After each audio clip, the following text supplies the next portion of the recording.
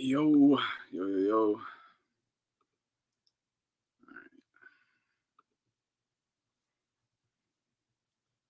We good? Audio good? I thought, man, my bad. I thought BDA stopped streaming. I thought BDA wasn't doing the show. I thought the show ended. I see BDA is still running. I just went to refresh YouTube. I see BDA is still on. My bad. I thought he was over. That's the only reason I started a stream. I thought his was finished. Either way, I'm on now. It is what it is. What'd you guys have the fight scored? Madrimov, Crawford, that is. I'll get to the other shit. What up, Rando? What up, Mike? TJ? What up, Zed? It's cracking. Yeah, Andy broke his hand. It was pretty bad, too. It was like a legit broken hand, not like Tank and Pitbull Cruz or something. 8-4 Crawford. I could see it. I could see it. Myself, I didn't officially score the fight while watching it. I was kind of just keeping a loose tally in my head. But to me, it was like 6-6. I can't argue with Bud getting it. Bud getting the decision was fine for me, honestly. But it's not a robbery. I personally won't call it a robbery, but I didn't think either guy won or lost. Honestly, I think they both should be proud. I think they both could have done more and separated themselves, but had Madrimov done more, I would assume Crawford would have done more, because when Crawford did do more, Madrimov would tend to do more. It was just a complete even fight, back and forth. Neither quit or gave up at any point in time. They both continued to go hard. If one guy would press, he'd get hit, then the other guy would be like, you just hit me, I got to hit you back. There was constant back and forth. Neither guy, there was no, the most dominant rounds, I guess, would have been the two towards the end for Madrimov, right? But, they were still back and forth, man. It was still back and forth. Yeah,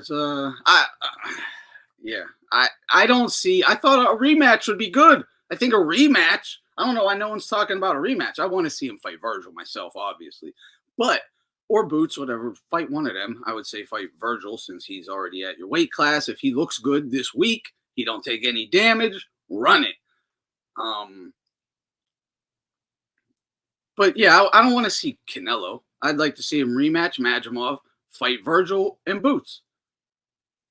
That should be his career. That's his finishing fights, honestly. Virgil, Boots, rematch with Madrimov.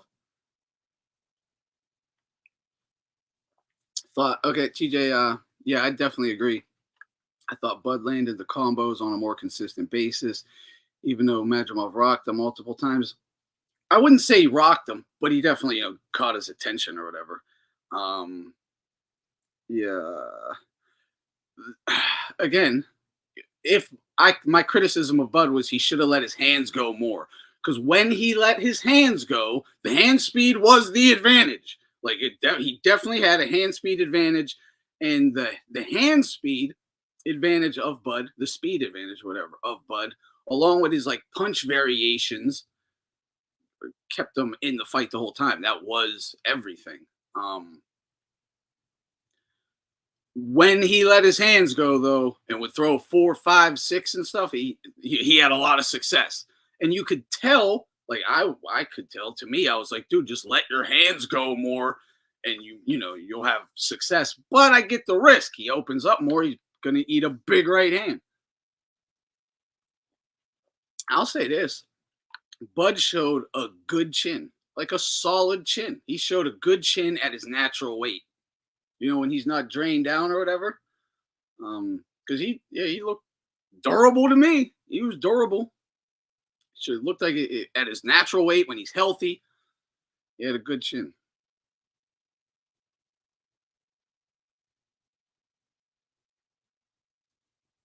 Yeah, I mean, I hear you on the tune-up thing, right? But this is the problem. Like, Bud needed a tune-up at 54 before this fight, in my opinion. Being out a year, he looked a little uncomfortable with that weight at first. I hear you. I hear you. Like, I agree with you in theory, right? But that's on Bud. He fucking fights so few. One fight a year. So there is no tune-ups for Bud. If you want to fight one fight a year, you can't have tune-ups, right?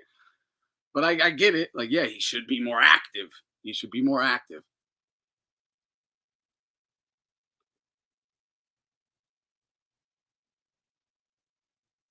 That was a perfect example of a draw, in your opinion. I thought so too. Just I didn't again how people score it was a close fight. So you're gonna have some you know cards that are gonna be 4 rounds apart. But I think that's about as good as you can get to like an example of a real draw. Neither guy lost. Neither guy was bested. Neither guy was bested. Just put it that way. Neither guy quit. They both fought back until the end. Like it was as clear. That's a draw, man. That's a damn draw. That would have been fair across the board too. And it really just sucks that if you give Bud a draw, like all of a sudden he ain't shit apparently, right? Because that's the big thing. If you give Bud any blemish on his record, any of these American guys, you give him a blemish, all of a sudden, oh, they must not be shit, right?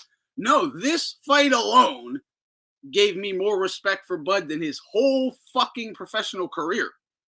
One fight gave me more respect for Bud than his whole professional career. You took on a real one, a guy your own size, a guy in his prime. He's there to win, and he fought back. You fought. Hell of a fight. Hell of a fight. Could they have both let their hands go more? Yeah, right. They definitely both could have done more. And they both may have gotten knocked out. They might not have. I think, they should have both done a little more. But you got to understand, it's dangerous in there. It's dangerous in there. Oh, dude, I heard them calling him Double G. Double G. He's not quite as good as Triple G, so they call him Double G. That's what I was hearing. I thought that was pretty funny. But no, dude, Golovkin would have broken his skull. Like prime Golovkin would have broken prime Bud's skull. He would have broke his head bones. Some bones in his head are breaking. It might be his jaw, it might be his orbital, might be his cheekbone. It might be a Venom Page forehead crush. It might be his neck. It might be his fucking neck that breaks. Right? Like for real, it might be his spine, ribs. He's getting fucking brutalized. That ain't Golovkin, okay? Nowhere near Golovkin. But it look, man, Bud Crawford is exactly what I have always, I and others have always said he was. He's damn good. Oh, he's damn good, right? But he's not like amazing. He's not amazing. He ain't no pound for pound 1, 2, or 3 fighter in reality. This is an average guy at 154 and all, an average upper level guy in all honesty. Like, dude, 10 fights. I mean, he's good and all, but he's not some elite guy. So you're you're average. Like, dude, you're good, but you're not amazing. You know what I mean? Like, there's nothing amazing there. An average fucking guy your own size gave you all you could handle. And there's no shame in that. There's no shame in that. Yeah, Mayweather versus Crawford would have been nice. With this look, and and respect to Crawford for not like he fought. He didn't backpedal. He wasn't clinching. He wasn't like low blowing or nothing. He fought. Like he fought, man. Much respect. And even at the post fight interview in the ring, he didn't act like he dominated or some shit. He knew what it was. Everyone knew what it was. The gloves, right? The gloves. Okay, so yeah, let's talk about this. This is crazy. So, did anyone catch Andre Ward being like, I'm starting a podcast because these fucking stupid YouTubers put out false narratives about me. Nordic, did you see this on the DAZN broadcast? Andre Ward goes, I started a podcast to combat these stupid YouTubers who put out false narratives about me. Oh, shit. I was like, cha-ching. Like, hey, Ward, you make a comeback. I will spend every fucking day harassing you and hating hard. Every day playing your clips of you cheating, the clips of you fucking clout chasing, everything. I'll go all the way back to your bullshit with Kessler and the Super Six, to the dude, Nordic. There's only who shits on Andre Ward regularly. There's only like 4 people, right? There's only like 4 people. I mean, you would definitely. Yeah, he's such a fucking bum. Fuck that guy. Yeah, I got my eyes on Ward. Fuck that. I got my eyes on Ward. That dude has blocked me, unblocked me, blocked me, and unblocked me so many times. I think I'm blocked again, but yeah. I'm When he said that, I was like, bro, false narratives. You could have came on any stream I ever did, like talking about you or Nordic, and conversated about it and hashed it out, right? But you don't want to address it. It's not a false narrative. It's the truth, and you can't combat it. So you're trying to pump out a bunch of fluff videos that'll make people forget what a fucking dirtbag you are. I won't let them forget. I make that promise to everybody. I will not let people forget what a dirtbag Ward is. But yeah, any further justifications, let me know. I'll be in there. But real quick, with the busted gloves, right? Dude, that's why I put fuck Andre Ward in the title again. My very last stream had F Andre Ward in the title. So I'm just going to keep it going, right? These stupid YouTubers hating on him. Yeah, I'm going to keep it in the title then. How's that? It'll stay there. And that way I can keep talking about you. I just want to keep talking about you and shitting on you. Letting everyone know what a fucking piece of shit you are. But with the busted gloves, I mean, there's not much you can say about this, right? I'll get back to the fight itself, but real quick. There's not much you can say about this, right? I mean, it's clearly tampering, obviously, right? Like, apparently what happened is Ward says, like, I picked, or Crawford, I'm sorry, Bud Crawford goes, all right, we're wearing these gloves or whatever, and then says something about Madrimov's gloves. Like, no, you're not wearing those, but they're approved. So then he goes, okay, we'll wear the same ones, right? Those ones had to have been tampered with, in my opinion, right? So to me, I mean, this is just my, conspiracy mind, criminal mind, or whatever. It's like a plausible deniability thing. Like, we know we're wearing those gloves over there, but we're going to act like them ain't our first pick. They're not our first pick. That way, God forbid, we get caught. We could say, we didn't do it. Them gloves weren't our pick. They weren't our pick, right? That's what it seems like to me. Again, no one can give me an example of a fighter's glove breaking. All right, dude, I have 20-year-old gloves. They work fine. They're not broken. At my boxing gym, there's gloves that are definitely 30 years old. They get used every day. Never, they don't break. They don't burst. Give me a break. I don't know why someone would come to some fucking,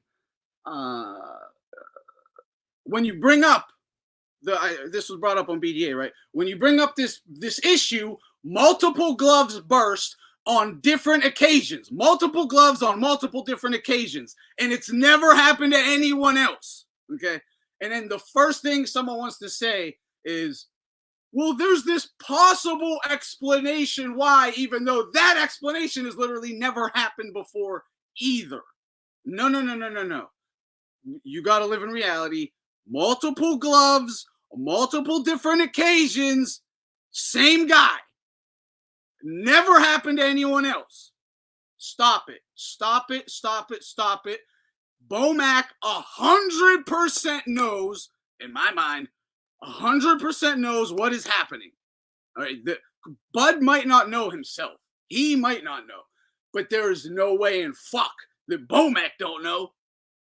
I think Bud would know personally, but there's no way Bomac don't know. There is a case of plausible deniability for Bud.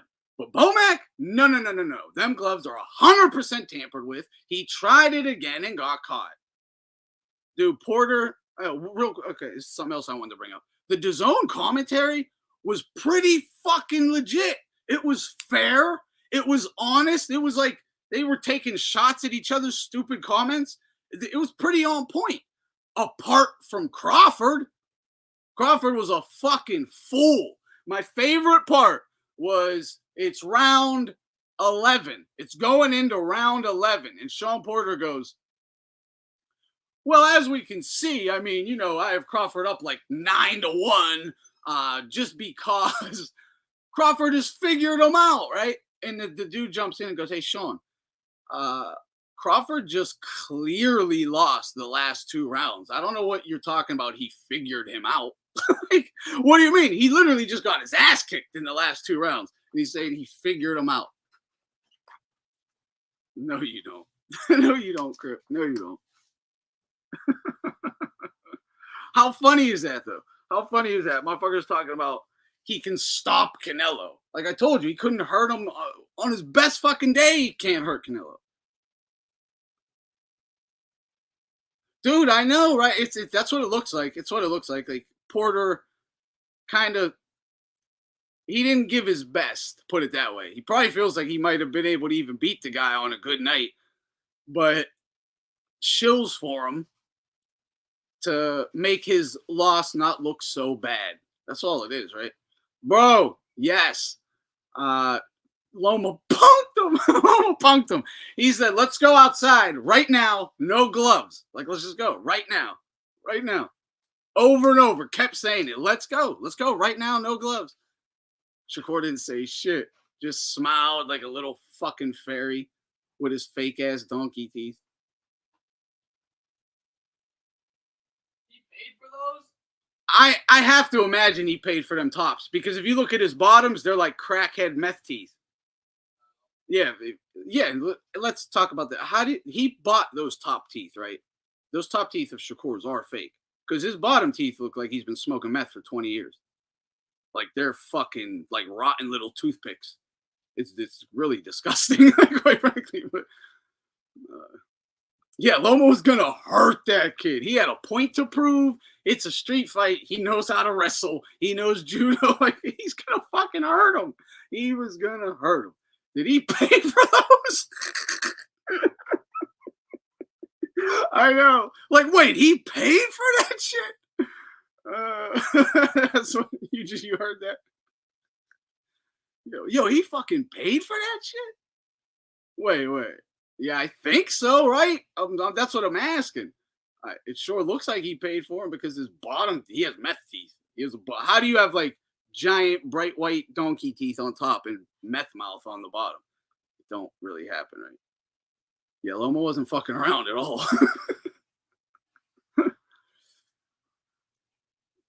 All right, yeah. Oh man.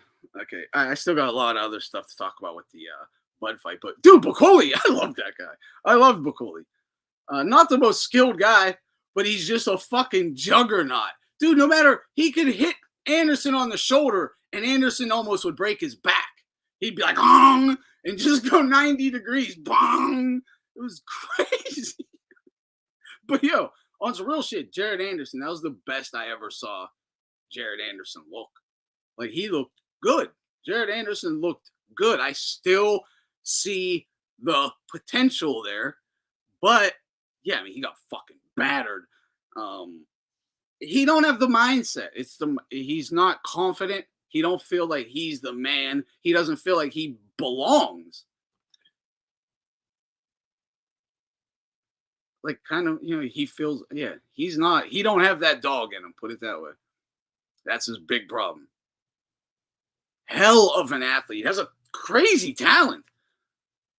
Like, dude, a guy that big to be able to move like that, have those abilities, that explosiveness, that fast on his feet, that quick on his hands, the combinations, head to body, pivoting. Like, the kid fucking is a crazy athlete. He just don't have you don't have the fucking fighter spirit, man. Maybe this fight, take some time off, spend some time in the gym, grow. He doesn't have the mental strength yet at his age. He ain't going to have it in the next 2 years or nothing. Let this guy mature. Slow him down. I would have preferred they didn't even bring him into the pros yet, obviously. But since he's already there, slow it down. Just stay in the gym, go work, spar, little fights here and there. You got to build this guy up for a while. He could be something for real eventually. It just ain't going to happen now. It might never happen because, he needs a mindset change for sure.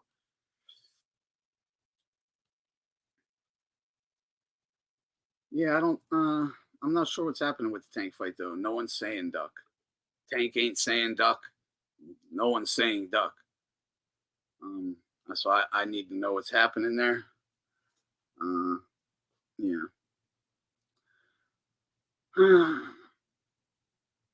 Apparently, the Turkey guy has a big fight he wants Shakur in, though. That was the whole meeting. They had a meeting there last night. Yeah. Yeah, right. I just wish Tank didn't duck Loma the last 6 years. Top Crip is obviously just trolling, bro. It's fine. Okay, yeah, and Madrimov had the bigger headshots, right? I thought Madrimov had the bigger headshots, but Bud was fucking ripping to the body. And the jabs, they both had good jabs, different jabs, right? Again, the big, long, woof, heavy, woof, thudding jab to Crawford's like Bruce Lee jab. He had 6 different jabs in that fight, like at least 5, like variations. And it was his punch variation and speed that kept him in that fight and allowed him to do so good. Because Madrimov had just as much trouble figuring out where the punches would come from as how fast they were. He got used to the speed, but then the angles would just change. Because he would just straight jab out with the bend of the elbow. He would shoot it straight. He would paw and snap. He would just flick it from the waist. He did the over the top jab. He was jabbing from every which way, and they were smacking. Like, they were definitely smacking. That was pretty good to see. But the bigger overall headshots were definitely from Madrimov. The best body shots were definitely from Crawford. Yeah, super close. Yeah, super close. Neither guy, I keep saying it, neither guy lost, in my opinion. Neither guy lost. I think they should run it back.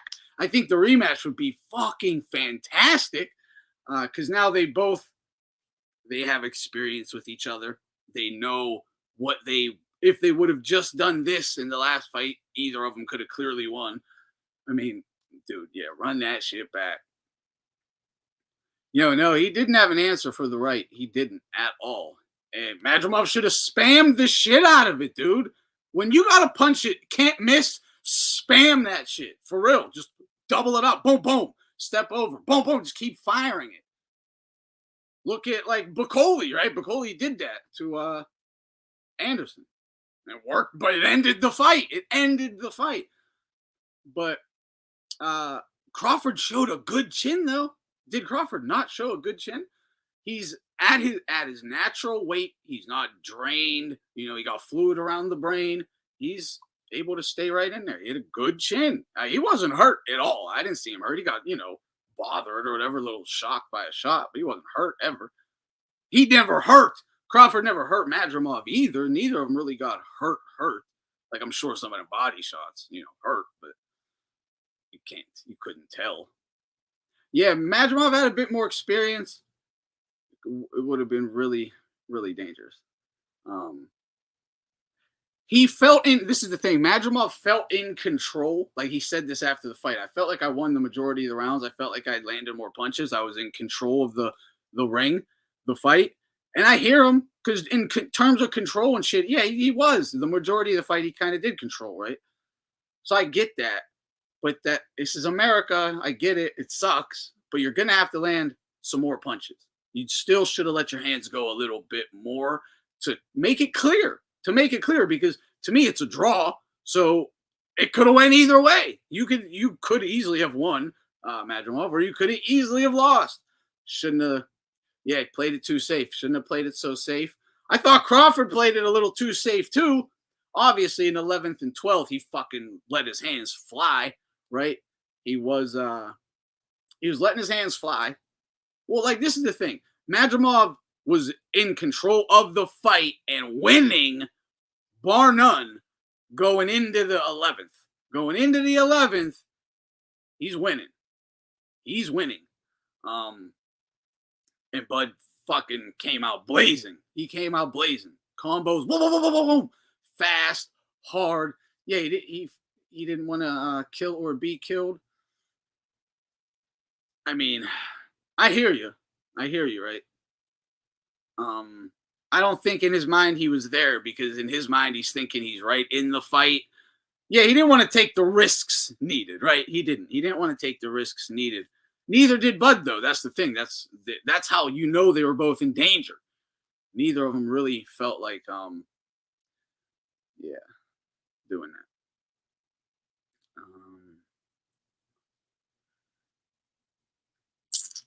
Oh, and people were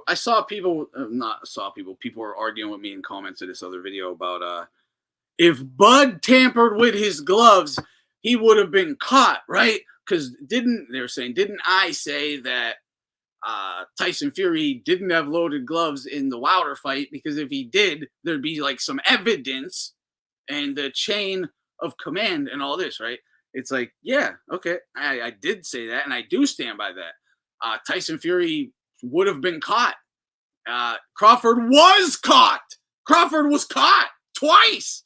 Just because he didn't suffer consequences don't mean he wasn't fucking caught. He was caught twice. I don't care what you say. There's no other fighter. Name me one other boxer who had their gloves burst ever. Then like the one guy, the same guy, Bud Crawford, has multiple gloves explode on multiple different occasions, and no one else has ever had this happen. Stop it. I'm not saying Bud knows about it. Plausible deniability on Bud's part, but hey, Bomac has to know. There's no way your head trainer isn't going to know, because that is his department. He controls everything. The fighter might not have to know. Yeah, it's not a coincidence. The only time it's ever happened, it's happened multiple times with the same guy. Fuck out of here. Stop it. Hell of a fighter. Definitely a cheater. Definitely a fucking cheater. He might not know. I'll give you that. I'll give you that for the sake of argument. He might not know. Bomac does. No doubt head trainer doesn't know that. It ain't PEDs. I could see a head trainer not knowing about PEDs, because he might not know. You hide it, you take some shit, and he wouldn't know that. Gloves, equipment, the night of the fight, the wraps, the gloves, bullshit. The trainer knows.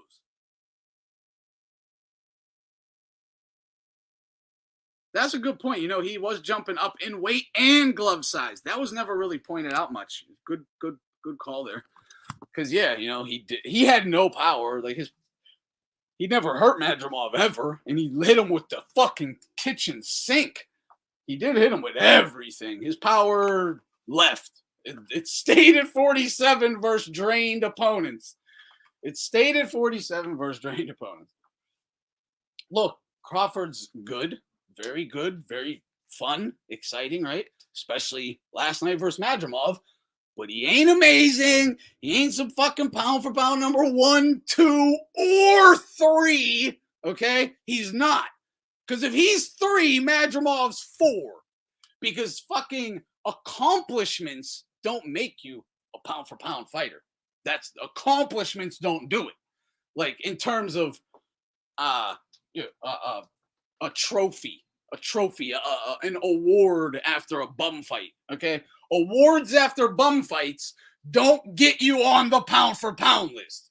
It's how do you perform versus guys your own size or bigger, or even smaller. Like smaller guys, you just fucking trash them. Guys your own size, you dominate them all. right? You dominate all the guys your size. No one your own size should ever fuck with you, ever, if you're pound for pound 1, 2, or 3. That's a fact. That's a fact. No guy your own size should ever fuck with you. You know, come on, man. If you're pound for pound 1, 2, or 3. And you should dog out most of the big guys you fight. And you should dog out most of the bigger guys. Like, come on, man. This guy.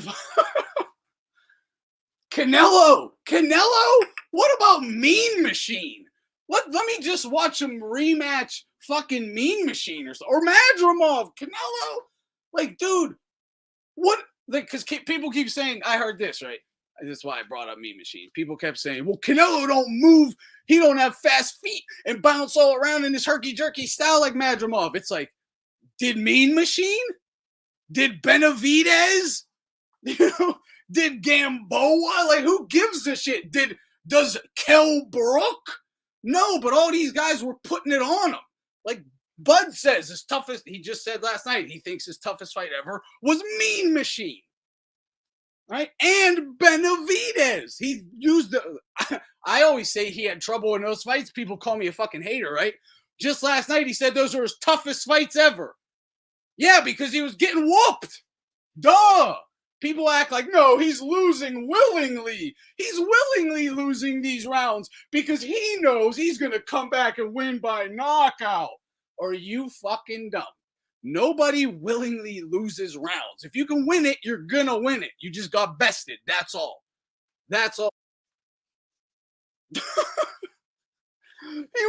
willingly loses. He told you last night he didn't willingly lose shit. They were fucking him up just like I always told you. Like, what the hell?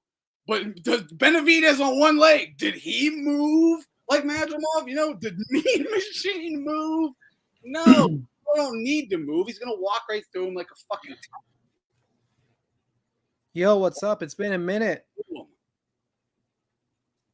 Don't get it. Look, okay, this is another thing. What up, Justin? Who do y'all think wins? Caleb Plant versus Bud Crawford at 168 pounds. This is the thought experiment. Too big. Who do y'all think win? Caleb Plant or Bud Crawford at 168 pounds? Who do you think wins? Plant. I got one for Plant. Plant or Bud at 168. Who you got? Plant. Come on, guys. You got to drop some comments. Drop some names. Plant, Bud.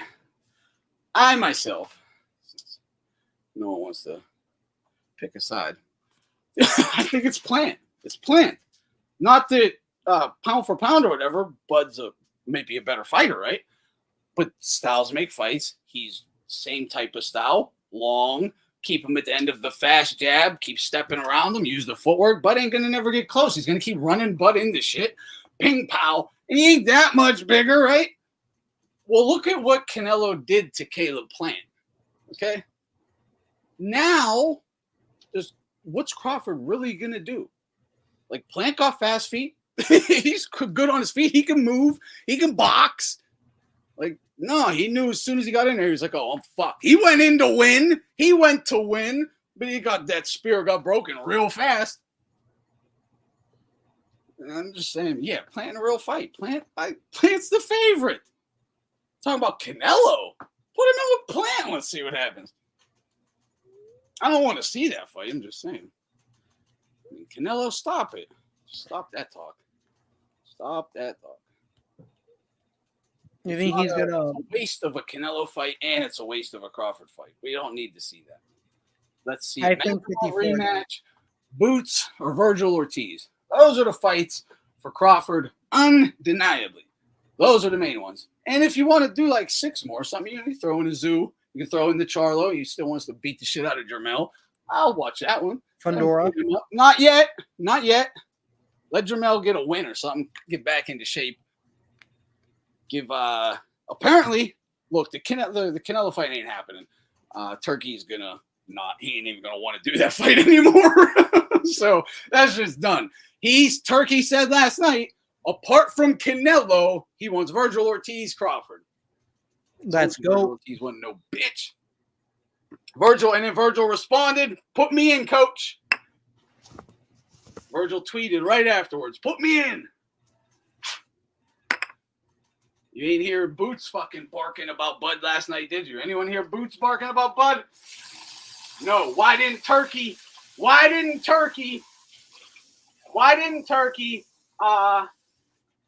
Boots? Why didn't he say Virgil or Boots? If Virgil declines it, we're going to offer it to Boots. Because he said if Canelo declines it, we're offering it to Virgil. Why not Boots? I'll tell you why. Because he already knows Boots don't want it. That's why. Because Boots don't want it. That's why. Dude, I'm really hoping Virgil's successful because if he is, Turkey might give that fight to Crawford for the right price. What? Virgil and Crawford. Oh, yeah. Well, he said that's the one he wants. So Virgil better look good this weekend. Better come through. I know. Yeah. That fight's going to be a war, though. I don't know if he gets past Boachuk. Like, Boachuk for Ortiz is like Madrimov for Crawford to me. It's a fucking dangerous fight. It's a great fight. I'm hyped for the fight. Yeah. You did your film study, huh? Yeah. Dude, I told you. Yeah, it's a dangerous fight, man. I love it. It's going to be a banger. Yeah, dude, Bud said that at the post-fight presser. He said, "Well, no, I'd like Canelo to chase greatness, with a little smile on his face." And he goes, "Yeah." And then the payday, of course. Yeah, of course, dude. It's obviously the payday. You don't think you can fucking win, but you're willing to go. He said to what did he say to Andre Ward in their little podcast thing? He said something like for $100 million, he'll lose. Like he'll fight anybody. So obviously anyone would, right? But I'm just saying, like he's telling you, they're talking about the big payday. Like with Canelo, he's telling you, yeah, man, I can't win, but I want the money. Yeah. Oh, guys, there's a Virgil Ortiz just did his first sit-down interview in English. He has one that's in Spanish, so I could never listen to it really. But he just did one in English. Dude, y'all gotta watch it. He's so on point. He's so on point. It's in my liked videos. You just scroll through, you can find it. Yeah, dude's on point. His head is on. His head is on. He's locked in. He is locked in. The illness thing. He said the illness is gone. He says he's fine and all that, but that's what he would say, right? So Yeah. I'm scared. It scares me. I have questions. I had no questions about Virgil before this illness. I'll say this one. I have questions. Here's the thing that people don't understand about the whole sickness thing. He said he wasn't going to fight because the thing is, he mainly got it because of the weight cut. And he said he wasn't going to fight again unless he got that recovered. And then the last time he had a delay because of the Stanionis fight was not because of the sickness. It was confirmed it was just because he had a bad weight cut. So it was just obvious that he couldn't make the weight anymore. Yeah. So they slowly brought him back. Him into in this podcast, he says it was the illness that fucked the Stanionis fight up. Oh, frick. Yeah. But he's been looking good from what I've seen. Training footage, his last tune-up fight, not the first one, but the second one against Lomachenko, he hasn't looked bad at all. Or not, maybe not an active illness, but the after effects at least. I'll say that would make more sense. Yeah, but I would trust his dad, to not be ridiculous and take a fight like this while being 100%. That's the one thing you'll learn from this interview is they know exactly what they're doing, what their job is. Like the reason they fight the way they do is they're fucking real ones. They know exactly. What they're doing. But yeah, dude, I'm like, the more I look at Virgil, like I'm starting to realize, like, dude, this is like that kind of style should be what's presented more often, along with the Eastern Euro style and stuff like that. The new Japanese style of like Noe, Junto Nakatani. No doubt. Things, it's just Western boxing. It hasn't been it. And then when I look at fighters, it's like, dang, it's just, and I'm not racist, but it's just Western boxing is just starting to become outdated, and it's gotten filled with athletes, not fighters. Exactly. That's just what it is. They don't really want to hone their craft. They want to play freeze tag and tag you're it in a boxing ring, rather Exactly. than Like actually learn to whoop ass. try doing some of that athletic stuff in sparring. Yeah. Yeah. But dude, 154 is kind of starting to become that weight class right now. I'm really liking it. Yeah. 54 is packed right now, and Boots has to move up. Like, what is Boots staying at 47 for? Because they talked about that last night on the broadcast because he's there and stuff, and they were like, is he gonna continue to get? They said, is he gonna get the big fight at 47 or 54? And I'm like, what big fight is at 47? There isn't one. Yeah. 47 is dead right now. All your guys, all of your contemporaries, and everyone compares you to is up at 54. Yeah. You're huge. Get your ass up there. I know I'm not Virgil. Tim Tszyu has a tune-up or a fight along the way in September, likely with Jesus Ramos. If Tim is successful, I want to see him versus Boots. Tim Tszyu and Boots? Yeah, that'd be a good one. That'd be a good one. Definitely let us know where either of them are at for sure. Oh, definitely. That's a perfect fight. Yeah. Yeah. Because I know. I was thinking, even with Crawford Madrimov having it so close, you could either have them rematch in like a co-main with Boots versus Virgil, or mix and match them anyway and just have a tournament, a little mini tournament. Throw Tim Tszyu in there, throw Jermell Charlo in there, give us a little tournament. Solve this I don't see why not. Solve it real quick. Yeah. The only thing will be is like, who would we put in? Because I don't think they're going to put Charlo in right away. No, they're not. Yeah, it'd have to be someone else, I guess.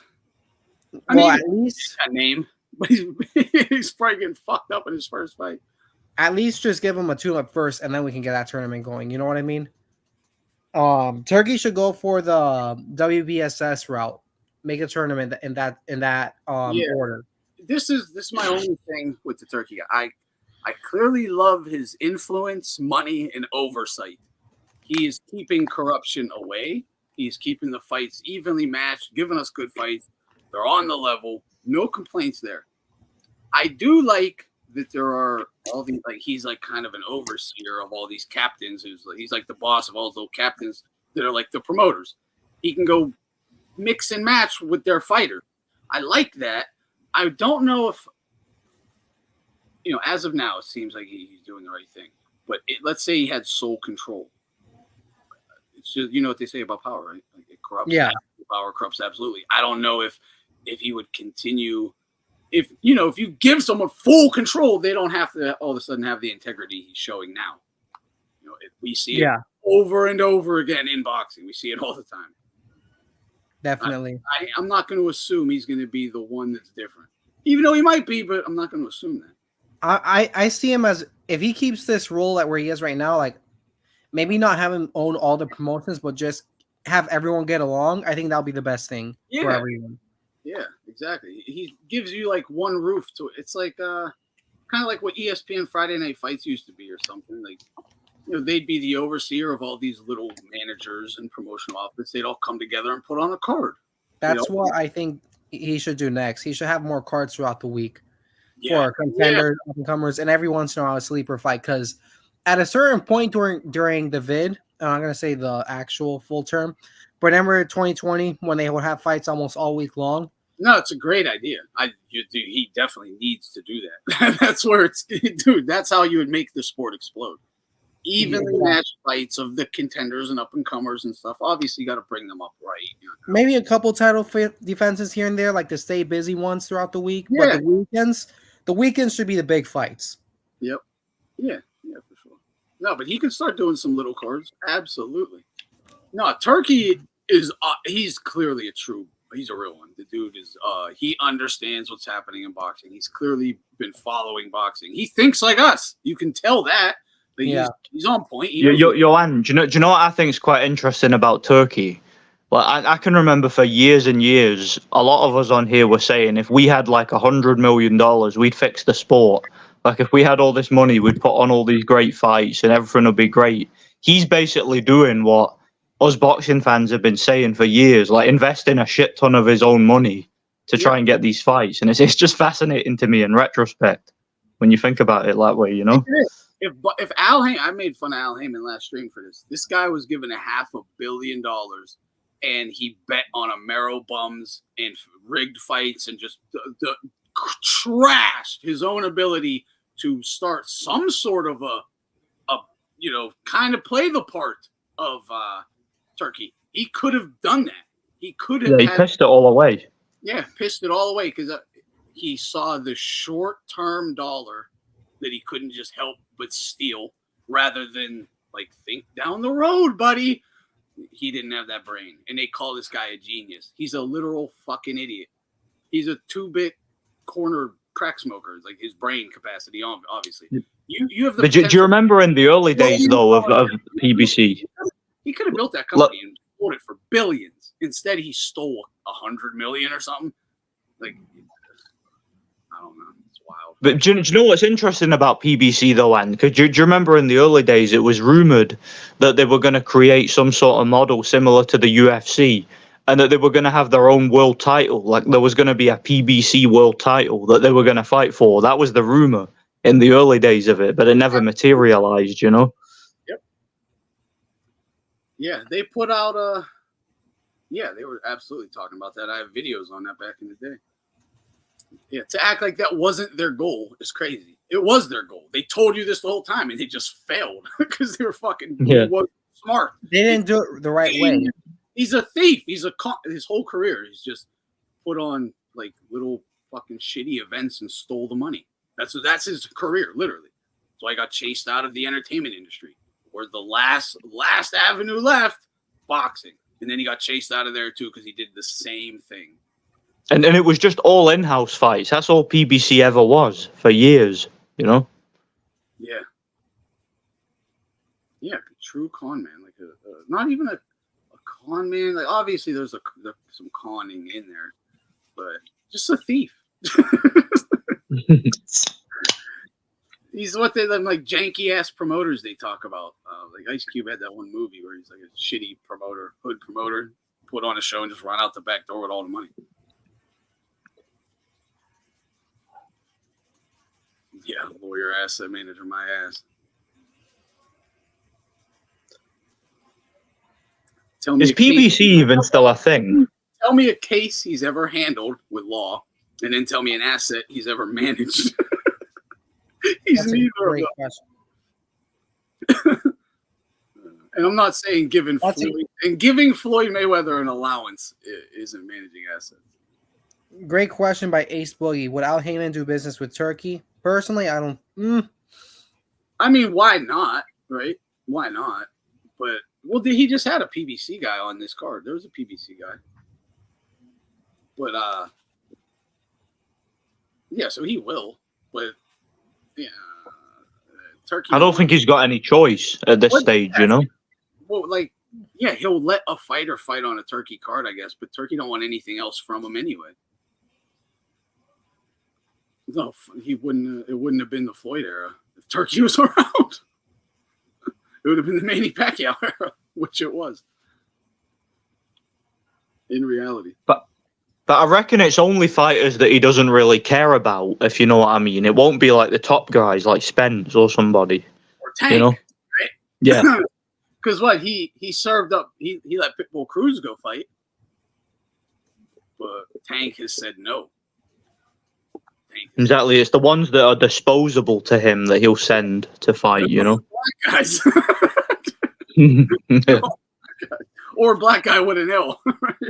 Yeah, like you remember he sent Rob Brandt over to fight in Germany. It's a situation like that. Like the guys he doesn't care about, he'll send them overseas, you know.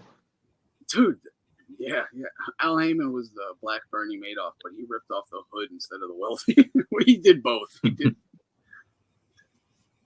He just ripped off everyone. That's probably why he never goes out in public. Probably fucking 10 prices on his head. Yeah, he's similar to Don King, isn't he, in that sense? Yeah, definitely. Pacquiao kinds.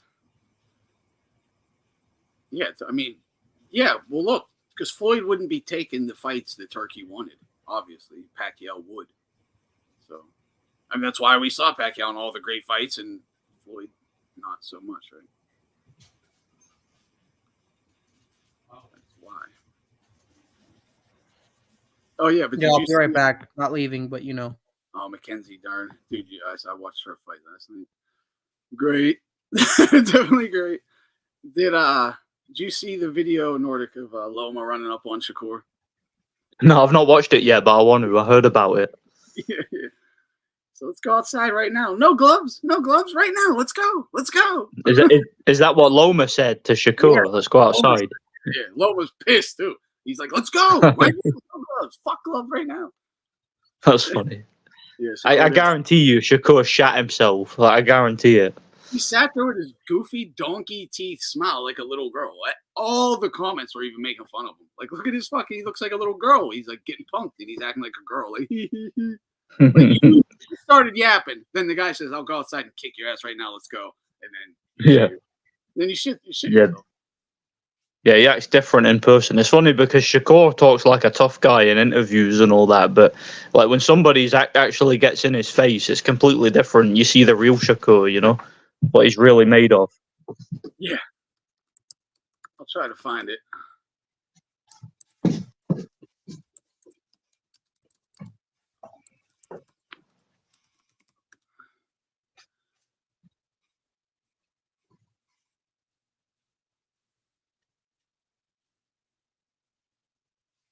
I think this is it right here. Yeah, this is it.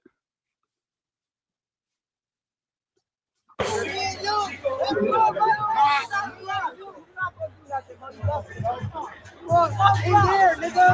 In there. Me and you. Why you don't want to fight? Let's go right now. Let's go. Come on. Let's go.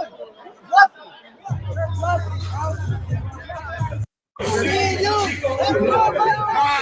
I've never seen Loma angry like that before. Let's go right now without gloves. Let's go right now. Without gloves.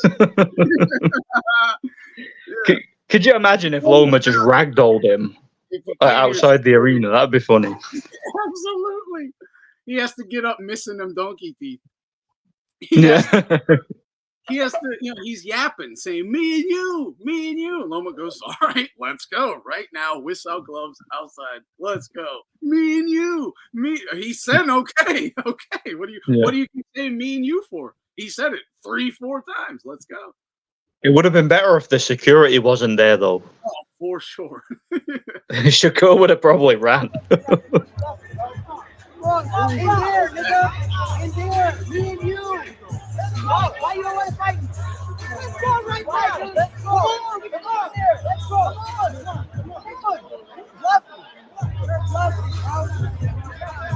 go. You little punk. Yeah, he's hiding behind the security. Like, you could tell Loma's like physically trying to get past that big guy, isn't he? Shakur can't not take an L. Like, this guy just leaves the house and takes an L every time. He has to just. Could you imagine if Usyk was there? Shakur would have panicked. If you didn't see, Loma was there with, like, dude, the skinniest little Ukrainian accountant or something I've ever seen. Did you see the guy he was with? He was like, no, I didn't see no. Revenge of the Nerds couldn't make that character. Like, he was that, like, yeah, it was hilarious. That's all Loma was, like an accountant, a nerdy little accountant. That's brilliant. I enjoyed that. Yeah, for real. Hide me. I'll see if I can find a different view. I really want to see that fight now. Because you just know Shakur. See if that fight happened, Shakur would run for dear life from the opening bell. Loma just chase him. Oh, we will do it again. Crawford and Madrimov meet. They're saying. I doubt it. I don't know. Yeah, when, right? But they should do it again right now. Well, I'd like to see Virgil myself. Exactly. Give the champion a chance to fight for his title again. You know why not? Yeah. Oh yeah. That's a fight where it is beyond warranted. because there's no, and it's again a rematch for his title. And every other fighter on the card, when they lost, they were calling for rematches. Yeah. This one we should actually see. Do you know what? Do you know what I was really, really disappointed in was Andy Ruiz. I thought he was awful, truly awful. Yeah, he broke his hand bad. Yeah, he did. Yeah, to be fair. Yeah, because me and my kid we were even shitting on him because he did good in like the first 4 or whatever. And then he broke his hand in 5, and we were like, "Damn, he's just like quitting."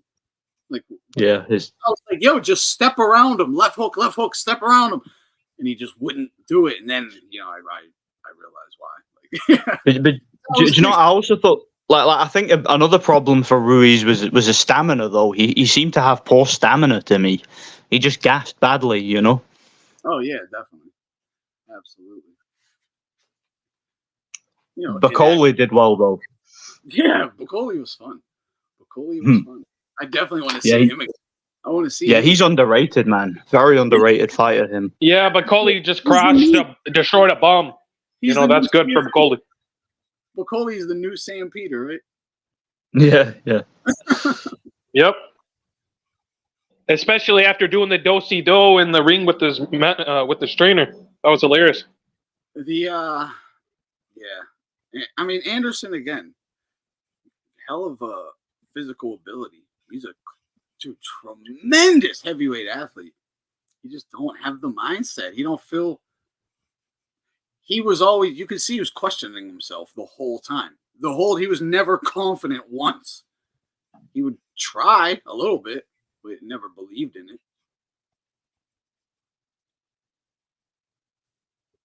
The jabs to the body and going upstairs is a good idea. Andy is just in pathetic shape. Yeah, and but back to Bacoli. That his lead hand is so fast. He got the uppercut, the lead uppercut, the lead hook, lead jab. He's quick. His hands, body ain't fast. His head's slow. Legs are in cement. Fast hands, strong as a fucking ox.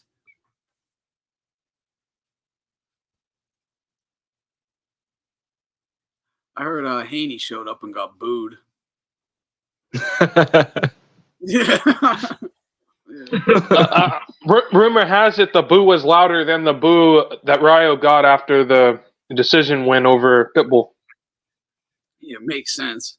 I didn't think. I've not seen that fight yet, but I've heard mixed reportings on it, on who people thought won. Yeah. Yeah, I had Rayo winning myself. I didn't think the booing was warranted. I understand, like Madrimov or Cruz was bringing it. He definitely was, but yeah. Thought he was frustrated there for a while. He was kind of lost. Rayo just put on a hell of a performance. He did. He's nothing. Rayo, he doesn't have any amazing speed, any amazing power, or anything like that, but his fundamentals are solid. But they saw his. I believe one of the reasons, respectfully, Thunderdome, is they felt like Rayo was being negative in the ring. Yeah, I understand that. I do understand that. He wasn't very aggressive. It was more so, boxing, right? Yeah, I get that. And 2 Mexicans with Pitbull Cruz. But, hey, like, dude, you're Pitbull Cruz and you're going up against a taller, longer, rangier guy. I would expect that to be the style you got to face. But I hear you. I mean, I didn't understand why so many people were booing him when he won. I was like, damn, that's kind of fucked up. But, I mean, Pitbull Cruz brought it. So, no, I don't think either guy should be ashamed. Like, that's the thing. I thought they both did good. They talked about a rematch. Yeah, run it back, honestly. That'd be a good one. And I think in a rematch, the Rayo would even open up more, which might give Cruz some chances. And it's like, because even if Rayo stood and just kind of let his hands go a bit more, I don't really think he would have gotten hurt. Like, he's a big dude. He's big. He's strong. He's young. He's durable. He's big. Cruz wasn't having any effect on him. I really don't see it. Unless he's caught some crazy shit he just don't see, which, could happen, but it's just a tough matchup for Cruz. He needed to start selling out with right hand. He needed to do his best tank impression in the last like 3 rounds, really. Just start because the right hook. He was throwing a lot of the straights, but the right hook couldn't miss. It couldn't miss, but he wouldn't throw it. He was very rarely throwing it. He needed to That's a good point. Everything he had on that right hook. Best tank impression you got. All he needed is just drop him, and then he might have got it or something. Or been able to. Well, the best tank. I got a tank impression. Like when Usyk was up against it in Fury, he started to kind of sell out. Like you have to tank with Frank Martin. Like you got to start selling out a bit. He didn't. When your straights in like these average power punches that you're throwing aren't having an effect on him, you got to start really swinging, buddy. You got to, I don't know, dude, unless he thought he was ahead on the cards, and I don't really believe he thought that because in the like 6, 7, 8, 9, he was frustrated. He was frustrated. And that's not the Hey, salute, fellas. Hey, what's going on, buddy? Yo. I actually thought Jose did a great job at doing 2 things. When Pitbull did corner him, had a chance to get his stuff off, Jose would exit to his right every time. And Pitbull didn't do a great job at cutting that off. And then at times you saw Jose actually grab and make the ref come in and just reset them. You know what I'm saying? Yeah. And so, listen, man, I mean, I know Pitbull Cruz is the bigger name, but last night, man, what I saw, we need to start appreciating, boxing. Last night, what you saw last night was good footwork, good boxing, and a taller fighter. Now, I do think Jose could have used his jab more, right? I mean, but I guess Cruz, Cruz with the high guard, he comes straight forward, but Cruz isn't anything special. I mean, he's chopping down on special effects. Yeah. But, I mean, there's no adjustment to what he does. And so I think once you kind of get Pitbull Cruz's distance and the way he cuts distance down, I mean, you saw what a supreme boxer could do to him. And so I think we've seen the best of Pitbull Cruz. I think he's just now a journeyman who can beat some good guys still, but I don't think he's like top contender. I mean, he is who he is, honestly. He needs to add some new wrinkles to his game. That's for Agree. Totally agree. If you can handle what he brings, like the regular tank or regular Cruz, yeah, he's kind of screwed. Yeah. But I agree. I thought Rayo, like the boxing, was beautiful. Like I couldn't, and the commentators were giving him credit for it, but I thought the crowd was really shameful on how they shitted on him because he fought a hell of a fight. I believe it was warranted because the Mexican fan base, they expect that style out of their fighters. Because they came for action. Yeah, I get that. Yeah, and I also appreciate Sergio Mora, being honest in his assessment in that fight. He was giving Jose his credit and his just due. Yeah, dude, I even thought Mannix did good last night. I thought they were all pretty honest. Yeah, Chris was cool. Yeah, Chris was good at times. Agree. I mean, even a little just crazy. Yeah, Porter was being a little honest. Porter was honest, being honest there. He's like, even though I should be reading off this script, I'm going to go off script here. I heard him say that a few times last night. They were calling each other out even on their silly and stuff, which they normally don't do. No, they were like, I think they were told, be your fucking selves, man. This dick riding is done. for agree. For Turkey, I think Turkey did put a message down like that. Now, if it's a Hearn card or something, I bet they'll be right back to play. No. At Thunderdome, man. First, hey, man, I used to listen to you on your podcast back in the day, man. That was awesome. So it's good to see you have a YouTube channel, man. But here's a question, though. After last night's fight, you guys, a lot of people were questioning, Bud's moving up in weight, and he got the win, but there were some questions there, right? But we didn't question David Benavidez, his last fight when he moved up in weight, 175, and he got the win. Yeah, we did. We all did. No. Well, okay. Listen, the consensus, not you guys, but just the consensus. I know what you're saying. Yeah, and so I mean, his first fight at 54, Madrimov is a tough, sturdy, and you said it, Thunder, mechanical, straightforward. Listen, I mean, he trains with Bivito. I mean, the guy can box, right? Don't let his record fool you. He's strong. He's durable. He's tough. Yeah. competitive. Yeah. And like that's always going to pose a problem. Now check this out. Here's where I think he had a problem though. He did a great job fainting, but he wasn't letting his hands go enough for me. I agree. I mean, his hands gotta let. I mean, come on, man. Like, because listen, Terence was reacting to the feints, right? If you let your hands go, I mean, listen, maybe you catch him off balance, so you can get a shot in there that he doesn't see coming. So I think the progression of Madrimov is, you know, keep doing what you're doing, man, but just be a little bit more active in the ring, letting your hands go, because there can be some fights where he probably should win, that he probably won't get because of that problem. What he needed was a more consistent jab, in my opinion. He didn't have that. He had the feints, but he needed lead hand control, if that makes sense, you know. Well, Terence went to southpaw, so Terence took that away early in the fight. So I mean, Terence wasn't orthodox, so he couldn't jab. The straight to the body was money for Madrimov, and the straight to the head. Yep. He could have just thrown 10 more rights, and he might have won the fight. It was that close, you know. Or some combinations here and there, right? I mean, he was throwing one like he was pot shotting. I mean, he knew. I didn't see any combinations. I mean, he threw the right hand, and nothing came behind it. Yeah, Bud shined in the combination, especially towards the end of the fight. Did you see any body punching? I didn't see none from him last night. Really? I mean, zero. Just the straight rights that were there, but he wasn't throwing them enough. Bud was the one ripping. Oh man, Bud caught him a few times coming in. Bud was sidestepping shoot to the body. I was like, whoa. And he took it well. I know. He took it well. I was surprised. Yeah. Very surprised. Took it well, man.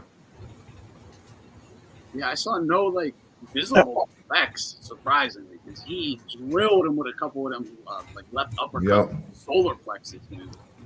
Yeah. He took him. But props to Bud showed a good chin too. You know? Yeah, 154. Yeah. But can we be honest though?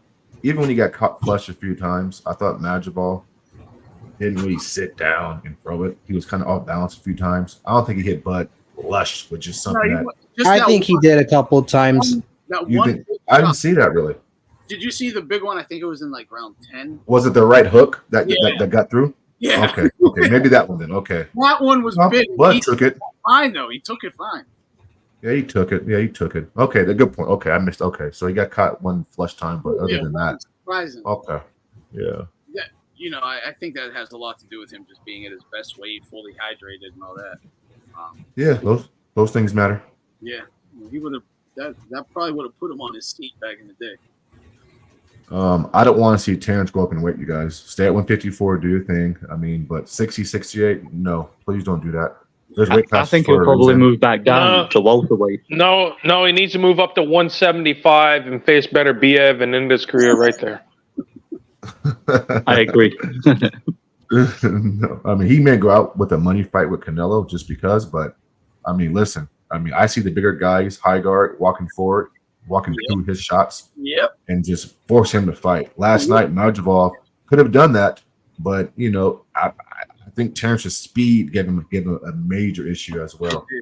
But 160, 68, no, I don't like that, man. And I love Crawford as a fighter. Even Teddy Atlas, who for 3 months now has been on a fucking since Spence, I guess he's been on a campaign that Crawford will whoop Canelo. After last night, leaving the arena, someone asked him, and he goes, "Oh, I think Crawford needs some time. Don't rush it. He needs some time." Yeah, Jim Letley said the same thing too. They talked to Jim Letley, and he kind of echoed the same sentiments. You know, there's classes for a reason, and as good as Terence is, you know, it's not like Canelo's not skilled or can't box. I mean, he's gonna, and then Canelo's chin. I mean, Terence can't hurt that guy. I mean, stop it. No, yeah, exactly. Yeah, but at the end of the day, if he's pound for pound number one, then why not? Why not let us see it? See how good he really is, you know? Because you don't ask hold on, bro. Because you don't ask every other pound for pound guy to go up 2 or 3 weight classes and fight when come on, man. I mean, that's since unfair. when? I've always asked pound for pound players to do that. Who? Name them. Who? Well, Manny Pacquiao, Chocolatito, Lomachenko, you name it, they all move up. Well, once they conquer a division, they move up. Well, I never heard you. Bigger men, they fight bigger guys, right? Yeah, exactly. That's the whole point of pound for pound. Is you translate your skills to bigger but they opponents, move up you know? gradually, Thunder. Yeah, but they move up gradually. They don't move up 3 weight classes in a year and a half. I mean, come on, bro. But Crawford's 37. He's coming towards the end of his career. I don't care if he's 20. I don't care if he's 27. I don't care if he's 27. He doesn't move in big weight classes. I know. Oh, okay. He's trolling. Yeah, it's I never said he should move up 3 weight classes. So what's he could fight Canelo. He could fight Canelo at 160. You know, they could fight in the middle, or they could meet in the middle. Sorry. I wouldn't call his movement herky-jerky. No, they're not meeting in the middle either. That's the thing. Canelo has said numerous times he's not going. Right, he's made it very clear. Anybody, and that's it's crazy. I don't want to see the fight. I don't. Yo, you know what's a fight? I wouldn't call his movement like herky-jerky, but I know what you're saying. It's just a lot of upper body movement, a lot of hand feints, a lot of foot feints, a lot of movement. Right. Not quite herky-jerky though. You know what's? I know what people mean when they say that, so I get it.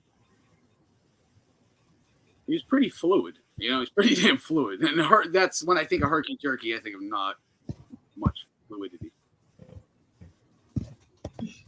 But here's the other angle of this Loma. Yeah, because now it looks.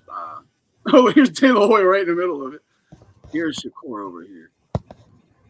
Boxing superstars prior to the Terence Crawford fight on Saturday night. Shakur Stevenson confronted Lomachenko ringside. Shout out Boxing Now.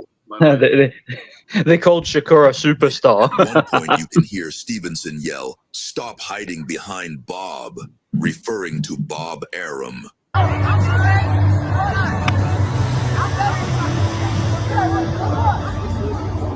As opposed to Bob the Builder.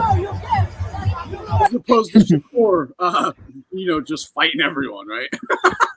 Loma's literally fought everything moving. Shakur ain't fought shit. Who's Bob protecting, right? Who'd Bob throw in with Salido?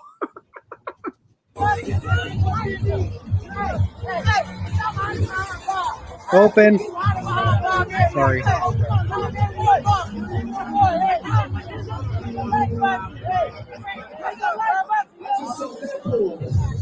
Just last week, he called him a little boy. He called him a little boy. So you guys think he can beat Shakur, or I mean, that's what what you guys think? I don't think he can.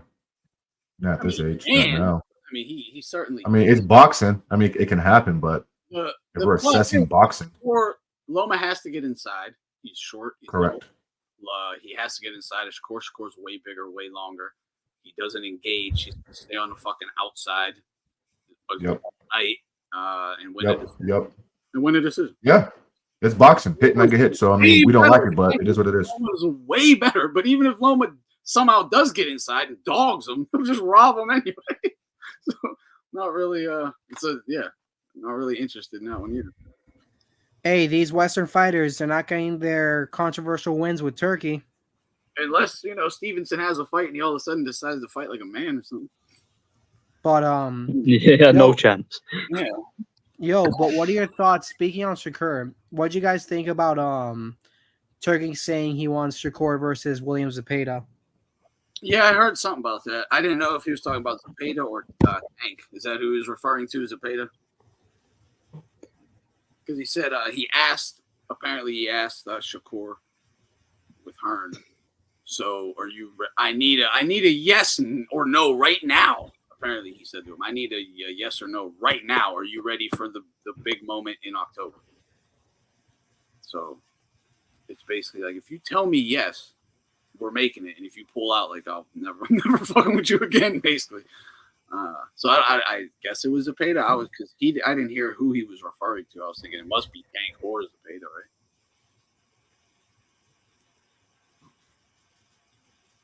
Man, Haney showed up with his Diddy sweater and Diddy glasses, Diddy bopping. I was happy he got booed though. Did you guys, Thunder? Did you guys touch on Jared and Martin? Yeah, we did. Yeah, yeah. I thought this short thing. I thought Jared looked the best he ever has. He looked he was boxing like well, but he just had no confidence. he showed he had it all. He showed like he could have won. He just didn't have the mindset to do what was needed. He really didn't. I thought it was a bad matchmaking. I mean, I thought it was a bad matchup from the get-go. It was. Yeah. Dude, Bacoli is a monster. I love that guy. Yeah. I do too. Yeah, I do too. And so soon. Dude, he would hit. Dude, he could hit Anderson anywhere, and he'd like fold him in half. His whole body would be like, he'd be like, Jesus Christ! It was like a tree fell on him. Yeah, is it me? But I mean, I got to question what Jared's doing in training camp. I mean, he had to me, he has regressed to me. You know, I mean, he has no wrinkles to his boxing game, and so he doesn't. I don't know what that's about. He's just not, and he's young. I get it. Was he 24? But he's nothing. I don't know what the hype. I mean, to me, he's not that good to me. He's just not. Do you know what would make perfect sense right now? Big Baby versus Big Baby. Stick them in together. It'll make perfect sense. Him out as well. Yeah, I think Big Baby wins. Did you think you guys think Big Baby should have got the decision? I had him winning 7-5. Yeah, I think he just won it. Yeah. Hurt Ruiz broke his hand, arguably, so he stopped throwing punches. And if Big Baby would have dabbed, it was bad. But here's where Big Baby messed up at. He would walk him down and come in, but he wasn't coming behind the jab. If he would have came in behind the jab and put pressure on him, really, he could have stopped. He could have stopped him late. But you know, it's just sometimes I question the IQ of these fighters. You know, like if you're Big Baby, he was in the back last night crying and very emotional. And I get it. You want to win. It is what it is. But I don't feel like he did what he can do in the ring to win. Well, like he left something to be desired. Me and my kid were watching that fight, and we're like, Ruiz has quit. He's basically quit. And Big Baby didn't take advantage of that. And then you're going to cry. No. Like you can't really, you should, I mean, cry about what your failure. You didn't take advantage of a gift wrapped victory, honestly, because he has a broken hand. It's throbbing, like you said. Start walking behind the jab, applying real pressure. He'll break. Correct. He'll fold. He'll break. Yeah, he'll break. Yeah, and he didn't do it. Nope. He didn't do it, and he left it in the judge's hands. And you can't listen. We all know in boxing, you just can't do that. So I have no remorse. They're talking about a possible rematch, but I don't know. I mean, I don't know.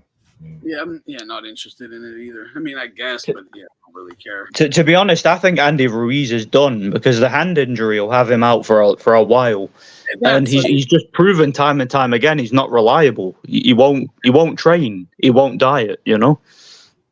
Yeah, and obviously he's gonna have be out for a while. I mean, he came in significantly heavier than his previous 2 fights after a 2-year layoff. Like the guy's just not interested in boxing. You know. Didn't he have like liposuction or whatever? I'm not sure. He might have.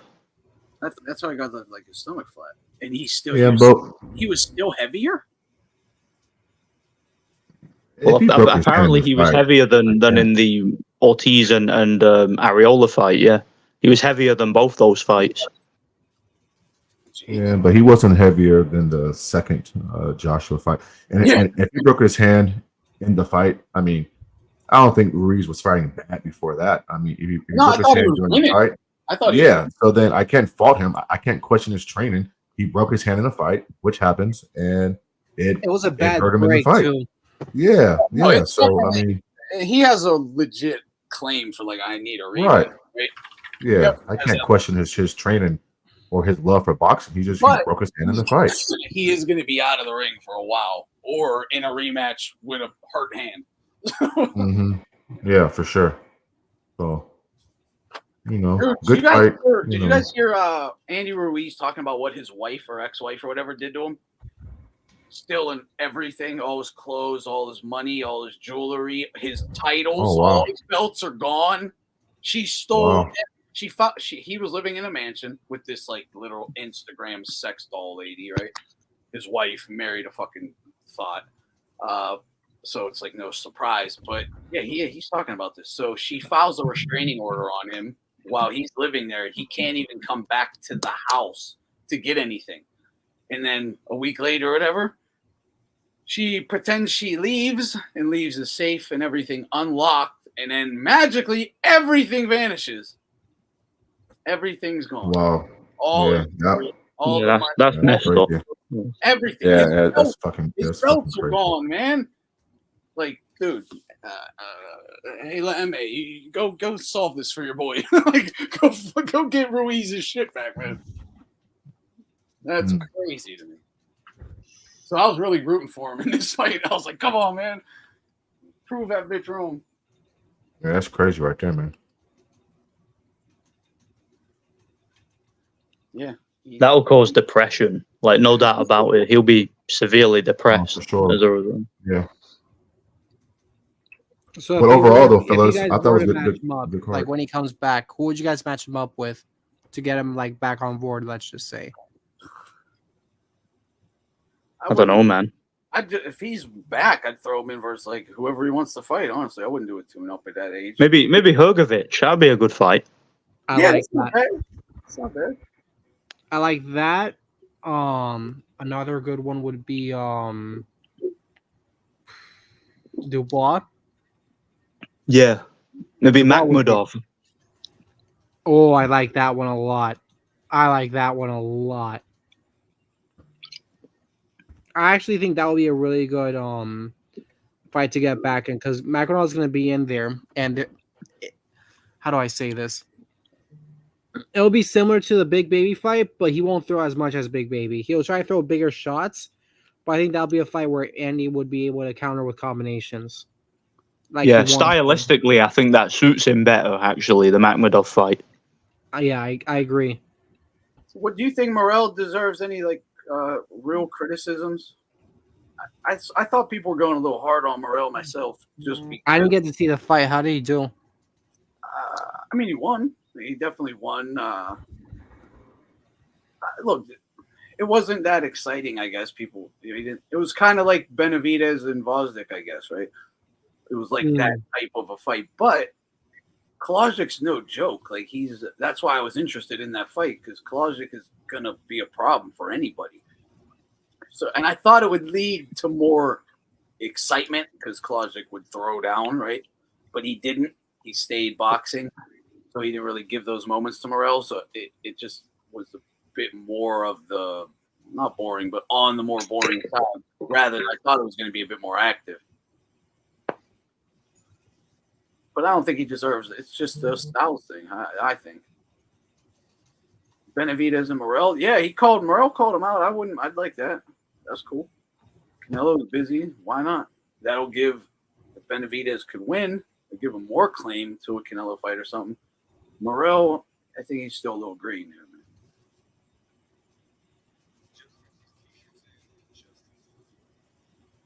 man. A heel turn era for Loma.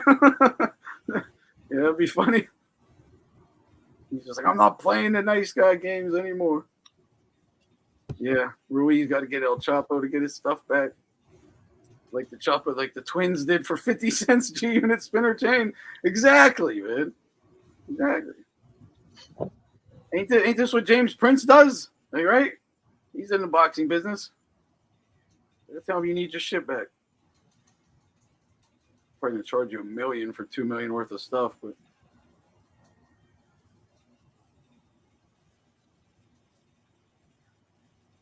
Benavidez and Morrell make sense.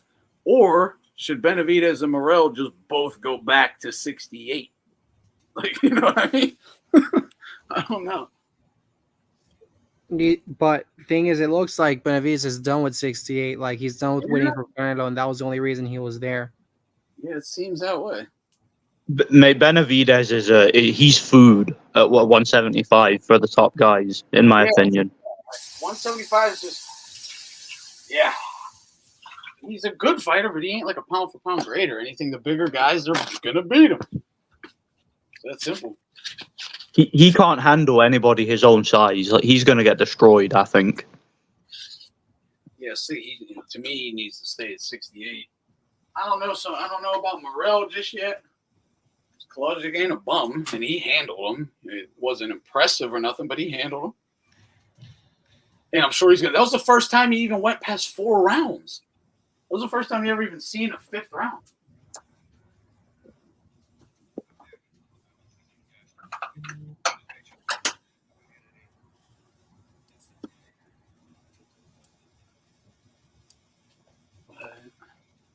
forget if there was anything else about the paper about the Crawford fight. I wanted to. Do you think Benavidez should hop on the snack program and make 68 that way? He's already on it, but he's already on snack. No, like a snack program, maybe not the snack program, but yeah. Oh, I wouldn't doubt it. Didn't he used to be with Snack, right? I don't know. Yeah, I think he was. What are your thoughts on Virgil joining the team? Yeah, I mean, makes sense, right? Dude, that's a scary idea. Yeah, it is. Yeah, Ortiz on the juice is fucking crazy. We might see Virgil at 140 or 135 now. You might see death in the ring, man. Virgil versus Haney? Yeah, why not? Oh, I saw in the interview Virgil did. They brought up Ryan Garcia, and that's like, you know, he's obviously saying, "I'll kill that dude," but it's a possible fight, man. It's possible. No, it could, very likely. They don't like each other too. Yeah, they got blood. They fought each other twice in the amateurs. If Ryan Garcia won both of them.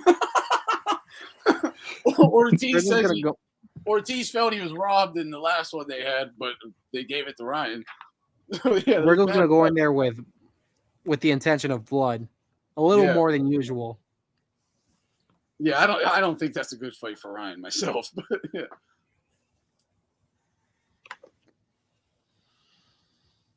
Yeah, if I'm Ryan though, get a stay busy fight in Japan, because he can fight in Japan. So get a. Dude, Ryan, I haven't brought this up since, but Ryan is so fucking out of shape. So out of shape. So fast. Like, he's fat. Like, he's pudgy. He's fat. Like, sloppy. Like, dude, someone needs to get in that kid's ear and get him under control. That's what I'm saying. Keep him busy. That's what's helping. Yeah, they have to, man. Get him in Japan for an exhibition. Easy. Yeah, an exhibition. At least get him in shape. Make him look like he's in shape. Yeah. Lose that fat, at least. And now get him pumped up for a Haney rematch, because I know he wants that. Yeah, and this is the thing. I said this then. Like, they are relying on Ryan staying out of the ring for a year, doing drugs, booze, women, whatever, not being an athlete, not living like a fighter. And then as soon as they come back, jump on him. He's going to have, 8 weeks to get in shape after a year of destroying his body? That's definitely what their plan is. And he has to be aware of that, so why even let them, get the advantage on you? Ryan said he's 175 right now. Fucking crazy. He's over 175, bro. He's well over 175. Oh, my God, is he over 175? Mate, if I was Ryan, I would retire. To be honest. My buddy is his height. Like, the same build and everything. He is 175. He's thin. Like, he's no, no. This dude's like 195. He's big. He's fat. He's big, man. 175, my ass. So he's like 10 pounds over his in the ring fight weight, I guess. 15? No. Maybe on a good day, like after food poisoning and he shit everything out, might be 175. Yeah, Ryan's a big kid, to say the least. Yeah, he's like 5'10", at least, like 5'10", and growing. And I can't see him ever fighting at 140 again, if truth be told. Ever. It's gonna be if he comes back at 47, it's gonna be a tough cut. He has a lot of weight to lose. A lot of muscle, a lot of fat and muscle to lose. Yeah, you better get in shape now. Quit fucking around. Yeah, and I think he might, because he already said he would like. I'm not just bringing up Japan just because he mentioned that he would like to fight there. So it looks like he's gonna. Did you see the Pacquiao fight? No, Me neither. But I'll say this much: I heard people saying, "Oh, he was teeing off on Manny, but then I see the clip, and I didn't see the full fight, but from what I saw, from what people were talking about, back of the headshot and then a bunch of stuff landing on the gloves. Yeah, I heard it was a war. That's all. I mean, heard. Pacquiao's 45 years old, so I think people can cut him some slack, you know? This guy was huge. The guy was huge. And the guy was 175 pounds. He was on so much juice. He was huge and shredded. Yeah, Pitbull's a little small. Yeah, Pitbull's too small for 40. He just is. But I saw training footage. He looked good there. So maybe if it was someone his size, it could have been a bit different, if you know what I mean. Yeah.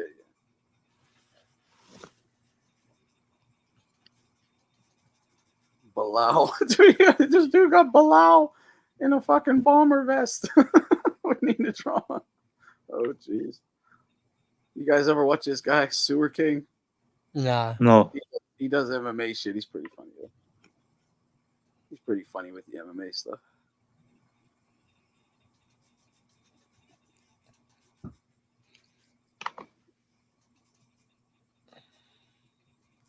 Case closed. Crawford can't beat Canelo.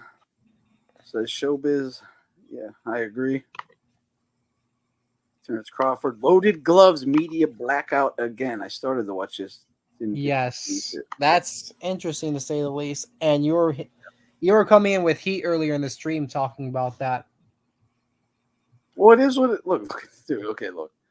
My boxing gym has a giant cupboard thing, like a warehouse thing. You open up, there's still equipment all in there, right? There's 3 rows of gloves that have been there since I first went there. They're still there. There's 20 pairs of gloves that are at least 25, 30 years old. No doubt about that. They were well over 30 because when I saw them 20 some years ago, they were fucking broken down. They're 30-year gloves, right? They're still there today. None of them are busted. They're all fine. Because I heard Jimmy on BDA talk about the gloves might have dried out, caused them to tear. The thread dried out, caused them to tear. It don't happen. I've kept gloves in the attic, in the trunk of my car, in the basement, under the bed, in the closet for 6 years, and pulled them back out. They went back to the gym, stayed there for 3. They are fine. They're fine. It just doesn't happen. There's no logical explanation for how the same guy, it doesn't happen to anyone else ever. No one can. BDA asked it to 200 people on stream. Give me one case, one example of a fighter's glove breaking. No one could give it, not one, other than Crawford. And it's happened multiple times with multiple gloves. Only this guy. No. Like BDA says, you got to be a coincidence theorist to believe that. The conspiracy theory would be it's fucking natural. They just happen to tear every time. No. He clearly is tampering with gloves. And maybe it's not Bud tampering, okay? Maybe it's not. For the sake of argument, the fighter might not know. But Bomac 1,000% knows what the fuck is going on with them gloves. He's the one involved in it for sure. The head trainer is either never going to allow it, and the first time it happened, the guy who did it is going to be gone, and he's not gone, so he's still there. So Bomac is with it 100% in my opinion. You can't change my mind on that. Head trainer will always know everything about the equipment, the fighter's physical appearance. Look, he might not know everything that's in the guy's body because you can hide that. I can go into my bathroom, pop my pill or whatever they do, right? Rub your cream on you, whatever. I inject shit in your abs. Your trainer might not see that. You can hide that. Equipment, he's handling the equipment. It's his equipment, basically. He's in full control of that. No. Bomac's a fucking dirt bag. In my opinion. Just saying. Yeah, but maybe Crawford just hits that hard that he breaks every pair of gloves he wears, you know? Yeah, so hard, but he can't fucking phase Madrimov with anything, right? But he just blows gloves up. Yeah, fuck out of here, man. Could you imagine, though? Imagine it was Tyson Fury or Usyk or somebody that their gloves exploded in 2 fights. Could you imagine the media? Or Inoue or someone? How about just Kovalev when he would break his gloves down, which Mike Tyson did all the time? He said, so my knuckles can pierce through the leather. It was fine when Tyson did it. Kovalev starts breaking him down. Everyone called him a cheater. He's breaking his gloves down. That's unfair. Every fighter does that. Like, what the fuck are we talking about? His gloves didn't explode, though. Like, what? Bro, we need, I know I mentioned this before, but we need a documentary on how done dirty was Kovalev by his trainer. The worst. The media, Andre Ward. We need, dude. No, if you're I right. can, I will make it. I'll That's take clips from different interviews. The unfortunate death of his opponent and how his and how the mother of that documentary. That dude needs a documentary. Do you know, I would make it myself, but I think I've pissed enough people off for one day. So I'm going to leave it. Hey, if you need the information, just go back and watch my old videos if you want to put it together yourself. It's there. We definitely, between me and Nordic, precise, it's out there, man. It's all there. But yeah, and a nice, good one documentary, have it all in one thing, that'd be fucking great.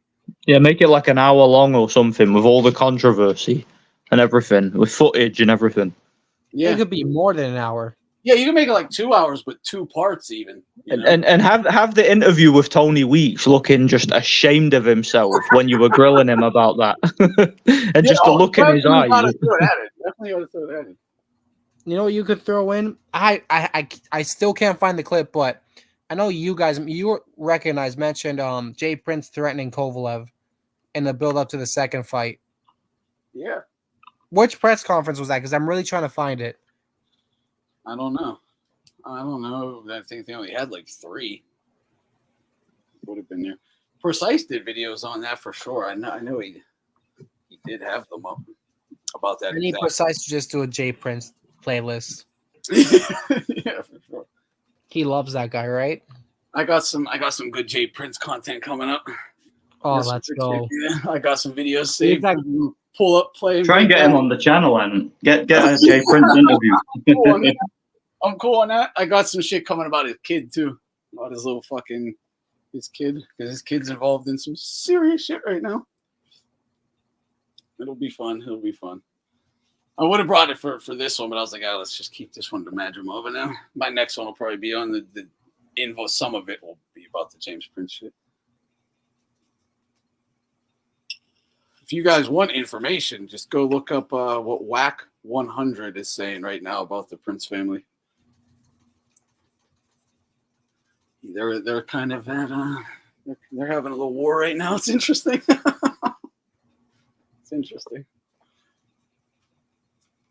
Yeah, I didn't have Josh. I didn't have Crawford winning. I didn't have Crawford losing though either. It should have just been a draw to me. I could, it's that type of fight. Could have gone either way. Fair. Neither guy won. Neither guy lost to me. It didn't. It's still unanswered. They got a rematch. Is what I would like.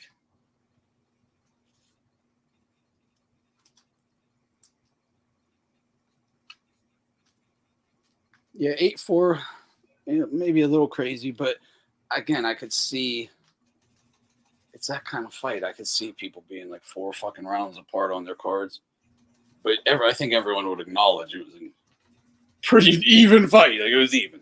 Even a giant Ward fan has to say it was pretty close, right? Or a giant Crawford fan. Sorry.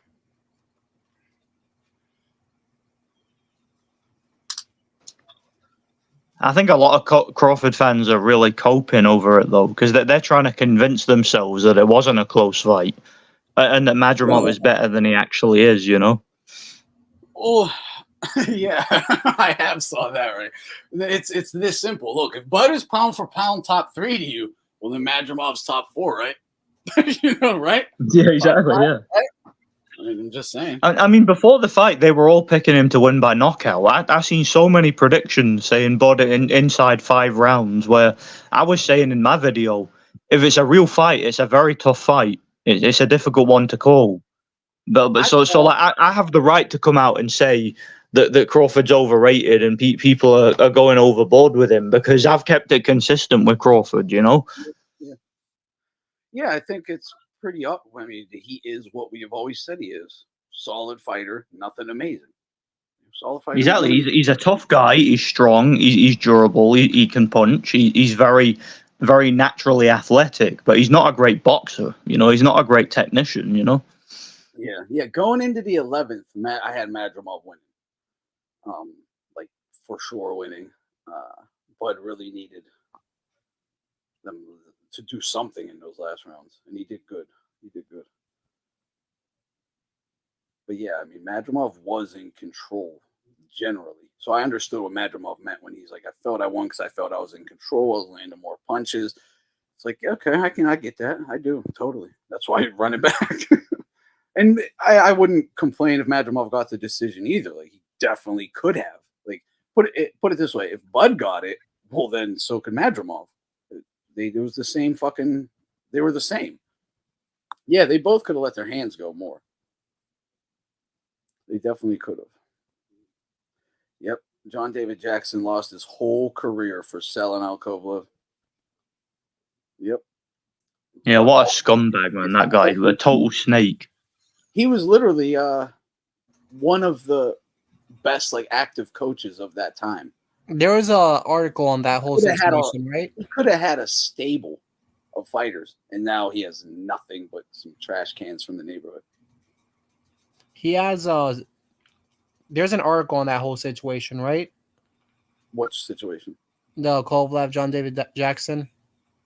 I mean, I'm sure there is. I did videos on it, that's for sure. All right, I'll definitely look those up. It was that he was like overtraining Kovalev and stuff like that, right? And snaking to like telling RJ Ward's team about what was going on in camp. Yeah, and then as soon as the fight was over, he was bad-mouthing Kovalev in the media. Okay. For those of those, trash about him, for any of you who don't know what happened there, we know JDJ was with Kovalev, right? Going into the first Ward fight, the whole Adonis. Remember the Adonis Stevenson with the monkey? Kovalev's a racist, blah, blah, blah. How could JDJ and Don Charles, how could they work with this fucking racist Russian Kovalev, blah, blah, blah. Ward and James Prince, when they had that fight, now the hood is backing him up. This racist white boy, hey, JDJ, you really gonna back this fucking white boy and help him beat the brother? And yeah, the first fight he did, but then the pressure came down even harder for that fucking rematch. And yeah, he sold him out. Gave, a spy in the camp, bad training, bad advices, no good advices. Yeah, just fuck him up. Fuck him up. Who was the one who trained Kovalev after the Ward rematch for the Colombian guy? The first one, not the rematch. I think it was some Russian dude. Mm-hmm. He went after JDJ. He brought in a Russian guy. Okay. Maybe a fight or two, and then he went with McGirt, Buddy McGirt. Yeah, I remember that. Yeah, I don't like the swing rounds either. And I think dominant rounds. I think a 10-9 should just be you clearly won. A round you won big should be 10-8. You don't need a knockdown or to batter the guy from pillar to post. If it was dominant, you 10-8. That way, if you just edge a round, it's not as valuable as if you dominate a round. That's just the way it should be. That's the way the rules are written, actually. That's the way it's supposed to be. Like, if I edge you, okay, I got 10-9. But if you dominate me the next round, you shouldn't get 10-9 also, should you? Is me barely edging you or clearly edging you, but just edging you? Is that the same? Is that equal to fucking a dominating round? I know. As soon as I said it, I said, "What the fuck?" No, did he? As soon as it came out of my mouth, I was like, "Oh, I know someone's fucking clipping that shit."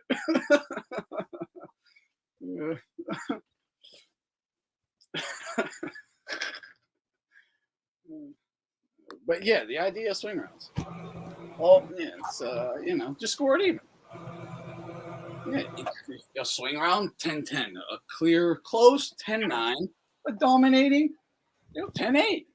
I think a 10-8 should just be UFC style, and it has to be a beating of a round. Because like someone could be winning a whole round, and then they get a flash knockdown, and then it's a 10-8. It's just like, what? No. Yeah, that happens too, right? Or the round just goes even or something. At least let it be a good knockdown if it's going to be a 10-8. But if it's like straight up like a flash knockdown, but they were dominating like the whole round, like just beating on them, that should be, you know, a 10-9 for the guy who got dropped. It's too subjective sometimes, though. Like, there's no consistent standard on how fights are scored nowadays. They just make it up as they go along, you know? Yeah, depending on who's fighting. That's I saw who was it? I think it was Sergio Moro who said it. There was someone who was bringing the action, and he was like, "Man, this is what boxing is about. This is," and then they panned to Shakur Stevenson, and someone else on the panel literally made fun of Shakur for not being that. I thought that was fucking funny as hell too. I was like, "Damn, the zone's cutting up tonight, man. The zone team is cutting up." Yo, if you were hanging out with Turki and he was asking you for advice on like who are guys that you should like have like be the staple guys for promoting fighters, keep them active, promote them real good, give them the traction they deserve, who would you give it to? Or who would you recommend to him? One promoter, you mean? Like if Turki was asking, hey, I want to save boxing and keep on doing what I'm doing, but I want to promote the right guys to say this is boxing. The fighters. I mean,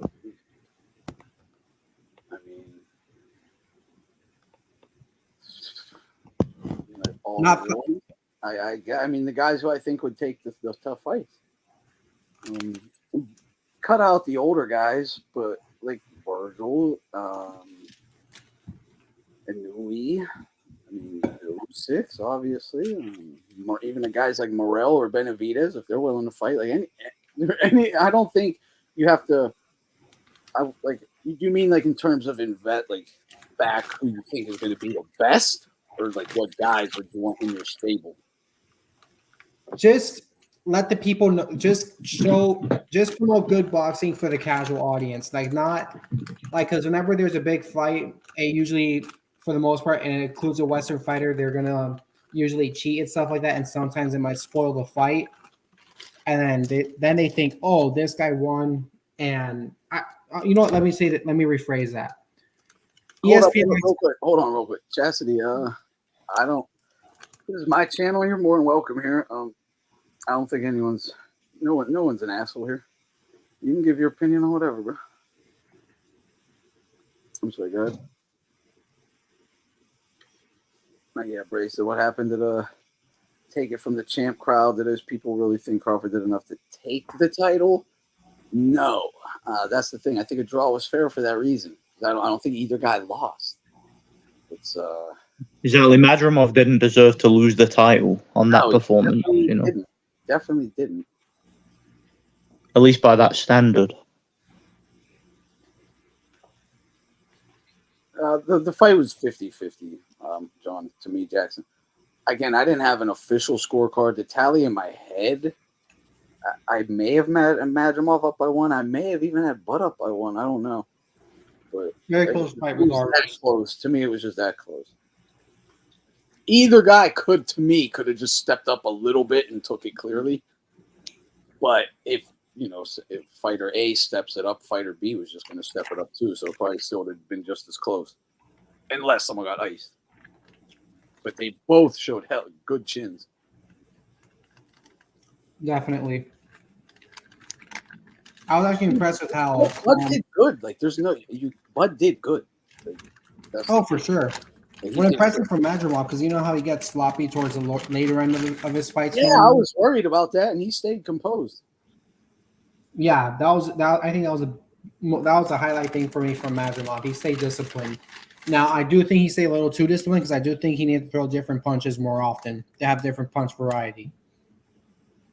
Yeah, you always hear that. You heard that with like Floyd Mayweather, right? Like, Maidana didn't do enough, or Loma didn't do enough to take it. Blah, blah, blah. Yeah, sure. But Crawford, I mean, dude, he had a nice jab. His shots were nice, vicious body shots. I mean, yeah, he did good. Neither guy ever gave up an inch. Like if you landed on Crawford, he came back. If Crawford landed on Madrimov came right back. And I see no reason not to have an immediate rematch because I mean Madrimov deserves a chance to win his title back. You know. Yeah, and I'm like the fight I want to see the most is Vergil and Crawford, but like, yeah, let that wait because Madrimov absolutely deserves it. Crawford's hardest fight in the last few years. Plus, if Crawford is, I think Crawford deserves it too. Like, if you're coming from Crawford's standpoint or his perspective or his supporters' perspective, he can do better, right? Let him go do better then. Like, let him go prove that it shouldn't have been close or whatever, Separate yourself like people thought, or, a lot of people, I guess, thought you would have done last night. And you didn't separate yourself. You showed that is where you are right there. That is your level. Which is fine. It's a fucking very good level. I wish I was at that level. But, yeah, it's run it back. Because, hey, maybe, you can make some adjustments and do better. Vice versa. I mean, it's a must. And I don't know if you saw this, but Crawford and Madrimov hung out today. And they said on camera, we will do it again. I don't know if that means next or, never, but they have said they'll do it again. I wouldn't doubt Turkey has already talked to them both. Look, what would you have done if you're Turkey? If I'm Turkey, I'm going to both and being like, yo, bud, you got to rematch this guy again, or fuck off. And Madrimov, I got you a rematch. It's that simple. It's like, that's what has to happen. I like that Turkey's promoting a lot of Eastern Euros in his cards. Yeah, because he said, Turkey said his piece. He goes, I would like to give Bud versus Canelo. If Canelo don't do it, I want Bud versus Virgil Ortiz. But he goes, that's under the condition that Bud passes the test tonight, which I think he will. And he didn't, though. He got the win, but to Turkey's a real one. He's going to be like, that wasn't clear cut. Like, same thing he did with these other guys. Like, we got to see a little more out of you. Yeah, I think he's going to give the rematch. He's going to feel bad for Madrimov, too, understandably. Super close. He said it was he had it. Eddie Hearn, I don't know if this is for sure, but Eddie Hearn said that the Turkey guy came up to him and said they fucked you. That Madrimov won. That Eddie said this on interview multiple times. I saw this today twice. He said that right after the fight, Turkey came up to him and said that. But does Eddie think that Madrimov won the fight? Is that what he's saying? Eddie says, yeah. He said Madrimov did win the fight. That's big time. He was flipping shit kind of about it. Actually, I wasn't expecting that. Yeah. I didn't know what to expect there either. But yeah, Hearn was barking, saying Madrimov was robbed. I wouldn't go as far as to call it a robbery, but what he said was Madrimov was the champion. You can't tell me that Crawford took that title from him. Like, he didn't lose. That's what he was saying. That's what I was saying. Yeah. I agree with that, yeah. He didn't lose. I don't think Crawford lost either, though, which that's why it's a draw. Yeah, Eddie Hearn's still a snake, obviously. Well, look. And this is the other thing. Why maybe it should have just went to Madrimov. Crawford tried fucking using tampered gloves. Like, we can't erase that. Like, he did fight good. He fought hard, fought a great fight, loved it. But the dude did try to enter that ring with tampered fucking gloves.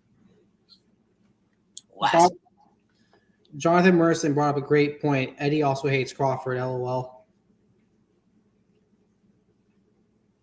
Why does Eddie hate Crawford, though? What's the story behind that? Yeah, I don't know. Maybe he tried to. I don't know. I've never heard that before. He wasn't.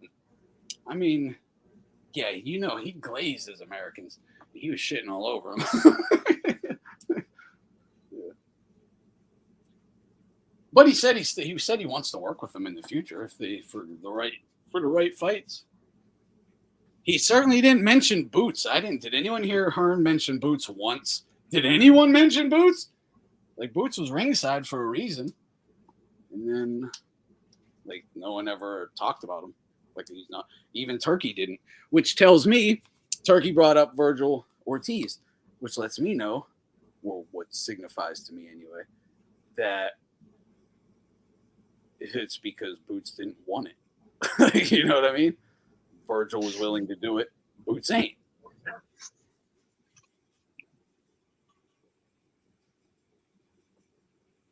Crawford told Eddie he'll get his friends to jump and pummel him, but at the presser with Spence, Crawford said we're all about peace and our adults, blah, blah, blah.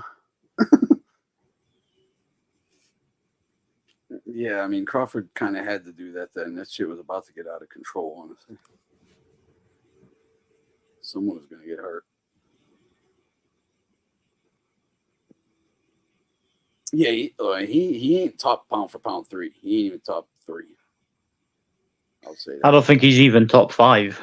Probably. I don't know. I'd have to look at the list and make an assessment. Unless you're telling me that Madrimov is top 6 or top 7, you know. Has to be 10, right? Has to be top 10. Yeah, exactly. And he ain't. And he's not. Solid. Yeah, solid. And again, it's nothing to be ashamed of. I look, just seeing, I got more respect for Crawford just for fighting just last night, I got more respect for Crawford on the fight alone, because obviously there's still all the nonsense around it or whatever. But the action, the fight, the 12 rounds, yeah. Fought a real one, didn't quit, didn't run, fought back, fought hard, liked it. That's all I asked for. Not much.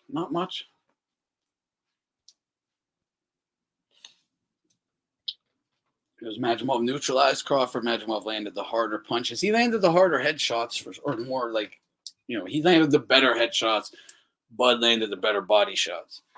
But Bud's jab was nasty too. Didn't really have much of an effect, but it was nice. It was fast, snappy, accurate.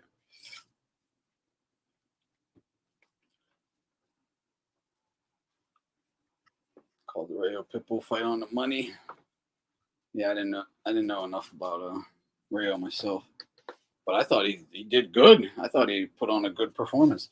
I get why the Mexicans were angry. Wanted a little more action, but with his skill set and with Pitbull's skill set, I think he just did exactly what you would do. Exactly what you would do. Oh my God, Eminem with his pants down to the ground. Dude, I have to mention this. Why does Bud Crawford love Eminem? That's his favorite. Eminem's a gay boy, man. Terrible. Eminem's fucking horrible. Like, he sucks. He's always been horrible. 50-something-year-old white guy rapping about nothing. He doesn't impart wisdom. He doesn't talk about like anything that matters. He literally raps about pop culture. Like, dude, you're a 50-year-old man and you talk about like fucking pop stars? Like, you have no he raps about taking it up the ass and sucking dick. All that's going on in the world, and you have nothing to say about anything? Like, he's so lame. That dude sucks so fucking bad. Like, I'd like to. He's what I call safe edge, if you know what that means. He's safe edge for the normies, you know. But my question is like, why does Crawford like this boy, dude, so much? It's like, I was thinking, is it because of the mom, right? Crawford's mom was fucked up, very fucked up. Like, you can hear, dude, like, him and her, they have that HBO thing where they talk about it. Yeah, it's because they're both from the Midwest, I think. Maybe. And then, like, is Crawford into, like, white boy raging? Like, I'm gonna fucking kill everyone. Fuck my mom. I'm fucking killing them all. I don't know. Like, why does he like Eminem? It doesn't make any sense to me. I'm thinking, like, white boy raging gets him in the zone to, like, murder. I don't know. Or his mom, because he said every time he fights someone, he's thinking about the kids his mom used to make him fight. So sounds like a bloody sociopath to me, man. It does. He might be. Definitely. Yeah, he's a scary guy, isn't he? I've never liked Eminem. Never. Yeah, complete crap, man. I can't stand it. If you're a rapper and you're talking about NSYNC and Britney Spears, like, I'm done with you. Done with you, like, instantly. Done. Never gave him a chance. I'm like, get the fuck out of here. You can rap, but you suck. Your content sucks, and things you talk about sucks. You suck. Your hair sucks. Your clothes suck. Your person, you suck. Like, just everything across the board, he sucked. Mate, rap and homosexuality go hand in hand. That's what it's about, honestly. I'm convinced of that. It's literally that's what rap is about. It's about taking it up the ass, you know. He's the one who like really started like drug culture in the hip hop community, honestly. Pop fighting, Exactly. all the drugs, that was him. He did that. Like he pushed that. Taking drugs and go to the club, blah blah blah blah. That's all I hear, you know. He sucks. But stop bringing Eminem to boxing, man. Boxing don't want anything to do with Eminem. He's a 55-year-old white guy rapping about teenage pop stars. Like, get him up out of here. Yeah, he's a 55-year-old edgelord that never grew up. That's what he is. And he was never good in the first place. It's just he's so irrelevant in today's culture. It's fucking wild. Like, he has no place in today's society. He doesn't. He has no opinion on anything except fuck Donald Trump, I guess. He did have that opinion. He's orange. It lost him 80% of his fans. Did you ever hear that one where he did a rap about Trump and the whole thing was just like, he's orange. He's orange. Yeah. It was so bad. That's what I'm saying. The dude is so out of touch. He's so irrelevant culturally. He knows nothing. He's like Michael Jackson, secluded in some bedroom on drugs for 20 years. Like, he's clueless to what's going on in the world. Yeah, while the music industry just writes his songs and tells him what to sing, and it talks about how edgy he is and how anti-establishment he is and all that. I don't doubt that at all, because how come Eminem can't rap like Eminem used to rap? Like, for real, he can't rap like he used to rap at all. So what happened? All of a sudden, he got old, anymore? you know? How did he lose his ability to rap? To be like Eminem, the actual good rapper Eminem that had flow and shit. Now it's lyrical miracle times 10. It's horrid. It's someone who can't rap trying to rap. So what happened? It does seem like someone used to write his shit. Oh, he's had surgery for sure. He had a fucking fate. He had hair implants and shit. He's a wacko. He's fucking the white Michael Jackson, man. He's probably got little boys in his fucking house too. Eminem did train with Manny Stewart. He did train with Manny Stewart. He told you he quit drugs, Ed. He quit drugs. He told you that. Yeah, Eminem died in 2007. The new one's a clone. Possible. I can believe that. Because he certainly can't rap like Eminem. It ain't Eminem as far as I'm concerned. What happened to I don't know. It's weird. You can't do what you used to do at all. He said this. He said, I can't rap like that anymore. He said this. It's not me like making an opinion of his style. He's like, yeah, I used to be really good. Now I can't do that. Okay, why not, dude? Why not? Oh, because there ain't 15 fucking like West Coast rappers writing your shit in Dre's studio anymore. The DOC ain't there. Game ain't there. Like, come on. We know who's writing. You didn't write that shit. That's why you don't have that fucking flow anymore. You ain't got that bop. You can't ride a beat. You suck. Battle rap and songwriting is way different.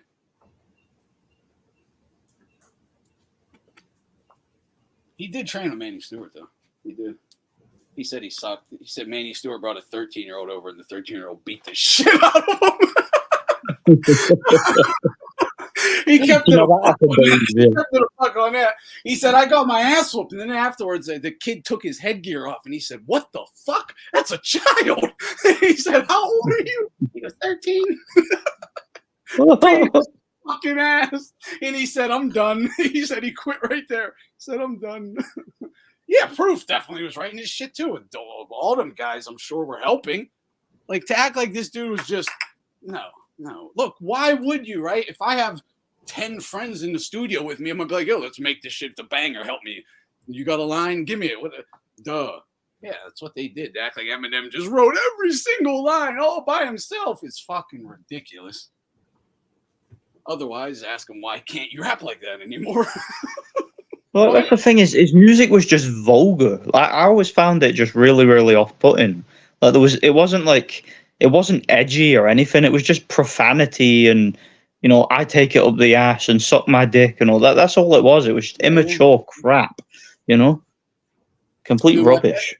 One of my best friends was like Gucci's biggest fan. I wish he was alive. He died right before Gucci got out of prison. I wish he could have saw the new Gucci so I could get his opinion, because he would be able to tell me if that was real Gucci or fake.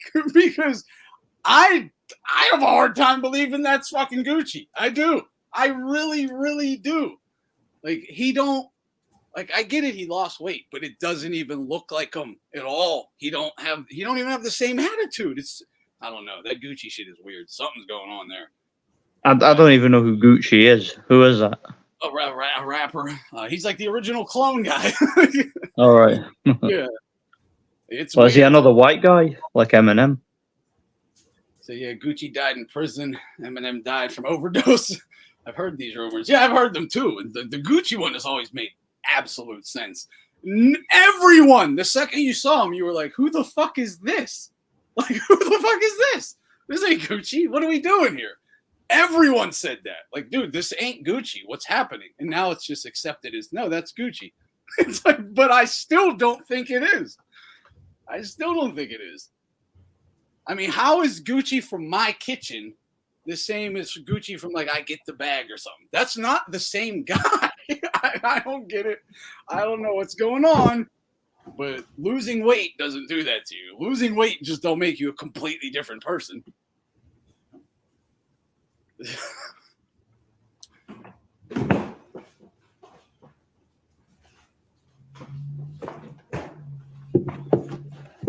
Yeah, dude, he has like he has a full, his facial structure is different. Like, he always had the underbite, and the underbite, I guess, is kind of still there. Not really, though. He had a pronounced overbite or underbite. His, like, he don't even look the same. Like, his whole head has changed. I don't know. It's weird.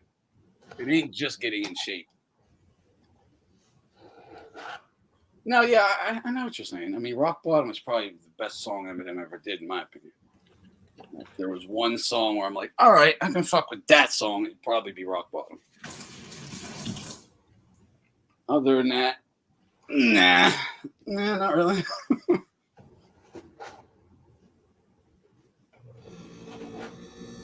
Biden, maybe. Current Kanye? I don't know. I think Kanye's Kanye. You know, just a little fucked up in the head, maybe, but he's Kanye. Kanye's pretty funny, though, I must admit. Yeah, definitely. Absolutely. Yeah, you ever see that interview where he goes, y'all ever seen Wreck-It Ralph? That was brilliant. That was funny. No, he's a hell of a troll, though. Yeah. He's talking about being in the deposition with Suge Knight, and he kept covering his face. Did you ever see that one? That was pretty funny. No. Yeah. Yeah, he's like, no. No. You have to ask me nice. No. Like a little fucking child. Just being an asshole. Yeah, I don't think people are ever going to forget that one interview he had with Alex Jones. That was wild. I don't think I ever saw that.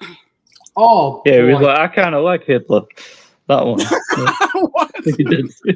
He did. He said he liked Hitler, yeah. Oh, that's where that comes from. I literally never saw that.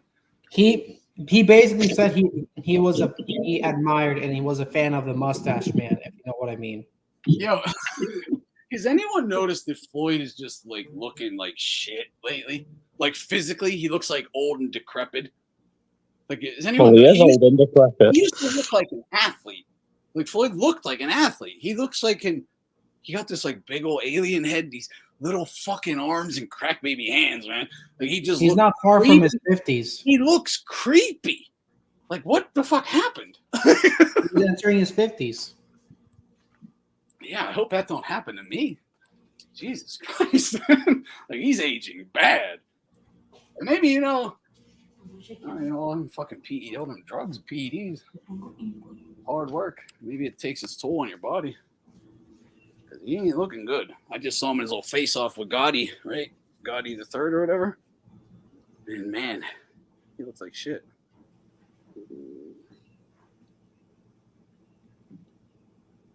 Right, Garcia, Kanye of boxing. Yeah, it makes sense. That's a great comparison. Jose. Yeah. He did try to go into the ring with loaded gloves, yes. I've been waiting for this. Yep. Another pair of his gloves exploded, but this time it happened while warming up on the mitts. Nothing to see here. So yeah, you can't. There's no getting out of it, man. He definitely Yeah, tried. because he's pound for pound #1, man. And I'll give him the argument that he might not have known. His team did, though. There's no way in hell Bomac didn't know. At minimum, Bomac knew. Yeah. Crawford just covered his eyes and he's like, "Put the gloves on me, Bomac. I won't look." You know? Well, this is what happened too, and they did it in a little slick way, right? They did it in a slick way, like, "Oh, those weren't our fucking first gloves of choice." That's how they were trying to pull it off too. Like, "Oh my God, them gloves were tampered with. They weren't even the ones we chose first." That was the reason they were like, "Oh, we want them ones. We're gonna wear." That's them just too. like Luis Resto. Remember, like what was it? Those are the gloves they gave us. Why would we tamper with those ones? They're not even our first pick. Like, no. Never in the history of boxing has a fighter's glove exploded. Give me one fucking time that happened multiple times, multiple gloves with him. End of story. End of story. So, did he have loaded gloves or Spence? I don't know. Derek James checked one of his gloves, though. Definitely, he grabbed the shit out of it when squeezing it and checking it. And he didn't seem to think anything was wrong with it. So, does it mean his right hand might have been tampered with, though? Because he checked Crawford's left. He only checked one glove. He checked his left. Maybe he should have checked the right, too. Because that's the one that was hurting his boy. But yeah, this dude fucking absolutely tried coming into the ring with fucking tampered gloves again. And if you don't think he did, then give me a fight where someone's gloves have blown up before. Ever. Oh, I have taken a pair of gloves apart before and dude, the thread like going through the outside of your palm. That fucking thread is long as hell. It's not like little short threads. It's one giant piece going the whole way through. Like, because I had to pull and pull and pull thread and then separate the shit out of it. It ain't easy to do, okay? It's not happening from punching. You can run it over with your fucking truck 20 times, and it ain't busting like that, okay? Go do it. Go do it. Like, for real, it won't. It will not happen.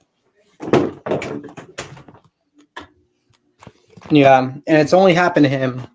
Yeah, and it only happens to him. Multiple fights, multiple different gloves. Stop. Multiple different brands of multiple different gloves. The debate is done. Somebody is tampering. I won't say Bud himself, but someone is. Someone definitely is. Maybe Bomac? Yeah, I think for sure he knows. There's no doubt about that. A head coach is going to overlook every single piece of equipment, and when he's putting it on you, he'll know. He's going to know for sure. He's involved, in my opinion, for sure. I don't know about Bud. Bud might not know. But Bomac does. Someone does. Bomac does. Someone else might too, but Bomac does too. What's up, everybody? How you guys doing? Hey, brother. So was it real that he was trying to go into a ring with loaded gloves? Yeah. The pair burst again while he's hitting the mitts, warming up. Here's the thing, though. I heard the rumor. I even saw the video online, but I was like, did he really try? Because last time, even Everlast came out for making a statement on defense of this Terence Crawford, saying like it was a bad batch of leather, which it can happen. But I was like, bruh, we're talking about the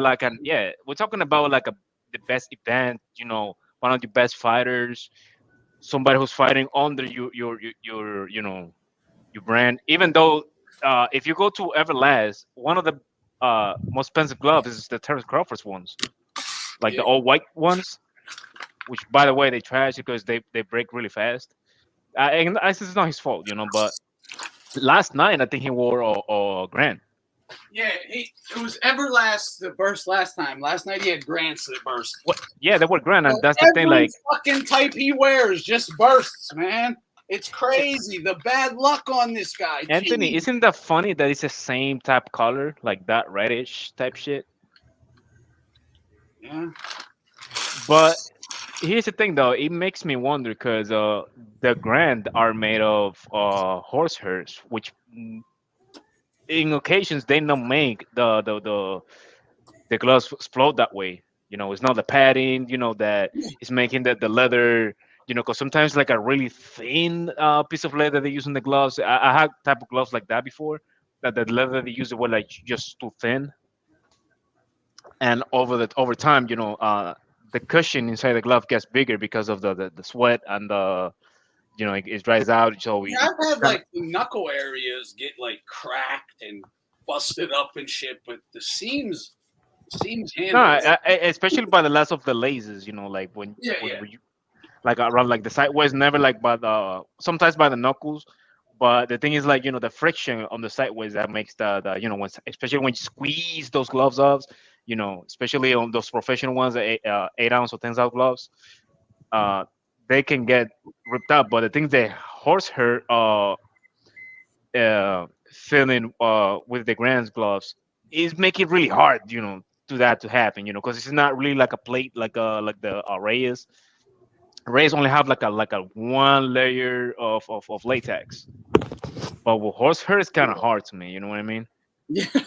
I understand if they look fluffy or I mean, like look, empty. look. All you have to say is, if this happens sometimes with boxing gloves, we would have saw it before. It's that simple. The only times Take you it from me. saw it were with this guy. That's it. Well, I've been boxing for since I was 8 years old, right? And I'm 30, so it's 22 years. I boxed in the amateurs for around almost 15 years, you can say.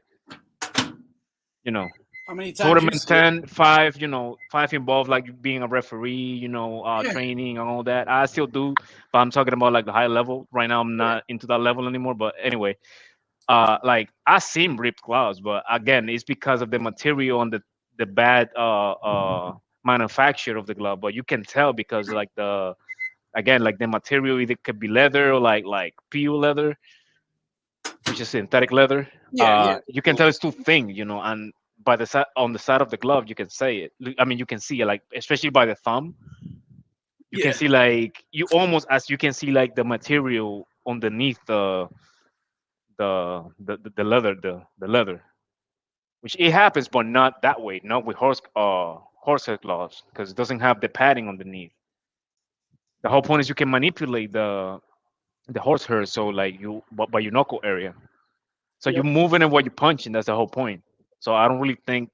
Damn, it's kind of crazy when you think about it. I know. I know. And No, because no, as no. soon as Why you aren't you people guys were talking talking? about it, and I saw the picture like on the screen, I was like, wait a minute, that doesn't make sense though, because it's horsehair, you know. And Crawford or Andre Ward tried to cover for him on the broadcast. Oh, really? Oh, Why don't find that strange, huh? What did he say?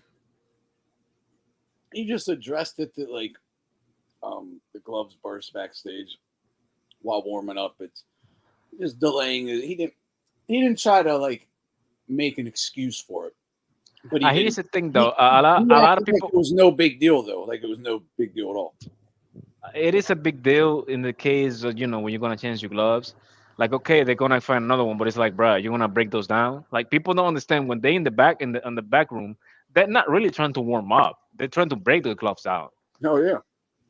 Like, for the most part, is that like, you know, you punch in the glove, so like, you know, um the the hand wraps, you know, and the glove, you know, stick to your knuckles. You know what I mean? Like, you can make the knuckle print underneath the glove. Yeah, so you can pierce right through it. Exactly. That's one of the problems, I think. Well, one of the many factors a lot of fighters have hand problems, especially like for example Shakur Stevenson. If you see how they wrap his hands, they never make the gap in the palm. They cover his hand entirely, which makes your hand be too tight when you're punching. You know what I mean? I don't know if you ever had like hand wraps too tight, like in the middle. It Oh yeah. makes your hand being squeezed inside the glove. You know, so it's like instead of your fist being like flat, underneath the glove. It's more like it's more like a squeeze. You know what I mean? Like your Yeah. four Yeah, you bones of can't your get knuckles, they like all you- together. Like yeah, your hand can't spread out. It's all squished together. exactly. So like I remember seeing the Shakur Stevenson last fight, and I always like to see like how like they wrap their hands or whatever. Like for example, you never hear this problems with Reynoso because he's put towels underneath the bitch. You know what I mean? Yeah. Like he quote unquote double stack. But Shakur Stevenson, I've noticed that he never, I mean, his staff never put the guy between, his palm. Which if you've been training for a while, if you see something like that, that's not a piece of work. That's a piece of trash of hand wrapping. You know what I mean? Because you're basically breaking somebody's hand. Like they're doing a wrapping like it's somebody's with a broken hand. Yeah, because you're taking away all the support. There you go. Like you make the top one, around the knuckle area. Design when you close your hand, you squeeze your hand, it tightens them up. You know what I mean? Like you can burst your knuckles through the whatever pattern you have and the glove. But the thing is, like when you see Shakur Stevenson's hand wrapping, you don't see that. And a lot of other boxers, I just pointed out on like the most recognizable one. And a lot of the boxers. Lomachenko call up Stevenson to a fight in the parking lot, bare knuckle last night. I bet he didn't say. Yeah. So Shakur was yapping. He said, me and you. I played the clip earlier. Loma just said, me and you, right now. Let's go outside. No gloves. There you go. Ain't you a street bro? Yeah. Ain't you real? Loma was all by himself, too. All by himself. Man, Shakur is a bitch, man. I'm from the New Jersey area, man. Like nobody respect that kid around. He just kept saying you. He didn't That is not boxing gym in New Jersey or New York that respect that dude. Like there is none. Like have you ever seen guys from the overthrow or like underdog gym or like I was actually a different breed the other day actually on Saturday. Well actually yesterday, yeah. And I was talking with Dom Somerville, and he don't think highly about the kid. I don't know if you know that guy, Somerville. Like he don't think highly about the kid either. Like he can suck a dick, man. I hope that fight. And here's the thing though, he's on a tight situation now. He don't call him everybody bum anymore because he either takes the fight with Tank or with Zepeda.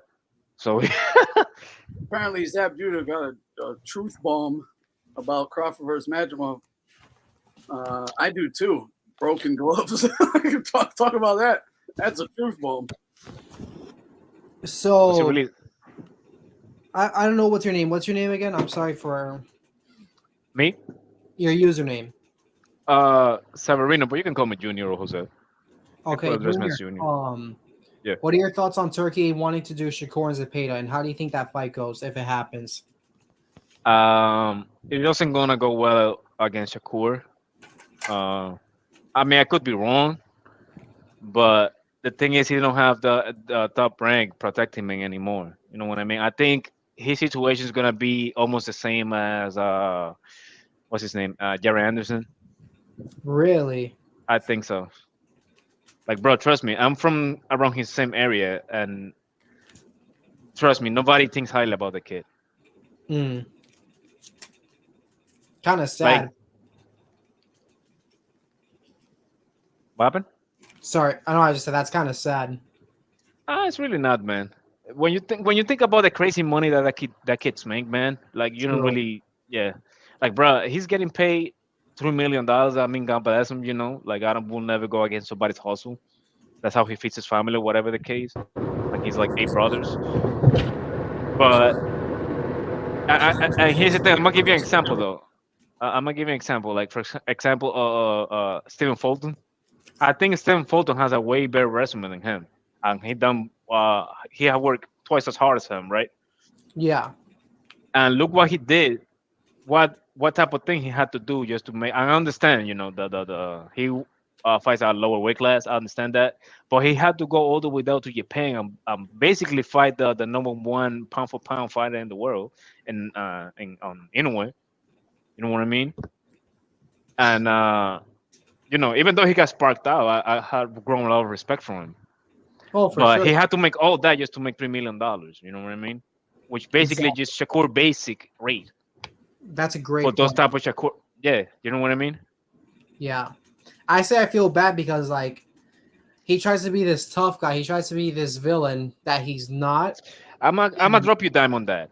He's having this type of personality change is because he's hanging around with his baby mama. You know, his baby mama is like a rapper slash R&B singer, so she's always hanging around with rappers and shit. That's why he was So he's insecure. not insecure. It's just like he was wanna mix well, you know, when these new guys, you know what I mean?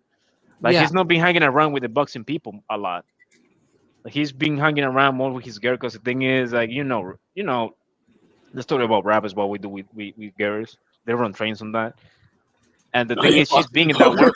Oh, yeah, no No, doubt. yeah, no, yeah, like, and she's You're being right. and she's being around. That's the problem. She's being around.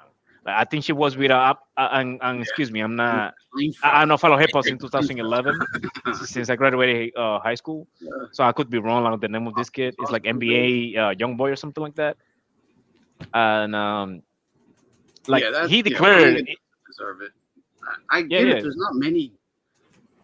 There's not many guys there available right now, but I get it.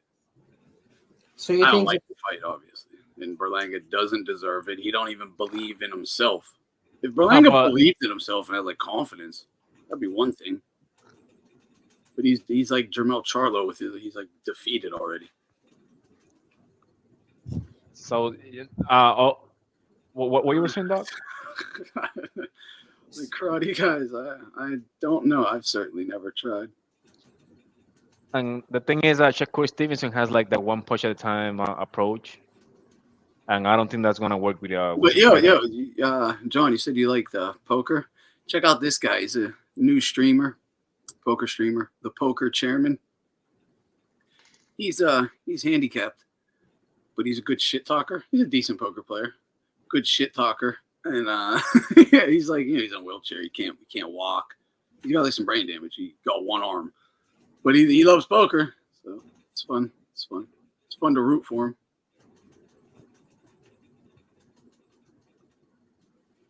Yeah. What he's doing now. What? So, no. By any chance, Anthony, have you seen much of Zepeda or not? Oh, he got trip fours. Set.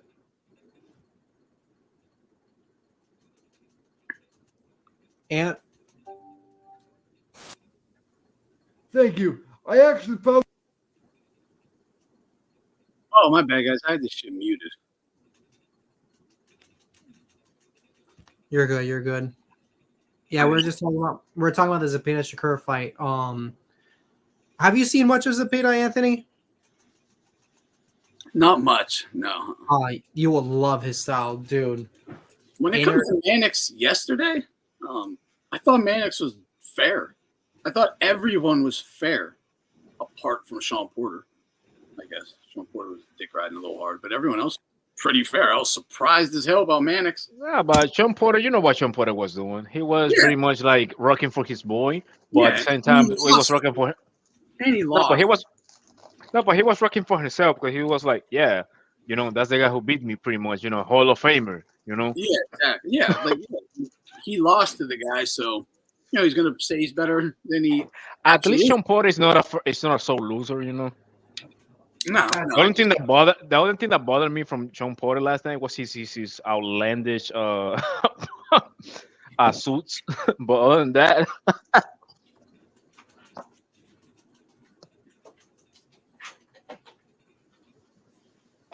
oh, his suit was ridiculous. It always is, but it was even extra. I didn't notice it.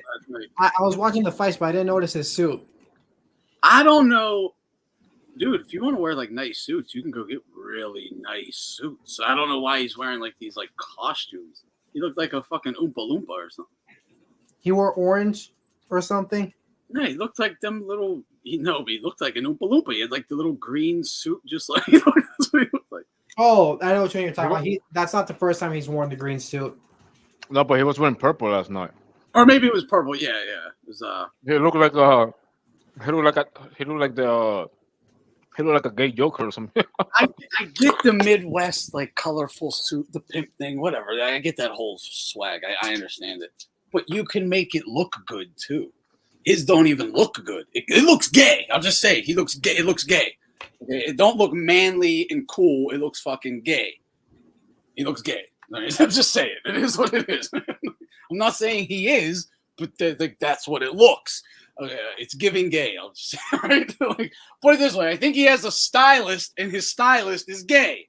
Okay, I don't think Shawn's dressing himself. I think you got a gay stylist, like Shannon Sharp or whatever. They just got them walking around looking fucking gay. They're not gay. Hopefully not, or whatever, you know. Isn't he married with kids? Well, you can make it look good. You can do the colors or whatever. I like some of that. The plaids and all that, but yeah. I think Shawn Porter, just like Shannon Sharp, both of those guys are like colorblind or something.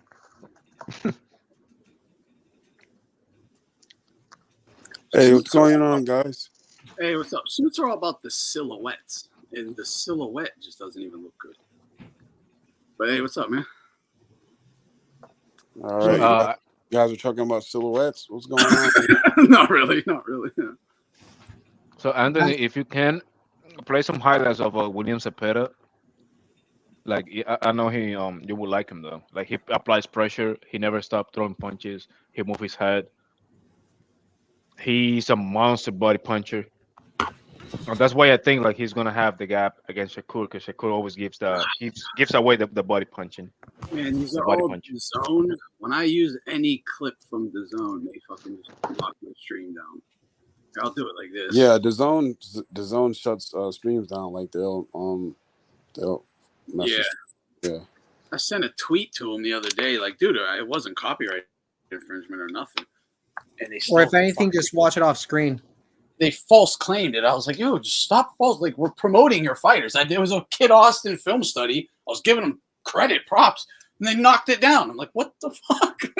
Yeah, they shut down like all the Madrimov versus Bud Crawford full fights.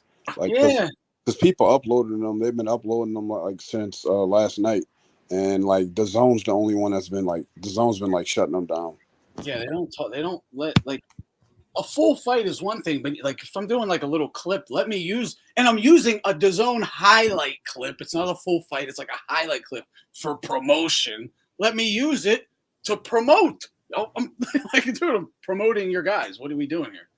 We need to do. If anything, we can just whenever we do those film studies. I think the film studies should be promoted on Odyssey. I don't know if you still use Odyssey. That's why I always had to do my film studies. That's why I did that. I thought I did a great Virgil Ortiz film study. Could never even post it. You know, I could play it on some streams here and there, but I know which one. Post it. But like, because DAZN. But then I do a Spence film study. PBC's cool. They're like, go ahead, do it. Like, use it. Whatever footage you want. I think it's just DAZN. I think it's just DAZN. It is just DAZN because ESPN lets you use theirs too. Or if anything, just watch the highlights off screen and then let us know what you think if you don't mind. So what do you guys? Are you looking up Zepeda? You guys think Zepeda can beat Shakur? I think so.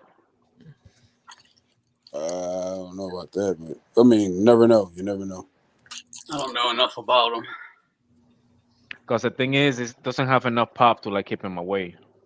Yeah, but I mean, if he's a come straight ahead volume puncher guy, I mean that's exactly what a slick fighter wants. So is he quick enough to get out of the way and to close the distance to get out of this?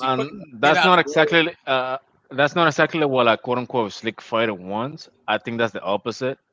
No, because most slick fighters are counter punchers as opposed to being like front foot aggressive. So like they want that. I mean, you know, No, let's say that's not true. That's not true. let's just say like a Mexican style or. Yeah, I know what you're saying. I know what you're saying. Yeah. In other words, they want something. They want something to counter. That's why. Yeah, they don't want to have to go looking for you. They want you to yeah. them. Yeah, counter. But Zepeda throws way too much for you to like think straight and counter. He's literally known. But that's the thing, though. That's the thing, though. Shakur don't have many counters, if they have any. So what type of fighter is he? If he's not a slicker, like counter puncher, what type of? He's a jab, stand on the outside, jab. Occasionally a two, jab, step back, jab, two. Occasionally an uppercut if he looks bothered or like smother his work. And Zepeda's more of a punch, throw punch. Yeah, definitely. Jab. He's more like jab, slip, punch, body punch, back up. Okay, all right. You talking about the guy that we're watching right now, right? Yeah. Okay. No, but my point is like you never seen Shakur Stevenson catching shooting. You know what I mean? He's more of like make you miss or like jump away. I would like to see this fight. This is a legit opponent for Shakur, at least. Hell yeah, that's what I'm saying. I mean, the thing is, he throws a lot, but he throws hard too. Yeah, that's what I'm saying. He's throwing with bad intentions. He can be caught, so that gives Shakur plenty of opportunities. But he's hitting hard too, so we'll see. Where both of them stand. Yeah, we need more fights like that. Yeah, style makes fights, so this would be a great fight. Yeah, and it's not it will be a great fight. Definitely. I don't think Shakur is going to be able to just stay on the outside versus this guy. He's going to have to fight. He's going to have to fight. Yeah, maybe it'd be something like a la Castillo versus Floyd fight, the first fight, something like that. Yeah. That definitely could be something like that. One of the things I like from Zepeda is like his pressure is not only hand hunting. He attacked the body, man, a lot. And he has a crazy gas tank. He threw 1,000 punches at Jojo Diaz. Like remember Jojo took him. When how'd the fight end? Remember the fight he had with the guy who beat the guy robbed against Cambozos? Like he fights just like Shakur. Like Shakur is just a bigger version of that guy. A faster, bigger something huge. Something like that. Maxi Hughes. Yeah, Maxi Hughes. Like Shakur is just like a bigger, stronger, faster version of him. I'll say this: I had heard you guys talking about Zepeda and stuff. I ain't really looked at him. I know he's like #1 in every sanctioning body and everything, but yeah, I don't know. I was just thinking, probably not going to be quick enough or anything. But I didn't know he's kind of a full package here. This is a good. I like this fight now. This is a good fight for Shakur. I'll tell you this much, Ant. Shakur can win this fight, and Zepeda can win this fight. I like that fight. I'll tell you this much, Anthony. Like he said, with Maxi Hughes, that was a guy that got robbed by Cambosos by the eyes of many last year, and this guy caused a fifth-round corner stoppage. And then he went on to fight Giovanni Cabrera, never the Italian guy that fought Pitbull Cruz in the Crawford Spence undercard. By any chance, I really want to see this fight now. I wasn't like too enthused on. Yeah, do you remember caught up in the highlights over there? He's like, yeah, they are highlights. I get it. You're like, what? Huh? What'd you say? Anthony, do you remember Giovanni Cabrera? He fought Pitbull Cruz in the Crawford Spence undercard. Real quick. Some of the streams I put on private I had some court stuff going on. I'd put them private. I can post them public again. I just haven't done it yet. But a lot of them just get knocked down too. So, but yeah, I got a bunch that need to just be put public again. They're still there. I'll put them up. Hopefully I can remember today. By any chance, Ant, did you hear what I said? No, I'm sorry. You're good. Do you remember the Italian guy that fought Pitbull Cruz in this Crawford Spence undercard? El Cabrón Cabrera? Yeah. You know him? Pitbull Cruz went the distance with him. Zepeda took him out in 3 rounds. No, Zepeda's big. He's big. He's strong. He hits. That's why it's interesting to me. I didn't think he would be this size, actually. big. Yeah, height. he's on Shakur's paper, a big he's lightweight, 5'9". so it evens out. That's a dangerous fight. That's a tough fight. Yeah, that's a tie. I think that would be a great fight, man. It is. It is. Dude, it's probably this might be a little outlandish. I haven't watched much of this guy, but I could see it being a tougher fight for Shakur than Tank. I could. Like pure Because boxers. if he's active, like Jerson's saying, and from these highlights, that's a lot of punches. It's a lot of hard punches. Tank just doesn't throw that many punches. Listen, outside of the exception to the rules, few boxers they don't really deal well with pressure fighters though. Like outside of like Mayweather, Medina, and things like that. Like it's just you're not gonna see it. What happened with Rashid against the Venezuelan dude? He hammered her down. Like it's with a guy like this, and Floyd may kind of had this problem in the first Castillo fight. He tried to. Roger even told him, I think it was going into the 10th or 11th, like you're down. You have to stand your ground and back this guy up. He tried it. He got back. He went back on the back foot, but because these guys they're big, they're strong, they're hitting hard. Man, I could see and Shakur is no Floyd Mayweather. I don't know if this guy's a Castillo or not either, but I mean. That's a great comparison, Anthony. Jose Luis Castillo and Floyd. Well, the only difference is brought that up. William Zepeda is not the journeyman that Jose Luis Castillo was at the time, and was he? I wouldn't call him a journeyman. Yeah, was Castillo a journeyman? By the time people don't want to remember that way, but he was at the time. Well, he was a high level journeyman. He was a high level journeyman. No way, man. He wasn't a journeyman, but I get what you're saying in that kind of like how Pitbull Cruz after the Tank fight got a big boost. Like, he's that guy. When he was 15 years old, he was fucking Chavez, his main sparring partner for crying out loud. He's good. By the time he fought Floyd, he was already like with 5 or 6 losses. And I know that doesn't define a fighter or whatever, but he was not going to that fight like with a winning streak. But what I wanted to say was he like stood and tried to fight with Castillo in the first fight. Didn't really go so well, but he learned from it. And the second time, he had a whole plan of moving boxing, and it worked. He won that one fair and square. And I think Mayweather learned well from that fight, though. I don't know. It seemed like it tries. Yeah, it seemed like in the first fight, it seemed like it's not so much that Floyd tried to stand his ground. I don't think he really could do anything because Castillo pretty much was drowning him with punches, man. Yeah. It was like he was throwing a considerable amount of punches in each round to where Floyd really couldn't breathe. Like he was smothering him with punches. Castillo was really on his ass. He tried the same thing in the second fight, like you said, but in the first fight, I mean, Floyd really didn't move around that much in the second fight, did he? I don't remember him moving around. Not too much. No, he wasn't. Yeah, because the way Castillo fights is like he literally attacks you. It's like it's not. Floyd was boxing. No, because the thing at the end, pressure fighters they're not really good like making adjustments, and like on rematches, you always give the shot to like whoever can make the best adjustments. Like for example, like exactly, and Floyd made that adjustment. I'm just wondering, does Floyd had two? I'm gonna give you another example, Anthony. Charlo against what was the name of that Argentinian dude? Madonna? No. Castano. There you go. Yeah, Castano. On the first fight, arguably you can give it to Castano, right? I gave it to Castano personally, but anyway. Of course you would. Why you would? Yeah.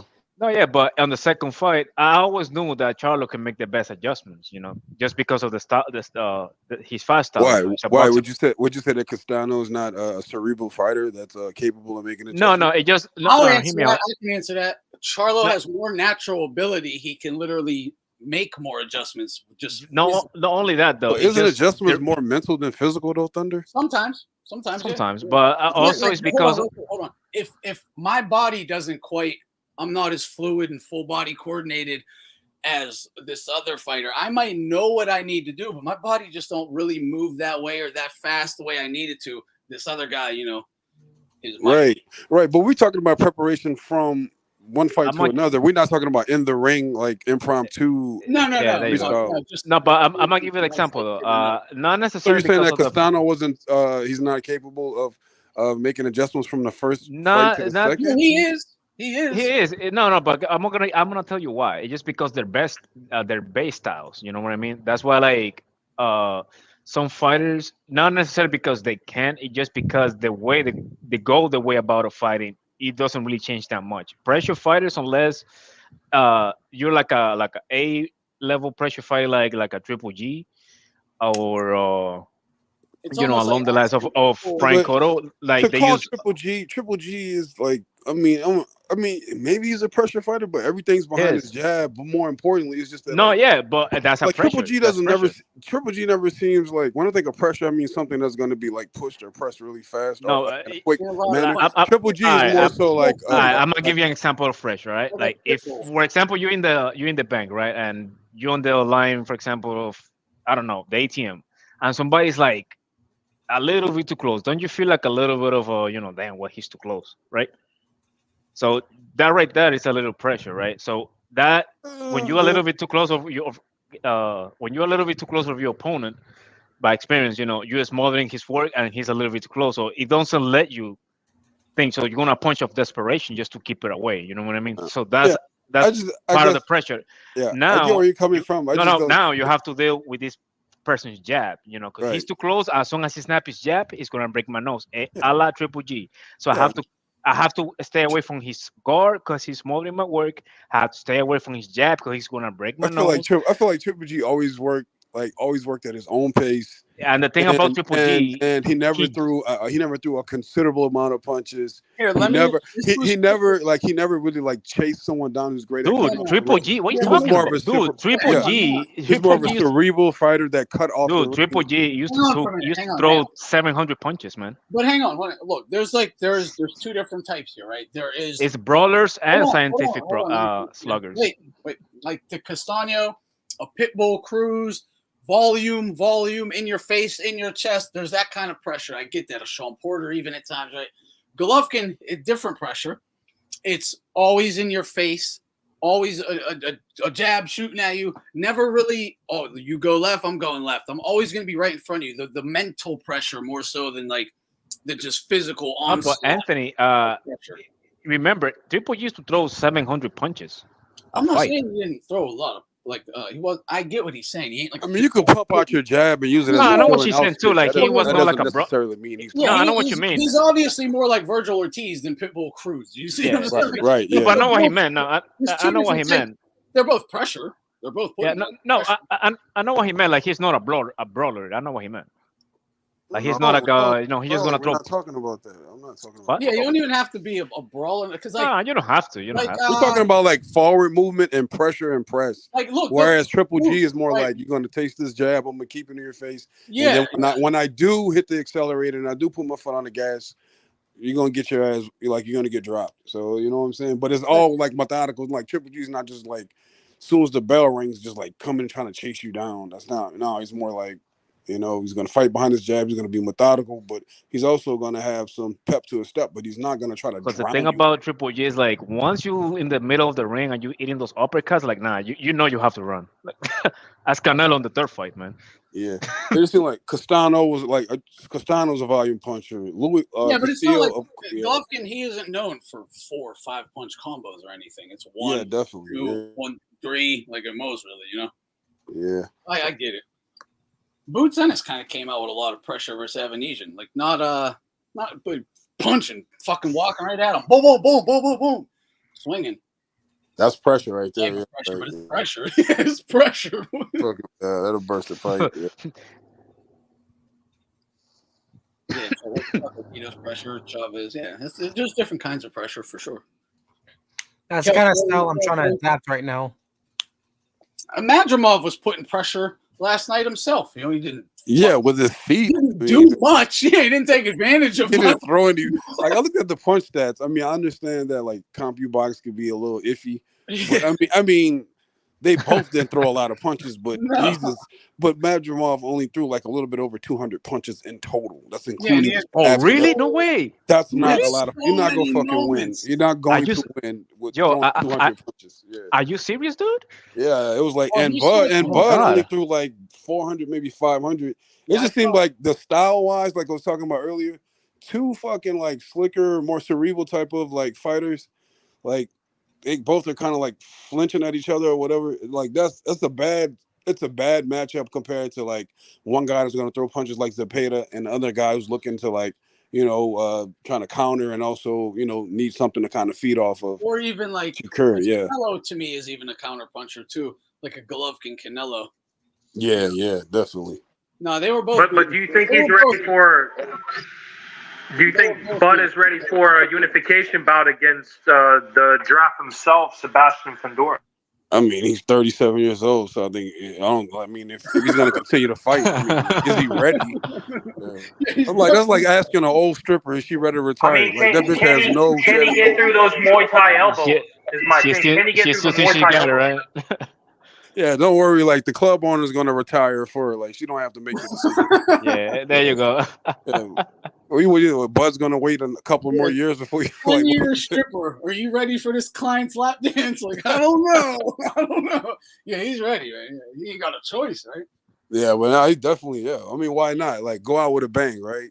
I mean, why not, man? Like, fight Canelo, fight. Or if you're trying to clean out 154, go for it. But yeah, I think Crawford will fuck Fundora up, man. I think so too. Yeah, he's gonna take chances versus him. Like he'll leap and crack him, man. Yeah, just for the simple fact that Fundora is going to give him something to retort or like respond to. Like, and his arms are so long, it takes forever to get him back to your chin. Like Crawford loves for you to fire and then come right back. Yeah, he's gonna have his hand back by the time Crawford zaps him. And also, Crawford throws those like he knows how to hide his punches very well. Like he knows how to do that. And when he wants to, like he can either headhunt, but sometimes he can focus on the body and really be a great body puncher. Bud might be one of the best body punchers in boxing right now, man. Yeah, I just don't get what he might be the best. Yeah, like I said, it's there, but like he's getting older in age, so it is what it is. I don't get what Madrimov, like, I don't know. Like someone should have let him watch Rocky like right before the fight or something. Because I don't know, I don't know what the fuck. Like I'm like, a whole fight of 12 rounds, you only throw 200 punches. I know Bud's a great counter puncher, but like sitting there like fucking river dancing in front of him. Yeah, like, why are you doing all that? Exactly. Why are you like 10 different angles? Right, you're hitting them. You're connecting with the right hand. I mean, Buzz in the left, Buzz fighting at southpaw. The right hand is there for you. Like that's just simple. Like it's just elementary boxing. The straight right's there. You hitting them every now and then. I think it's just the fact that he didn't like what Buzz was returning with, and also it just seems like he's just I don't know. Like why not go for it, bro? Like you can't win throwing 200 punches. Like you're not gonna win. Both of them could have stepped up, and the reason is like as you said. I mean, you can if you land 180 or something like that, right? If you're very accurate with those punches. Yeah, I mean, if all of those punches, if you have you're gonna need a major like connection percentage if you're only throwing like 200 punches. Like everything you hitting, everything you land has got to hit hard. It's got to, and for the most part, it looks like Bud was kind of like taking his punches. So I don't know. Like I said, like it seemed like he could have done a whole lot more if he really wanted to win the fight.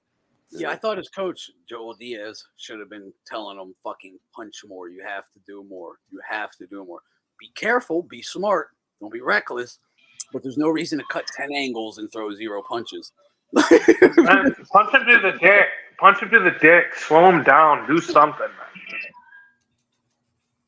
I think he should have used his. I know he was on the righty stance a lot. He should have used that left hook a lot more. Feint the right because he was throwing a lot of right hands. He should have feinted and just set up big left hooks or lead uppercuts, mixing it up head body. Well, that's why Bud, first of all, the stay in southpaw kept the jab up off of him. But if he would have went orthodox, Madrimov's jab and left hook were money. And that's probably his best punch is his left hook. So going southpaw took that left hand kind of away. Yeah. But when it comes to there's someone something I wanted about the just like both guys picking it up or whatever. The whole time I'm watching it, I'm thinking, man, like Madrimov's doing good or whatever. But to me, I'm just like, if Bud would just throw combos and let his hands go, it'll be over, right? Yeah. I don't know if Madrimov is going to be able to really take it for long. And he wasn't letting his hands go like he should have until kind of the end when he felt felt pressure with the cards or whatever.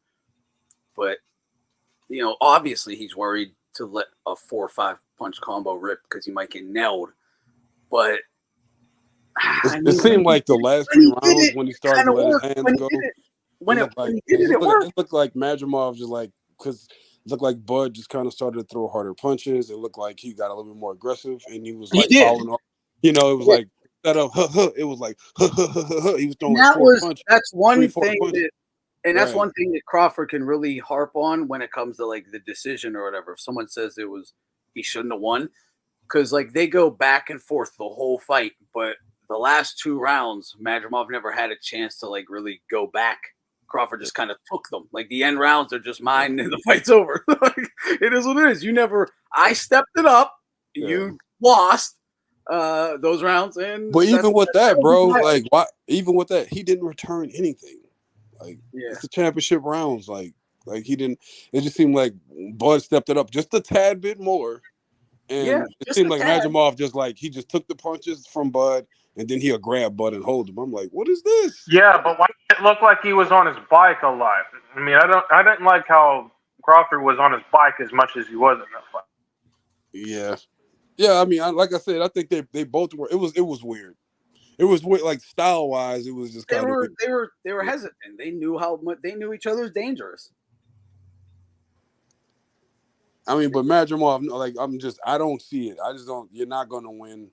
Especially fighting in America, you're not going to win versus an American fighter fighting in America. I mean, you can't call that a pay-per-view fight, in my opinion. So, I mean, that right there should be on that should be on some free card on YouTube somewhere in Thailand. Not here. Yeah, and we do have to point this out. Like Triple J says, Madrimov took a note out of the Ameribone playbook. He was grabbing and holding when under pressure. He was. I don't recall Crawford clinching. I do recall Madrimov clinching several times. I think Crawford was trying to clinch at the 12th round. I think Madrimov hurt him at the 12th round. Have you guys watched the fight multiple times yet, or just the highlight? No, I haven't. I was watching it like the second time today until have to do some laundry.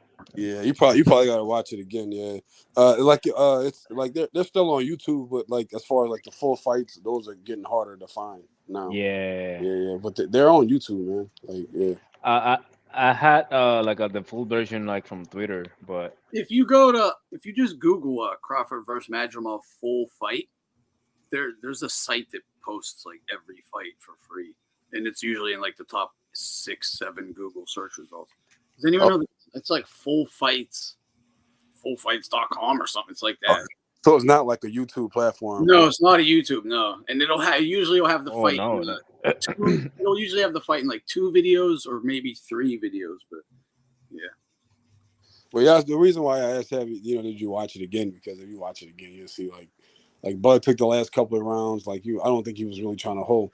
What I think is like in the earlier, like when the first half of the fight, it looked like Bud won the first 3 or 4 rounds, and then Madrimov won like a few rounds in the middle. And the championship, like I said, the championship rounds, they were supposed to be up for grab, but it just looked like Madrimov. I don't know, maybe he got tired because of the body punching, but I don't know. Like I said, he was hesitant to really kind of press on the gas at all, man. Yeah. It's a good question. Would Boots be able to stop Madrimov? Boots would try harder, I think. That's what I think. He'd throw more. He'd take chances. He takes chances. He just does. Yeah. But that without a doubt would be his best opponent. But you can also make an argument that's Bud's best opponent. But Madrimov would without a doubt be like a major step up for Boots. I like the Bud's approach to this fight. Like, his guard was like tight whole night. He was like, sitting on counter when he had to. He was just looking into Madrimov's like holes, like whatever he could fit a punch, he used to like right there. Um, and I think Madrimov, I think his inexperience cost him the fight, in my opinion. He had like a lot of advantages. He was like, the youth. He was kind of apart in the speed with Bud. But yeah, I think the experience, took him over because I think he had to like take a couple of rounds just to like adjust to Bud. And I think Bud like took full advantage of that particular regard, especially in the later rounds. Yeah, and I mean, But to me, it was a great performance for Bud, though. Like I have Bud to. is gonna bring the heat in 11 and 12, or you should at least expect it in one of those. Oh rounds. yeah, definitely. He will try to stop you, and also like Bud is gonna have like a great gas tank, and he's gonna give you some crisp, good body punching. Oof, they were beautiful, man. They were so beautiful. Yeah, but even if you go with the angle, okay, well, this guy's an amateur, he's not really used to the. Even with that, I mean, he's still smart enough. He seems like a cerebral fighter. Yeah, he has. He might not have like 12-round championship fight experience, but he got plenty of experience boxing round. Right. And he knows that the 11 to 12 are important rounds. Yeah, sure. Yeah, so I'm like, I mean, I'm not buying that, bro. I'm not saying that you're making an excuse, but No, I'm not making excuses. No, I'm saying that. I'm not saying you are. I'm just saying say that he don't know. I would. No, I know what you're saying. No, I know what you're saying. Like you got to finish hard, bro. Because even though he has the title and he's officially the champion, like he know that Bud's. I mean, I don't really believe the A side, B side shit, but he knows that Bud's the A side. Yeah, and it's in America. So it's like you can't fucking wing it. You can't like just take your feet off the gas on the 11 and 12 round. For the record, he never put. No, but here's the thing though, like all that. Sure. No, but all that you mentioned, like A side and all that, like that's the experience I'm talking about. Like I think those things then didn't go, to his brain, like because I think you can see in his approach, like. And also too, like he was thinking about not getting caught with those nasty uppercuts of Bud and like those body punches weren't, paying his toll because Bud was keeping him at bay though. Like that's the other thing. Like you watch the highlights of it. If you look at the zone highlights, it clearly shows that Bud like there's stuff that's been excluded from it. That like if you have to watch the fight to see it, but like you see like Bud hitting him with the uppercuts and shit. Like it make it seem like it was easy when it really wasn't. Oh no, it wasn't. Yeah. Definitely not. Yeah, but if Bud would have done that, if Bud would have put his foot on the gas like that more, he probably would have stopped him, like Thunder said. But that's the thing, though. Like I think Bud was very respectful of Madrimov as well, because he had to like actually think about like where this guy's gonna punch me to, because Madrimov also gave like Bud a couple of good ass punches. I forgot the last time I saw Bud with his face all marked up like that. Like with hematomas and shit. I didn't think his chin was gonna hold up if he got hit that many times by the guy. I don't think Madrimov like really ever like threw with everything like bad intention shots, except maybe for that one right like hook that hit Crawford right in the face and like he caught him with a nice left hook. Yeah, and like the 9 or 10. Yeah, it was nasty, bro. It was nasty. But still, I thought his chin held up. I mean, it held up good. He had a good chin. Oh yeah. I tell you what, like the fact that Bud was like swinging with him, like in other words, like swinging while he was swinging, like in other words, they were like both swinging at around the same time, as opposed to letting him finish and then responding. Then obviously, like Bud felt like he could handle his power. You know what I'm saying? Yeah, definitely. You're not gonna swing with someone who, like, if you feel like if they catch you, you gonna get knocked out. You know what I'm saying? So. I just thought it was weird, like they're just a constant like flexing. Both of them kind of playing like it's almost like they were dancing. I mean, I know there was definitely a lot of posturing going on. Yeah, it looked like he was riveting, bro. Like I was like, you're not swinging even when you got like the shot there. It was just I don't know. I guess he was afraid of the counter punching, but why, bro? Like you're supposed to go for it, man. Yeah, and especially Bud. When Bud let his hands go, he had success. Like that's when he looked his best. When he would throw 3, 4, 5 at a time, he was doing great. And when he threw like 1 or 2, 3 even at a time, it would stay like even. The more he threw, the better he did, and he just didn't like. He didn't do it enough to make it clear. Yeah.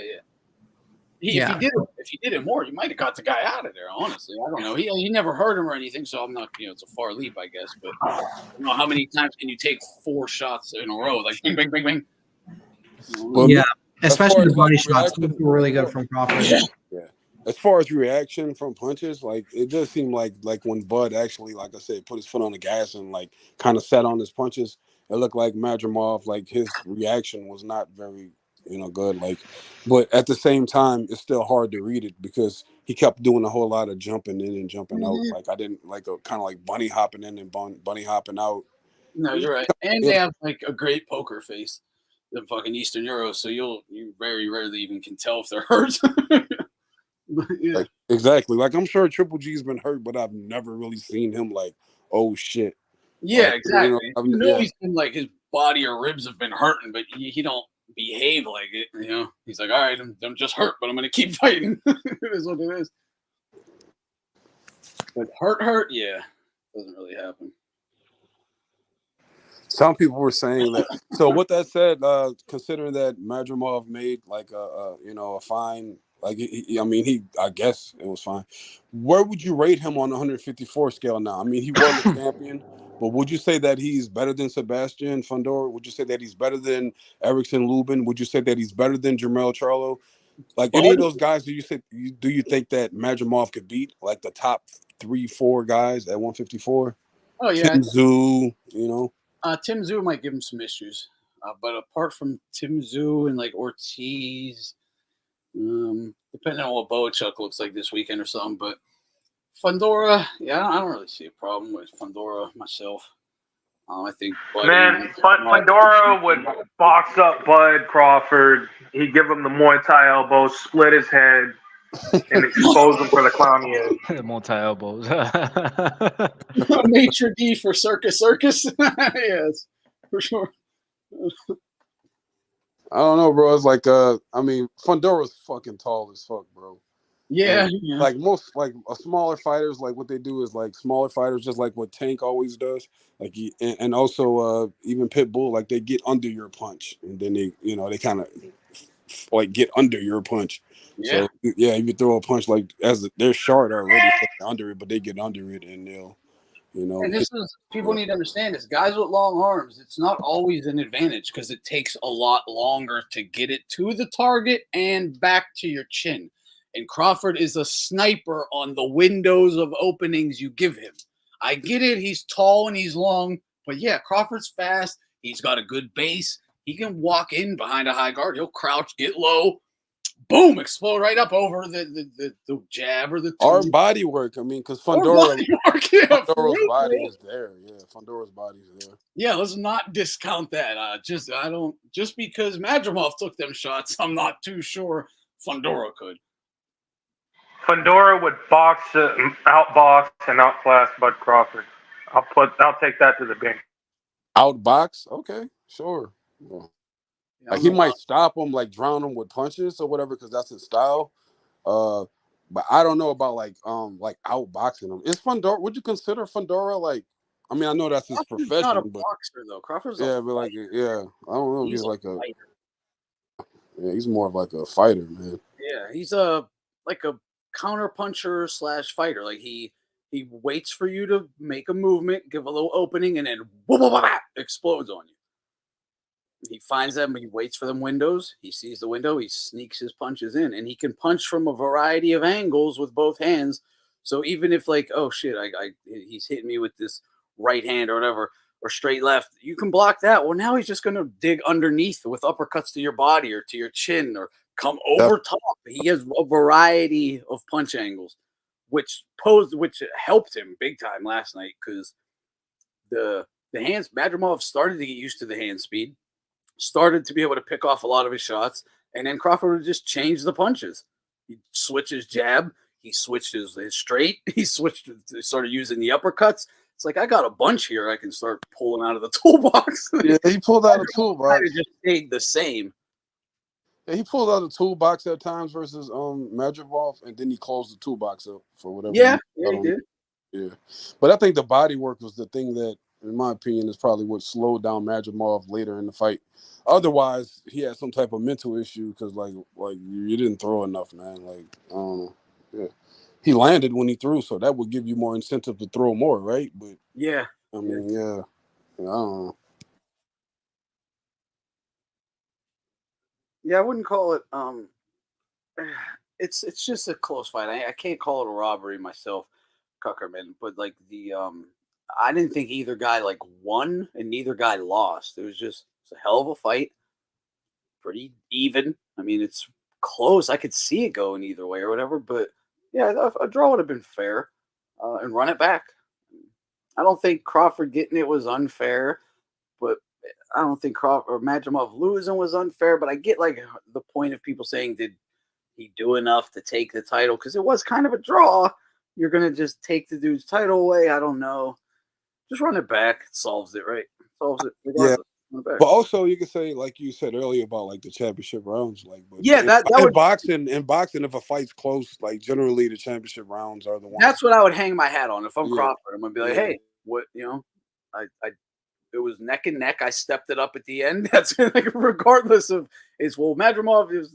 I guess he could have, That's what I'm gonna say if I'm Crawford. Yeah, for sure. So that's gonna be my justification. So would you say that those two are like two of the top five at 154? Yeah, absolutely. Did Bud do enough for you to be like, okay, he's a problem at 154 if you decide? Yeah, for sure. Yeah, absolutely. All right, yeah. And so is Madrimov, right? Yeah. Yes, absolutely. Absolutely, yeah. Yeah, Madrimov proved he is what people thought he could be, or was, or whatever. He's the top guy. A river dancer. Yep, I got you. Yeah, he got some moves. Yeah, and Bud, I think Bud should want the rematch himself. Like, I could do better. Yeah, but I mean, if he was younger, yeah, man. I mean, now, like, I don't know, bro. Like, I hear you. I mean, I get it from every angle. I understand. Now if you about to be 37 years old, I'm trying to get the biggest. Hopefully, I want a major, big fight. Which, Sheik, give me. Yeah, I think he was hoping just one more fight after this, just Canelo. Was it the Canelo fight? Yeah, right, definitely. And ride off. Yeah, but will he ride off in the stretcher if he fights Canelo? Is what the question is. Yeah, I think that's a little much, man. Or will he end up like Duggu Kim or Nina the Kid Perret? I think the rematch is a good idea. After watching that, most of the guys at 54 are going to beat his ass. You think that's what the guys at 54 are thinking? Well, I think it might have been good for Crawford in that he looked human, right? Like, he looked human. Like, hey, okay, I'm a healthy 54-pounder. I can give it a go. I have a chance. That's what they're going to be thinking. Maybe not beat his ass, but I'm in this. I got a shot. Yeah, they're saying I'm interested in Quag's last take. I want to see where why he thinks that. I think it's possible, by the way, Quag. So don't think I disagree. I've been saying it could happen. I mean, to me, that was like, even in a draw, and I still thought Crawford could have did more. I thought that was his best performance. I thought that was his best fight ever. I thought like he looked fucking great.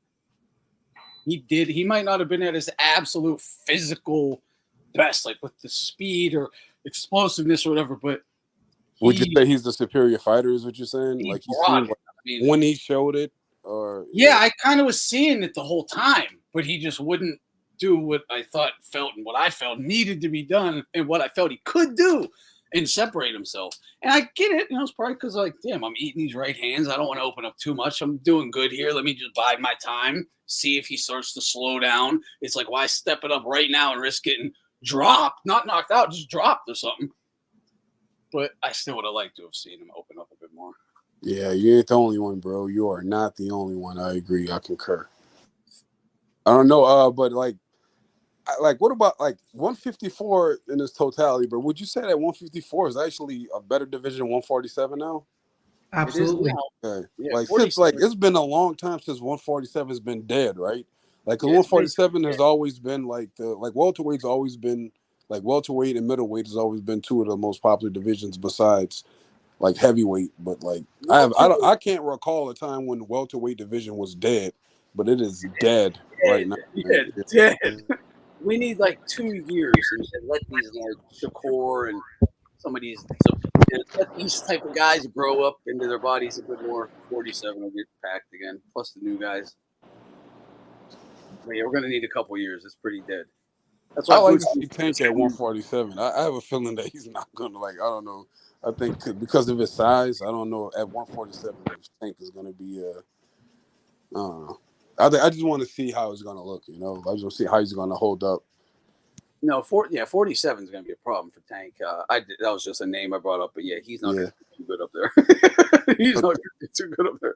And Devin, for that matter, even though Devin's bigger, you know, Devin's a bigger guy.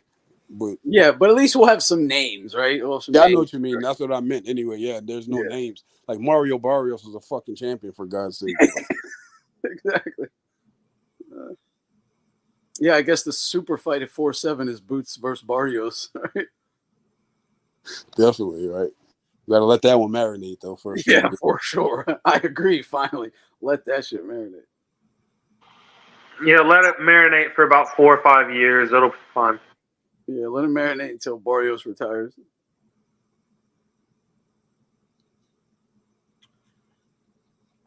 Great point, Max. Great point. Speaking of, is Max Kellerman not covering boxing anymore? Like, what happened? I don't think so. I don't know what the hell. What happened to him? Period. Like, is he still? Didn't he get fired from ESPN? Oh no, I didn't hear about that. Because he was on wasn't he on First Take? Well, I don't watch ESPN, but wasn't Max on First Take and then he got fucking shit canned for arguing, like getting into a fight with someone or something? Not a fist fight, but like fight, and he either quit or got fired or something. I think he's still under contract, like a non-compete thing, which is why he can't work. I'm pretty sure that's what's going on. He's probably just like collecting money, but he can't really like do anything. Exactly. Yeah, you got to wait till like the end of the year or something, then he can sign a new contract with DAZN or whatever. Yeah, because I don't know, like for better or worse, like I always liked Max. I thought he was a great like play-by-play guy or whatever. Yo, when Max is good, he's good. I always liked Max growing up. He just got a little out of control there at the end. Yo, wait, what happened? What did I miss? What are you talking about? Like, just Kellerman, He used to be like he's a boxing fan. He loves boxing, but he got a little dick riderish at the end. The story of the fight and yeah, all that. I gotta go for a bit. I don't know if I'll be back, but I'll likely see you guys soon, hopefully. But if not, you guys take care. Great talk. God bless you. I gotta get off here too. I gotta fucking clean up. My house is a mess, man.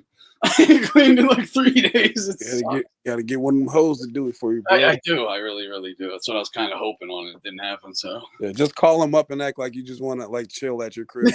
Yeah, and then just like complain, like, man, I gotta clean mid conversation, hand them a broomstick, like. Yeah. Oh shit. Yeah. That's awesome. Yeah, okay. So Kellerman actually made some solid points in sport. Yeah, he was good on like the regular sports topics from what I heard.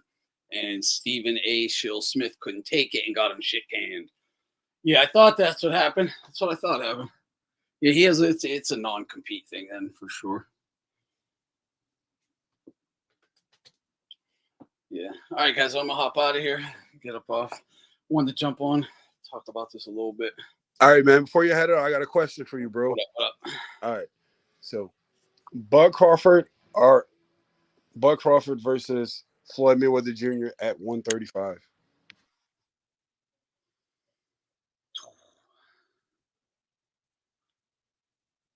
I'm going Floyd for sure. Floyd had power at 130, 135. And a chin. Yeah, and he wasn't afraid to mix, man. He would put his punches together and shit. Yeah. So you think and Floyd could just do so much more. He could come forward, he could turn you, he could dance around and pot shot you. He just had so much more. So those are things that higher weights, Floyd would still be a problem. So are those things that Bud can't do? Is what you're saying? Like turn and I mean, I haven't seen fight coming forward. He can't do it like Floyd. I'll say that. He's not he does things better than Floyd, but Floyd does a lot better than him. Floyd to me just had all around more tools. He didn't necessarily bust them out all the time, but when he needed them, he could. Like if he needed to dig down and fight and hurt you, he could do. He did it to Cotto. Like I don't care if that wasn't Cotto at his absolute best. That's Miguel Cotto, man. Well, I don't know, man, because that was Cotto at 154. So Cotto wasn't a slouch at 154. No, he's never a slouch. That's what I'm saying. That's what I mean. I don't think Bud could do that. I just don't. I think Cotto would break him. I do. Bud hits harder. I get that he hits harder. We're talking about 135 because Floyd was a different fighter at 130, 135. I know that's what I'm saying. Like, I think I'd give it to Floyd at any weight, man. I really do. What? Are you serious? Yeah, I was because at first I said even at 50, I go 54 or 47. I might start leaning towards Crawford because he's going to be able to take those punches, keep coming and delivering them. I don't know if Floyd's going to be able to handle that body work, honestly. But man, I mean, Bud at 135 was Bud. They're both. I don't know. They're both tough. Floyd is tough. Floyd just has a better chin to me. He's a little more accurate. Well, at one point at welterweight wasn't Bud the most accurate welterweight? Like as far as of all the champions? I mean, definitely. Like according to CompuBox. No, yeah, I mean, I'd just say accurate in general, but out of them all at the time, for sure, myself, yeah. But Floyd still was, man, he was so sharp. he was sharp, man. He was sharp. Yeah, because when he fought Castillo, he had like reflexes, dude. Like I don't think people remember just how good his reflexes were. Oh, they were nice because Castillo. It's like you have all the gifts in the world. Go challenge yourself. Challenge these motherfuckers. You'll probably win. Like who? Like Paul Williams? Yeah, like any of them. Vernon Forrest. You might lose 2 or 3 out of the 10 top guys or something, but you're gonna beat the majority of them, man. Go. Sergio Martinez. Yeah. Hey, I was watching. I watched something. I didn't even realize that. I watched the old fight. It was Paul Williams versus Margarito. I didn't realize Paul Williams was the first guy to beat Margarito. This was. I think they were at 147. Yeah, they were. It was a unification at 47. Oh yeah, I didn't realize they both were champions. I didn't know that. Yeah. No one would fight them. Neither of them. They had to fight each other. They had to. I remember. Yeah, they both were getting ducked. Like Floyd wouldn't fight him. No one would. Yeah. And you got to think if you just watched that fight, you remember how Margarito's. It's for the conspiracy of Margo to having dirty hand wraps or whatever. And lend credence to it. Because at the end of that fight, Margo's punches started having a crazy effect. Like they got pretty hard by the 9th round. Yeah, they did, right? They got so much harder by the end of the fight than they were at the beginning, man. Yeah. The crazy part is the crazy part is both of those fighters are known for like being like pressure fighters, throwing tons of punches. So both like watching, like looking back at that fight and watching them fight, like they were just it was like rock'em sock'em. Like they were just going. Paul Williams just throwing like 20 fucking punches in 10 seconds. And Margarito's just like eating everything and just coming back with plaster. Like it was a crazy fight, man. It was a crazy fight. Yeah, Paul took on prime Margarito. If he ever loaded his gloves, he had them loaded that night too. And he still beat him. Yeah, monster, man. Which is why Floyd did not want to fight Paul. Right. Yeah, no one wanted to fight him. Yeah, no one wanted to fight Sergio either. I don't think Floyd wanted. No 154. That's why Paul had to fight him too. Right. Fucked up, man. Yeah. Paul was my favorite, man. Right, and Winky Wright. That's another one I wanted to fight. Winky Wright. But Sergio Martinez was a very, very underrated fighter. Like he got his flowers later in his career at 160 or whatever. But didn't Cotto beat him? Yeah. But yeah, man.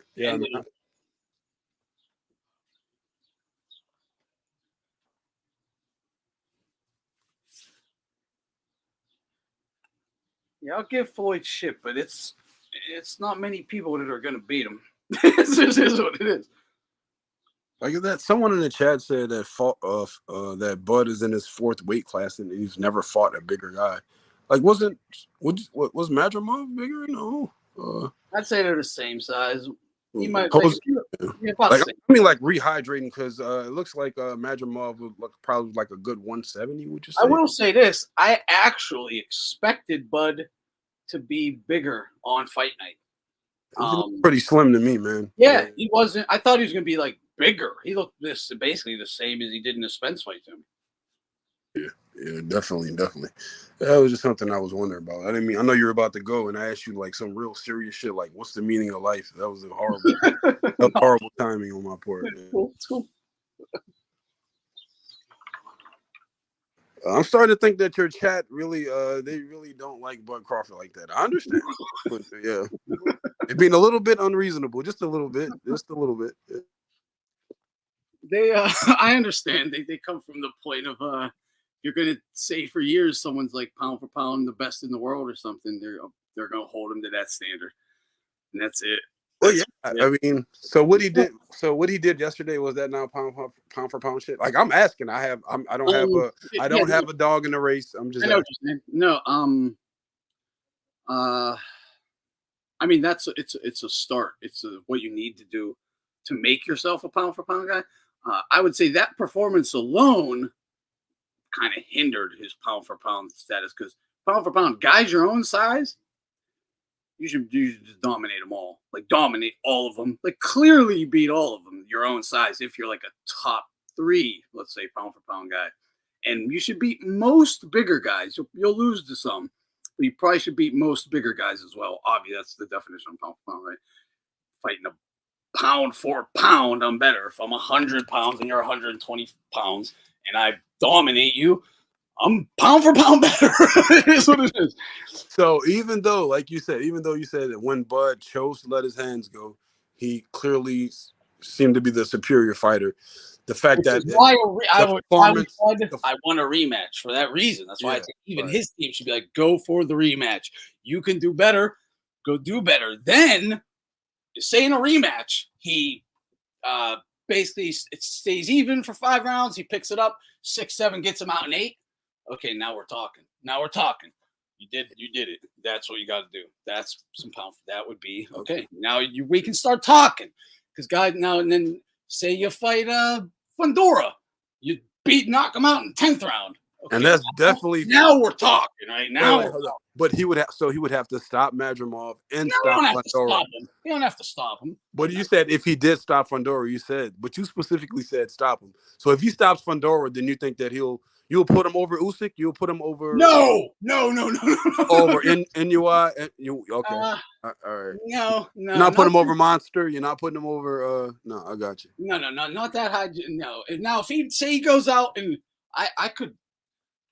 It's Inui. I could maybe bump him over Inui if he rematches Madrimov, just wins, beats Fundora, and dude, if he beats like Boots and Ortiz or something like that. Oh, I mean, yeah. Well, yeah, but that would make him a super. Like, that's not gonna happen. Like, that's not gonna happen. Okay, just beat just because of time. Madrimov and Ortiz. Yeah. Just beat Madrimov and Ortiz. You'll settle for those two. You'll settle for those. Okay, Madrimov. Yeah, I'll settle for them. So you want to see a rematch? I think you do. I think Madrimov deserves the rematch. I want to see Virgil next. That's the fight I absolutely want next. You would rather see him fight Virgil than see him fight anyone. Fundora. Anyone. Yeah, well, I mean, right. But that would be a unification, wouldn't it be? I don't know. Yeah, with Fundora. Yeah, Fundora. Oh, with Fundora. Yeah. I don't care about that. I want to see the fight. I would rather see Boots. I'd rather see Boots. I'd rather see Boots than Fundora. I don't give a shit about that. Okay. Yeah. But is Fundora not a physically imposing guy? Yeah. He's much bigger than Bud. I mean, come on. Yeah.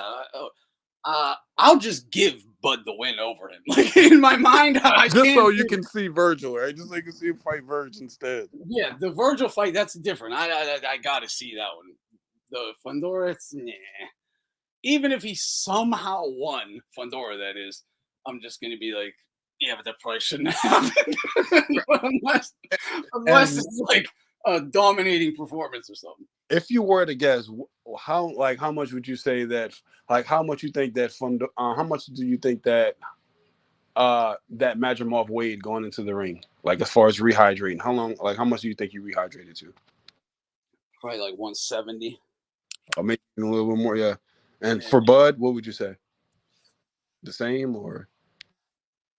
Yeah, maybe like 168. Yeah, he looked pretty slim. Like, it didn't look like he gained much weight after the. Yeah, he didn't. I noticed that instantly, because I was talking about watching him come out and stuff. I was like, yo, when he takes his shirt off, I said he's gonna look like a bag of rocks or a bunch of rocks with saran wrap over them. I thought he'd be like jacked and shredded and bigger than normal. No. Instead, he looked exactly like he looked. Yeah, because through the week he's wearing the baggy clothes and he's still pretty muscular under baggy clothes. So I was like, whoa, he's probably big. He's probably big and hiding it under these clothes. But then on fight night, no, I was like, shocked. I was like, oh shit. All right. That's what I'm saying. So what that said, like, that's another reason why I think him going and try to fight Canelo at 168. If Canelo really wanted to fight him, and also if Turki Sheik or whatever that guy's name is, like if he offers the right amount of money that Canelo will bite on, I think that they should come to they should meet at a certain type of weight. I mean, because it's not really about the belts. That would be fair. That would be fair. There's like Canelo's a fair guy, right? I'm not a fan of like I don't know if Canelo. He doesn't use weight. He doesn't use weight class. Yeah, sure. Right. I'm not a fan of like the catch weights unless it's two guys like that to different weight classes, and we need to find, if they're gonna fight, we need to find a weight that we all agree is fair. Like Bud's giving up, he's giving something up, moving up. Well, you got to give up something when you're coming down a little. We got to even this out here. So, because I just like another reason why I would prefer to see, like, if in other words, if you ask me who should Bud fight next. Even though the Madrimov rematch would be great, I would say that the Bud versus Canelo fight, because it's more like in my humble opinion, ever since Floyd, Manny Pacquiao, and some other guys retired, Andre Ward, and whoever else you want to put in there, because there's other fighters too at the lower weight classes that deserve to put in there. But ever since they retired, I mean, it's pretty obvious that Bud Crawford and Canelo has been the two most popular, two most accomplished guys that are close in weight class enough. You know, because like Monster not close in their weight class, so I can't be like, yeah, he should be. Yeah, nah. I mean, like those two guys are the two closest, and also the two of the bigger names. Bud's probably the most popular American fighter. Of course, Canelo's probably the most popular Mexican fighter and most popular fighter overall. Period. With that said, those two are close in weight classes. If Canelo would agree to come to 160. Yeah, man, that would be. It might get exciting then. It might. The fact that look, it's fucked up, but Canelo needs to drain himself a bit. He just does. Do it. It's that would then add questions, I guess, because right now I don't even really have any questions on what happens. Like, if it's a 60, well, yeah, but is that based off performance versus pounds? Because Madrimov definitely is way more athletic than Canelo. He's way more athletic than Canelo, way faster. He doesn't fight flat-footed. Canelo's more of a flat-footed fighter that uses he's more. Like I've heard this. So. I've heard this case, right? Well, does Canelo move like Madrimov though? And it's no, of course not. But who are the two toughest besides Madrimov? The two just last night, Bud said it. The two toughest fights of his life were Mean Machine and Benavidez. And I've always said that. I said those were tough. He was in trouble in those fights. He overcame it. But they don't move. I mean, one had one leg and the other's flat-footed as hell. They don't move. But also you have to realize for the most part, I mean, Bud's been on his long KO streak. So for the most part, he is going to take those risks and try to mow you down. So he actually kind of like he stood there toe-to-toe and fought with Mean Machine. So if you stay toe-to-toe with a guy, Mean Machine not a fighter. Vergil Ortiz struggled with Mean Machine as well, So it's like I mean, it's not like Mean Machine's not chopped liver. Like Eastern European fighters are not. That's what I mean. He's not chopped liver. But yeah, definitely. Now exchange Mean Machine for Canelo. That's a hell of an exchange. That's like I know. That's the point, though. That's the point. It's like a Honda. That's like a Hyundai Santa Fe being for something way nice. Yeah. But even with that said, I mean, like, Mean Machine almost beat Bud Crawford and Vergil Ortiz. Like almost beat Bud Crawford? Did he? I mean, he hurt him. He was winning. Yeah, he caught him with a good punch. He was winning and dropped him. I'll just say that. But then Bud said, "Well, I'll just start walking you down," and brought the pain. He did. Like no doubt about that. Good fight, right? That's how good he's good. He's no slouch. I'm not trying to say that to Tally. So Vergil, like he dropped Vergil. Like if you say he dropped Bud, he dropped. Yeah, he dropped. Yeah, he hurt Vergil bad. He dropped Vergil too. But of course, just like with the Bud, when Bud was dropped, they didn't call it. So, but he dropped Vergil. He dropped Bud. Like he's a good fighter. We're not saying that. And I think he beat Zuski or whatever that guy name was before he fought Bud and all that. Yeah. Oh yeah. So it's not like I'm saying she is bad. Bud did say that, but he also said Benavidez as well. So the reason why with Benavidez is like because Benavidez his fight with Benavidez was very much so similar to his fight with Madrimov. These are counter punchers, man. Like these are not guys who are going to be on their front feet and just try to throw a whole bunch of punches. So it's like they wait for you to move. Canelo's gonna do is the tank shit, high guard it, just keep walking you down, rip into your body. Okay, but you said Bud showed power when he let his hands go. All right, at 150. Yeah, I get what you're saying though. That's 150. That's not 160. Someone asked me like, do I think Bud could beat Canelo? I said no, but if he did, like I can see a way for it to happen. Obviously, just look at the guys that beat Canelo. Look at like Floyd, Golovkin, Bivol. Just look at those guys alone and how they did it. And that is Lanny Lara, even though of course he Lara movement, jab, the movement, but also you got to stand your ground with Canelo. Exactly. That's it. You got to turn them. Lara had no problem throw combinations. Kind of got to do like Floyd Mayweather did if you're going to be the littler guy, and Well, I mean, how do you rate the Canelo victory for Floyd? Because I mean, Canelo was what 26. 27. It ain't Canelo. It's Sal Alvarez. Yeah, but I mean, it was a very young Canelo that pretty much struggled with everyone. Like who's I don't know. And he was drained down to 152 pounds. Like he was sickly. I mean, Canelo started off at 135. Man, I mean, come on. Yeah, well, I mean, you can just look at the weigh-in though. He was sickly. Either way, I mean, he stupidly agreed to it. But who looks fresh? Like who looks great? Like who looks great at a weigh-in? Like as far as like their body might be cut up, but I mean, well, yeah, but you don't look dead though either. like Devin Haney has looked awful with some weigh-ins. Crawford used to look awful at weigh-ins. Like Conor McGregor looked awful at weigh-ins. Canelo looked awful in that weigh-in. It happens. Like it's gonna have an effect. Oh man, I was just kind of wondering on that one, bro. And I see your chat. Like your chat seems to be talking about loaded gloves. Did you hear about that? With Bud? Yeah, the loaded glove. Or not? Yeah, they're trying to say that Bud. Yeah, no loaded, but gloves again. Tampered. Is that true? Like, I mean, look. Again, have you ever seen Have you ever heard of a guy's gloves bursting?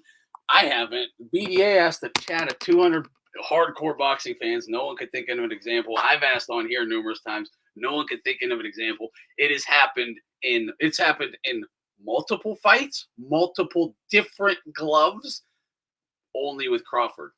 I'm not saying Bud is doing the tampering. Yeah. Somebody is though. Someone is. Like there's last. Well, no, I mean, so wait, so what happened was supposedly, like I don't know. Go watch like the Avanesian fight. Both of his gloves burst. Oh no, I saw that. Yeah, it looked like a hot dog. Like that. So last night, what happened last night? He used the same gloves as Madrimov. They used that's and I call this plausible deniability. So he has his first pair of gloves. He's like, this is what we're fighting with. Then the night of the fight, he's like, oh, you're not wearing them, or I'm wearing the same ones. Oh, not my first pick. I want that we're gonna wear them other ones over there that weren't my first pick, and those happen to be the ones that are tampered with. I think that it's skullduggery. It's I mean, dude, who else's gloves blow up? Whose gloves blow up? That's the question. Okay, so I'm not saying right, Bud is in on it. One thing I will say this. I'm not going to say Bud is in on it because I don't know, but there's no way a head coach doesn't know that. There's no way a head coach isn't aware that, hey, something's wrong with these gloves. I just had them yesterday. This is what today they're fucked up and the threads are bursting. Like it doesn't happen. So maybe also what you can look at it another way. Well, I mean, how you look at it is how you look at how we all view things and how we view things. We all have our own perspective. My point is like what I think is when I look at it, I realize, okay, so we're definitely on a level playing field. I'm going to use your gloves You know, supposedly his coach, one of Bud's coaches, saw something and he didn't like about the gloves. They were horse-hairs. He didn't want Madrimov wearing the horse-hairs. So he was like, "Wait, if you're wearing them, I'm wearing them too." Yeah, because see, I think the thing is with those are the ones that are easily able to, like, you can manipulate them. The horse-hairs. Yeah, you don't have. Yeah, that's the other. Which is why Floyd had an issue with Madonna and actually paid Madonna like $1 million. Yeah, exactly. Yeah, to not wear the horse-hairs because, you know, and also I think Bud wore the horse-hairs. Him and Jeff Horn agreed to wear the horse-hairs, and Jeff Horn's wife did not like that one bit because she didn't want her, you know, her husband. She thought it would be too dangerous. But most fighters actually don't really like. There's a lot of fighters that don't like the horse-hairs. They feel like they're easily like manipulative. Like you can. Yeah. Oh, for sure. Yeah. I prefer my opponent don't use them. Yeah, because I heard Kovalev used to always like punch the wall and always try to get his. Like, so Mike Tyson did the same thing. It's break him down, sit there and just punch a concrete wall. Manipulate them there. But so they use the same gloves, right? So he's like, well, fine. If you're using horsehair, I'll use yours too. I'll use those too. So they fought with the same gloves. No. So yeah, they do that. Then he puts the horsehairs on himself, Grant horsehairs, and he's warming up on the mitts. He's taped up and everything. He's warming up on the mitts. Boom, they explode.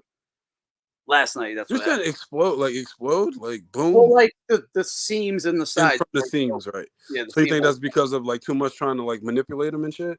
Possibly. Well, I mean, because Bud has. You ever seen Bud hands? It looks like he has tumors in his hands. His hands are huge. Level of manipulation if you're bursting the seams. Because I have gloves that are over 20 years old. They've went through everything and they're fine. Fine. I've never seen it. So he went from, because Bud has to deal with Everlast. So he went from the Everlast because those were defective, you said, and so he did the Grant, supposedly. Yeah. So it wasn't the Grants that messed up. It was the Everlast. No, the Grants burst. It was the Everlast in the Avenesian fight last night. He put on the Grants. The Grants burst. No. Yeah, but what I'm saying is, what type of gloves did he use that he was supposed to use? I think it was Everlast. I think he was. Yeah. I mean, for the fight last night, it was supposed to be Everlast. Yeah, I think it was. Yeah, and those had a malfunction, or no, not malfunction. He noticed that guy was using the gloves with the hairs in them, the Grants, and so he said, "Well, I want the Gants too." Yeah, well. exactly. Okay. Those hairs, I'm wearing them too. Yeah, exactly. Okay. And then they exploded. So what gloves did he use? Did he get another pair of Grants? Yeah, they went and got a pair of Grants. Wherever, I guess, yeah. Like Walmart, gas station. I don't know. And I guess that would need to be answered, right? Like, where did these fucking gloves come from? Who had them?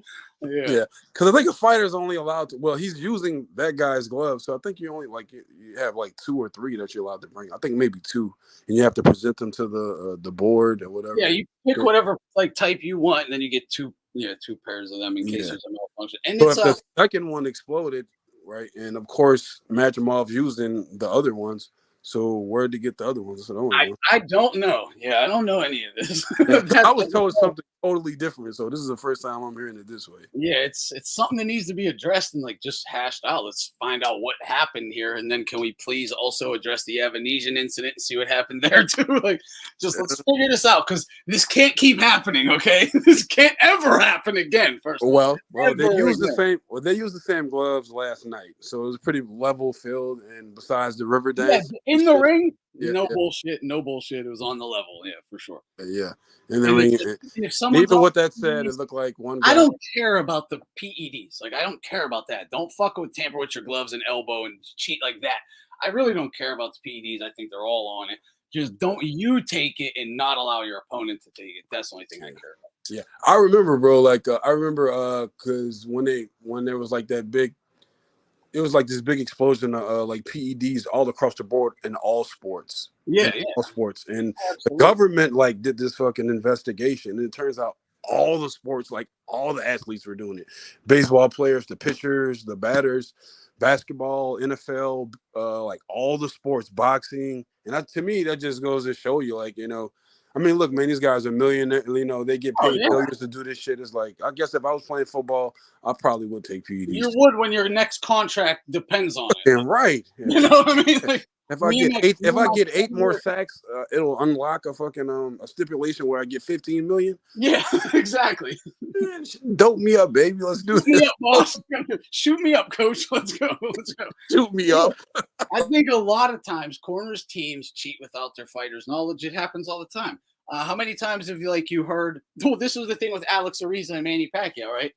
Alex Ariza, they say, was secretly giving Manny shit, and Manny didn't even know it. He put it in his shakes. And be like, here, buddy, take the shake I made, and it's full of all your peds, right? You're like, I'm clean as shit. What are you talking about? You know? Yeah, you don't realize, but Alex Reeves is dosing your ass. And you ask him, like, if you ask this guy, getting such great results out of you. You know what I mean? Like, you don't realize it, but yeah, it's happening. They're like, these are some strawberries you're putting in here. Holy shit. Exactly, man. Exactly. These fucking strawberries really get my heart going. I was like, man, what is this? What type of shake is this? Don't worry about it. Like, he looks you right in your eyes and say, don't worry about it. Like, I'm not worrying about it. I'm not saying anything after that. Exactly. Yeah, I'm not worrying about it. Yeah. Don't worry about it. Don't worry what's in it. Just drink it. Why would I worry about it? Just chug it, bro. Go ahead. Yeah, no one would care if there was a multiple times occurring. Well, the reason I cared the first time with Avanesian because it wasn't one glove; it was both of them. Like three gloves at minimum have had the same issue, and I've never seen this happen. It's been three. Okay, I thought it was two Thunder. It was the ones from last night and also the ones from before, right? Yeah, so the left glove and right glove. In the Avanesian fight, and then one of the gloves from last night. So three gloves altogether, but two fights, yeah. But Bud does have abnormally large hands. I've heard that. I don't know. No, it's not even hurt, bro. Just go look at it. You'll see. It looks like his hands don't fit his body. Like they're not. Like it doesn't. Like his hands are huge, like fat. Yeah. Big ass knuckles, and like just like big fat hands. It really doesn't. Why that has big fat hands? Huh?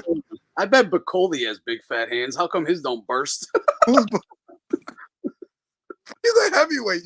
That's my point. They're wearing 10-ounce gloves, both of them, and his don't burst. Wait, because there's more glove. Like they're huge gloves. Yeah, they're the same size glove. They're both 10-ounce Grant gloves. They're the exact same glove. His don't burst. Tyson Fury's never bursted. Deontay Wilder's never bursted. Oh no,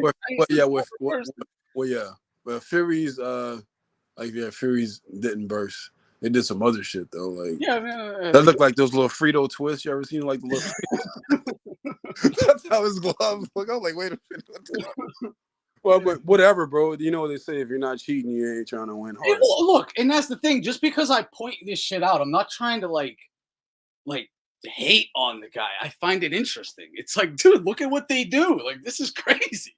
Like, they were really trying to, dude. Yeah, if you ain't cheating, you ain't trying. When there's a Canelo payday. There is a $30 million Canelo payday relying on you winning tonight. I'm sorry. I'm putting brass knuckles in my gloves if I can. Fuck brass knuckles. I'm putting the Freddy Krueger glove on. For real, stabbed in the file it down. I'm gonna file every time I punch you, fucking knives are coming through my gloves. But nah, but I don't know, bro. I'm not gonna sit here and say that this guy cheated. I'm not gonna say that he did something to his gloves. I'm not gonna. Well, as far as him, I will say I don't know either. I don't know for sure. I don't know if Manny Pacquiao really. I don't think Manny Pacquiao really. I don't know. I give these guys the benefit of the doubt. But Canelo did if you pop dirty, you pop fucking dirty. That's different, bro. I just look at it like. Can we just talk about this? Like, what happened to the glove, Terence? Explain. Just because if there's a logical explanation, just give it to me, and I'll be like, oh, okay, makes sense.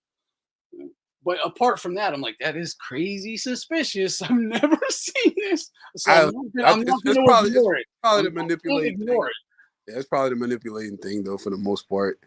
But I think that's why fighters choose horsehairs on purpose. They do that on purpose because it's called a puncher's glove. The Grant glove is called a puncher's glove, and that's why it's called that because they're horsehair. So Canelo was cleared. It was food contamination. See what I mean? Like if it's your favorite fighter, just like Bud is one of my favorite fighters, and Manny's one of my favorite fighters. Like I will be like, nah, I don't think he took that. He could jump up from 115. Nah, it's no problem. Like it's from 115 to 154. Are you kidding me? Nah. I look at it like this. Like, okay, I'm sure he was on something. but so was everyone else, and they couldn't do what Manny did, though. Right, exactly. That's my whole Barry Bonds thing. If he was, why couldn't you guys do it? You were all on shit too. De La Hoya, Dane, Floyd, Roy Jones, guys, Roy, all the guys from then, they're all on it. They're all on it now. Why ain't they still doing it? They still can't equal what he did. Who was the guy that Oscar fought? Because I remember Trinidad beat him too, but the young guy, he was at the fight. Fernando Vargas, yeah. Oscar fought Fernando Vargas, even though he knew that Fernando Vargas had failed the steroid test. He popped dirty for steroids. Oscar fought him anyway. And he was and beat him. For Vargas, that was the Vargas was one of my favorite fighters back then. The second I saw him with his shirt off, I said, "Oh, he's on the juice." Instantly, I knew it then before he ever popped. Well, I mean, come on, bro. They're taking from me as Afro Latino. Like, if you see like a white Latino guy and he's just like shredded, like most Mexicans are not shredded like that. Like, you know, it's yeah. Vargas wasn't. He would have like a light layer of pudge over him. Yeah. Oh, he had a soft stomach. Yeah. Bitch tits a little bit. Yeah. Yep. And then all of a sudden, you could see the striations in his chest. His abs were shredded. The same thing happened with James. The same thing happened with James Toney when he goes up to heavyweight. I think it's maybe Holyfield. Yeah, when Holyfield. Like, yeah, he looks like a bodybuilder. I was like, where was this guy? 10 years. 54 at 160. What the fuck was this guy? Like, was it James Toney? Yeah, James Toney. Yeah.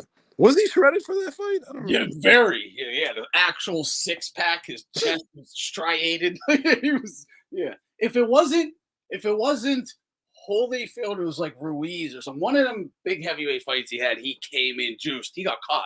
He got caught, but he was juiced, shredded. He looked great. He said juiced, shredded. Yeah, that's right. Anyone remember what fight it was? What fight he got caught in, though? He got caught for it. Yeah. I don't think he got caught for the Holyfield fight though, but I know something happened to where like James Toney pretty much was like blackballed to where he was like, you know, nobody really wouldn't touch him after a while. Before the fight with De La Hoya, Fernando Vargas went on ESPN during an interview, ripped his shirt off and said, "When have you seen a Mexican built like this?" I didn't know that happened. That happened. I don't remember that either. That's awesome though. Well, see, that proves my point right there. Yeah. No, everyone knew it was odd, especially if you were a fan of Vargas. You knew his build. Like, this ain't you, my man. This ain't you. Definitely. But Fernando did a lot at a young age, though. Oh yeah. He took on challenges that the young fighters don't do these days. But Fernando, that's why we loved them. Yep. Winky Wright as well, I believe he fought. Like, he fought a lot of motherfuckers, man. Yeah, definitely. James Toney came in looking foreign and sloppy, tested positive versus Holyfield. Okay, well, he wasn't sloppy in the one fight. He was fucking diesel. Crazy diesel. Maybe Sam Peter or Ruiz. He fight Ruiz, right? I don't know. I'll have to find it. He got caught for the Holyfield. He did get caught in that fight. He didn't look good in that fight. Yeah, you see what I mean? Like, I'm looking at your chat now. One guy is like talking about Fury used to flick his jab. That's why it looked like that. I get it, but he was like, "There's no proof that his hand was not in the glove." I'm like, "Well, nah, but there is some proof because there's pictures of his hand not being in the glove." Like, so like there's like it like I've looked into this, right? I don't like his hand I would never put anything past the fucking gypsies. Okay, just say that right now. But when it comes to those the gloves, how he does flick it, I was always wondering, like, as the fight progressed, it got more like floppy. Like, is it from fucking, like, because, you know, you box, your gloves get wet, they get sweaty. Yeah. If it's like a big guy, it's a lot of flesh, a lot of surface area of sweat. I don't know. Maybe the glove's getting heavy. He's flicking it. It's pulling further and further down his hand. All right, but you ever like remember when, like, I don't know, I think it's one of his trainers, it was like a young guy, it was a trainer, but I think he fired him. But remember, like, he was like standing on the end of the apron and he was like pulling the glove, like someone like pulling it off of his hand a little bit. I know what you're talking about. I can't remember it clearly, but I do know what you're talking about. It wasn't the end of the fight. Like, it was. No, yeah, I know. I know what you're talking about. But I think I get why they do it. I don't think it's so much just so, like, you know, his punches could be harder. I think also it adds inches to your reach as well. Yeah, that's that's Easy way to little score points or whatever. Apparently, it's an old crunk gym trick where they wrap it loose so you can use your palm. Yeah, I heard about that too as well. I have to look up to that. I have to look into that. Yeah, you kind of punch them with your palm a little bit. Yeah, palm strike. Yeah. I would imagine that shit would hurt after a few rounds. Like, oh yeah, bro. Because yeah, I mean that's a strike in like karate, a palm strike, a palm heel. And they use it in like pancrase because in pancrase you can't punch with a closed fist, so they like fucking palm strike each other, and they can knock each other out. Yeah. I don't know, man, but like there's tons of controversy in boxing. Of course, boxing is probably one of the most crooked sports ever, but I still love it. I mean, it's well documented that it's a very shady sport. Yeah. Like there's government records of all, like there's government records of like all type of lawsuits for like all the sanctioning bodies. Like the IBF, the reason why the IBF always has their number 1 and number 2 blank now is because of something that happened where I think Bob Arum pretty much snitched them out to the government because there's a good documentary on YouTube about their whole case. Yeah, the IBF. That's why there's but there's I mean that's just a part of it, right? Because I mean there's not many sports where there's like multiple sanctioning bodies. Like there's not the NFL and then like other stuff that's considered, that's a part. Yeah, like the NFL is the NFL and that's that. What I like about boxing is like throughout the history of the sport, this has been the thing. In the 40s, they'd be like, yeah, they cheated in the 20s and 30s, but not anymore. We're past that. Then in the 70s, they'd be like, hey, in the 50s and 60s, they did that stuff, but we're done. We're past that. They make too much money now. And then the 80s and 90s, well, in the 60s and 70s, go back a couple of decades. Just it's always not now. They did that 10 years ago, not now though. And then 20 years later, like they did that back then, not now though. Starting to seem like they never stopped doing it. They never did, never ever. It's obviously all still happening. And in 10 years, you're going to be saying, man, 10 years ago, they still did it. Not now, though. Not now, right? Like at like the old boxing like footage and shit. You see some of those fights.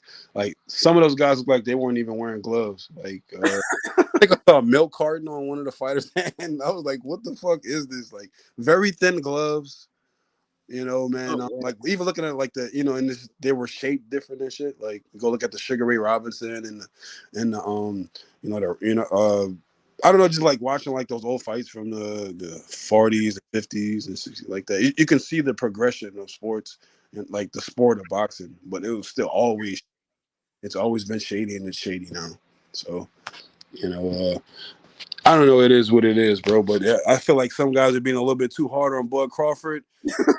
Being a little bit too hard. Like, I'm not trying to defend him, but I'm like, come on, man. This is boxing. What are we talking about here? I mean, it is what it is. People look at it like, I know the sentiment very well.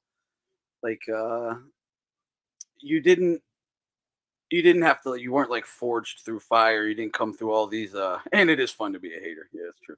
There's that's true. It's fun to be a hater, really. But there's also like valid criticisms, like, and people will take the valid ones and have fun with them. Exactly. Mix it up with a little bit of hate. Hey, yeah, exactly. For sure. It's slightly compromised a little bit, but that's all right. There's still some truth in there, sprinkled some fucking way. Yeah, definitely. But yeah, man, I appreciate you letting me on your chat, man. Cool. Anytime, bro. Appreciate that a lot. You guys gonna watch Game of Thrones tonight or some shit? Like it's supposed to be coming on soon.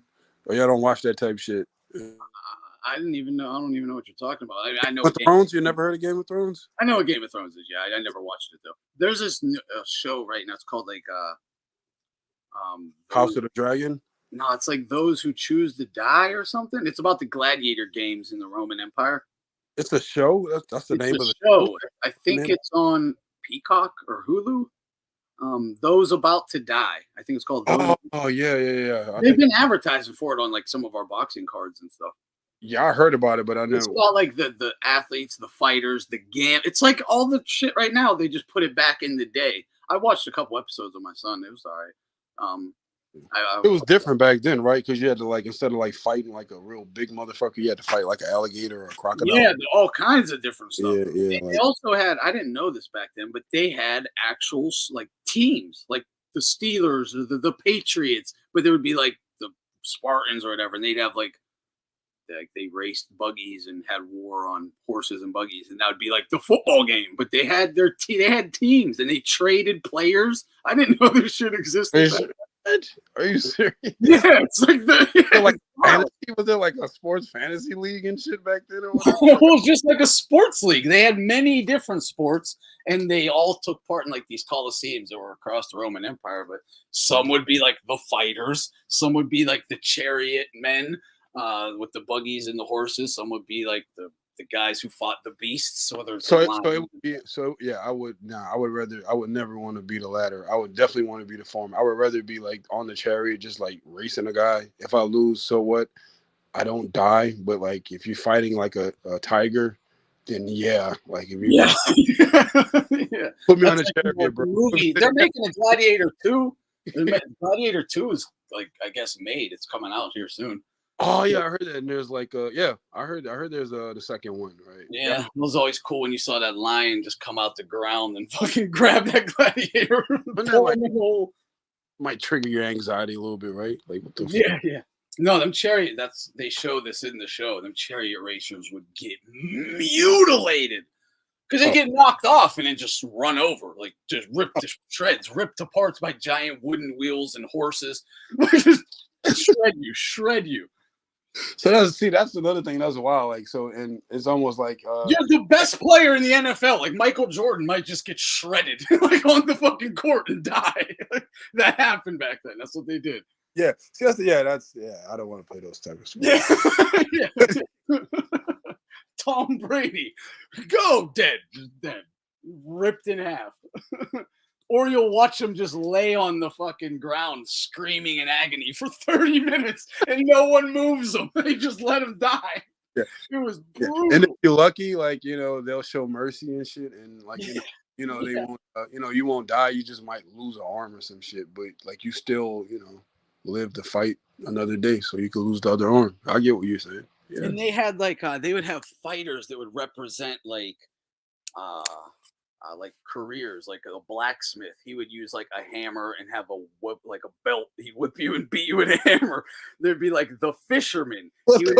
He would have a spear and a net. Like he'd throw a net on you and spear you. Like, and they would represent the individual like careers or whatever, the jobs. It was bro. I'd rather be a salesman or some shit back then. Like I would rather just like I know, right? I'd be a food truck, whatever was equivalent to a food truck guy over there. Like back then, I would hang out outside the Coliseum talking to chicks all day. Right, yeah, man. Hey, baby, want a free popsicle? Whatever, bro. Just not that, man. So sports back then, you die. That's not cool. That's not sports to me. Like either you win or you die. Like that's wild. Ice shavings. Got flavored ice shavings. Was there ice back then? I doubt it. No, I don't think so. No, not there. Not there. Not that I know. No electricity, no nothing. Yeah, fuck. No. Dirt. A lot of dirt. That's all. A lot of dust. Oh man, but that's one actually. Like as far as all my traveling, that's one place that I wanted to go that I still have not gone. I've not been to the Roman Coliseum. Yes. Been there, yeah. Have you been there before? No, I had the chance twice. I was scared to fly at the time and turned it down both times. Family would have paid for it. And I was too fucking pussy. Yeah, you scared of flying, man? I used to be. Yeah. Yeah, like movies like Final Destination don't make you feel real good about La Bamba terrified me as a kid. La Bamba, that's what did it. That's honestly what did it. Yeah. Richie Valens being like, I know I'm gonna die, and then he dies, and I'm like, yeah, I feel like I'm gonna die too. I'm just never getting in. I'm never doing that. I'm never being Richie Valens. I'm not doing it. There's so much of the world to see that you can't drive to. I risked it for my kid. It was the only reason I did it. He got me. He's like, I'm fucking going. He was going to Vegas. So I was like, motherfucker. Because you have to remember, bro, like, because you're to your child, like, just like with my child, to your child, you are like the greatest human being ever. You are his superhero. You are his everything. No, you can't be scared to fly. Like, that's no, I'm definitely not. The funny thing is, Once I got in, I wasn't like worried at all. It felt super safe. Hell yeah! On the way back, it was from Vegas back. It was turbulence the whole time. Oh, bro, I've had some. I was like, this dude. I wasn't worried. I was still relaxed. I was like, he ain't going down. He knows what he's doing. Yeah. Meanwhile, he's probably in the fucking. Yeah, he's probably shitting himself. Knocking back vodka shots. Karen, you gotta go give me another double. Hurry up. Well, nah, bro, that is true though. Most pilots have a very pleasant voice. I guess they like, I don't know, like they study or they study to have that nice calming voice or whatever. But pilots really, no matter if it's turbulence or not, like they kind of they deliver the bad news in a good way. So, but nah, man, but definitely, bro, you can't let your kid. You have to be the superhero to your kid. Oh, absolutely. Until he gets old enough to realize, man, this motherfucker is not. Yeah, let him. He can realize that on his own. Every kid will eventually. Yeah. That's fine, right? Like, yeah, but it's got to happen. Like, it's got to be natural. Yeah. He can't be 12. He can't be 12. Like, my dad's a bitch. You can't be like, yo, Ted, clean your fucking room, bro. All right, I'm serious this time. And your son's like, fuck you. You scared to fly, you bitch. Kicks the door shut in your face and just turns the music up or something. Right. Yeah, like, no way. No. I think the worst thing is like getting your ass kicked in front of your son. I think there's no redemption to that. Yeah. He'll always bring it up no matter what.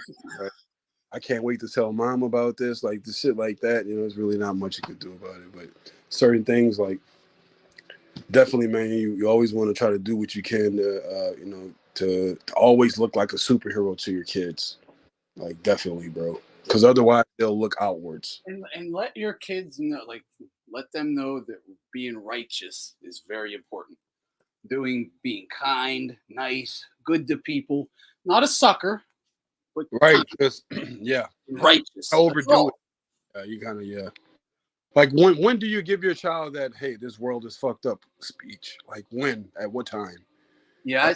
At what time? At what point do you tell your son and your daughter, like, hey, listen, I raised you guys to be this way or that way, but to show respect. But here's a cutoff limit. There's a cutoff limit. I'm there now. Oh, yeah. Yeah. Sorry, he's 19 now. I've started already, probably like 18ish, but gradually, obviously, because you don't want him going fucking being a psychopath or something. But you got to let them know, like, yeah, you can't be a sucker. You can't let people use you or whatever. Like, okay, son, here's a corn knife, and I want you to always, yeah, exactly. Always travel with this. Always keep this by your side. Stab, turn, right? Stab, twist. Twist, all right? Yeah. White boys. Jesus Christ, you guys. All right, I got to get out of here. 9 o'clock. Good stream though. Glad you jumped on the Destro. Appreciate it. On more often. Yeah, thanks, man. I appreciate that. And shout out to Destro, the only man that really talked back to King Cobra and put him in his place. All right, Yep. All right, yeah. See you guys. Tally, Quags, Sober, Jay, Hashface. What up, Hashface? Hawker, salute, bro. Oh, I'd like to know who you thought won, Hawker. Yeah, no doubt. Tally, Teddy Bear, salute.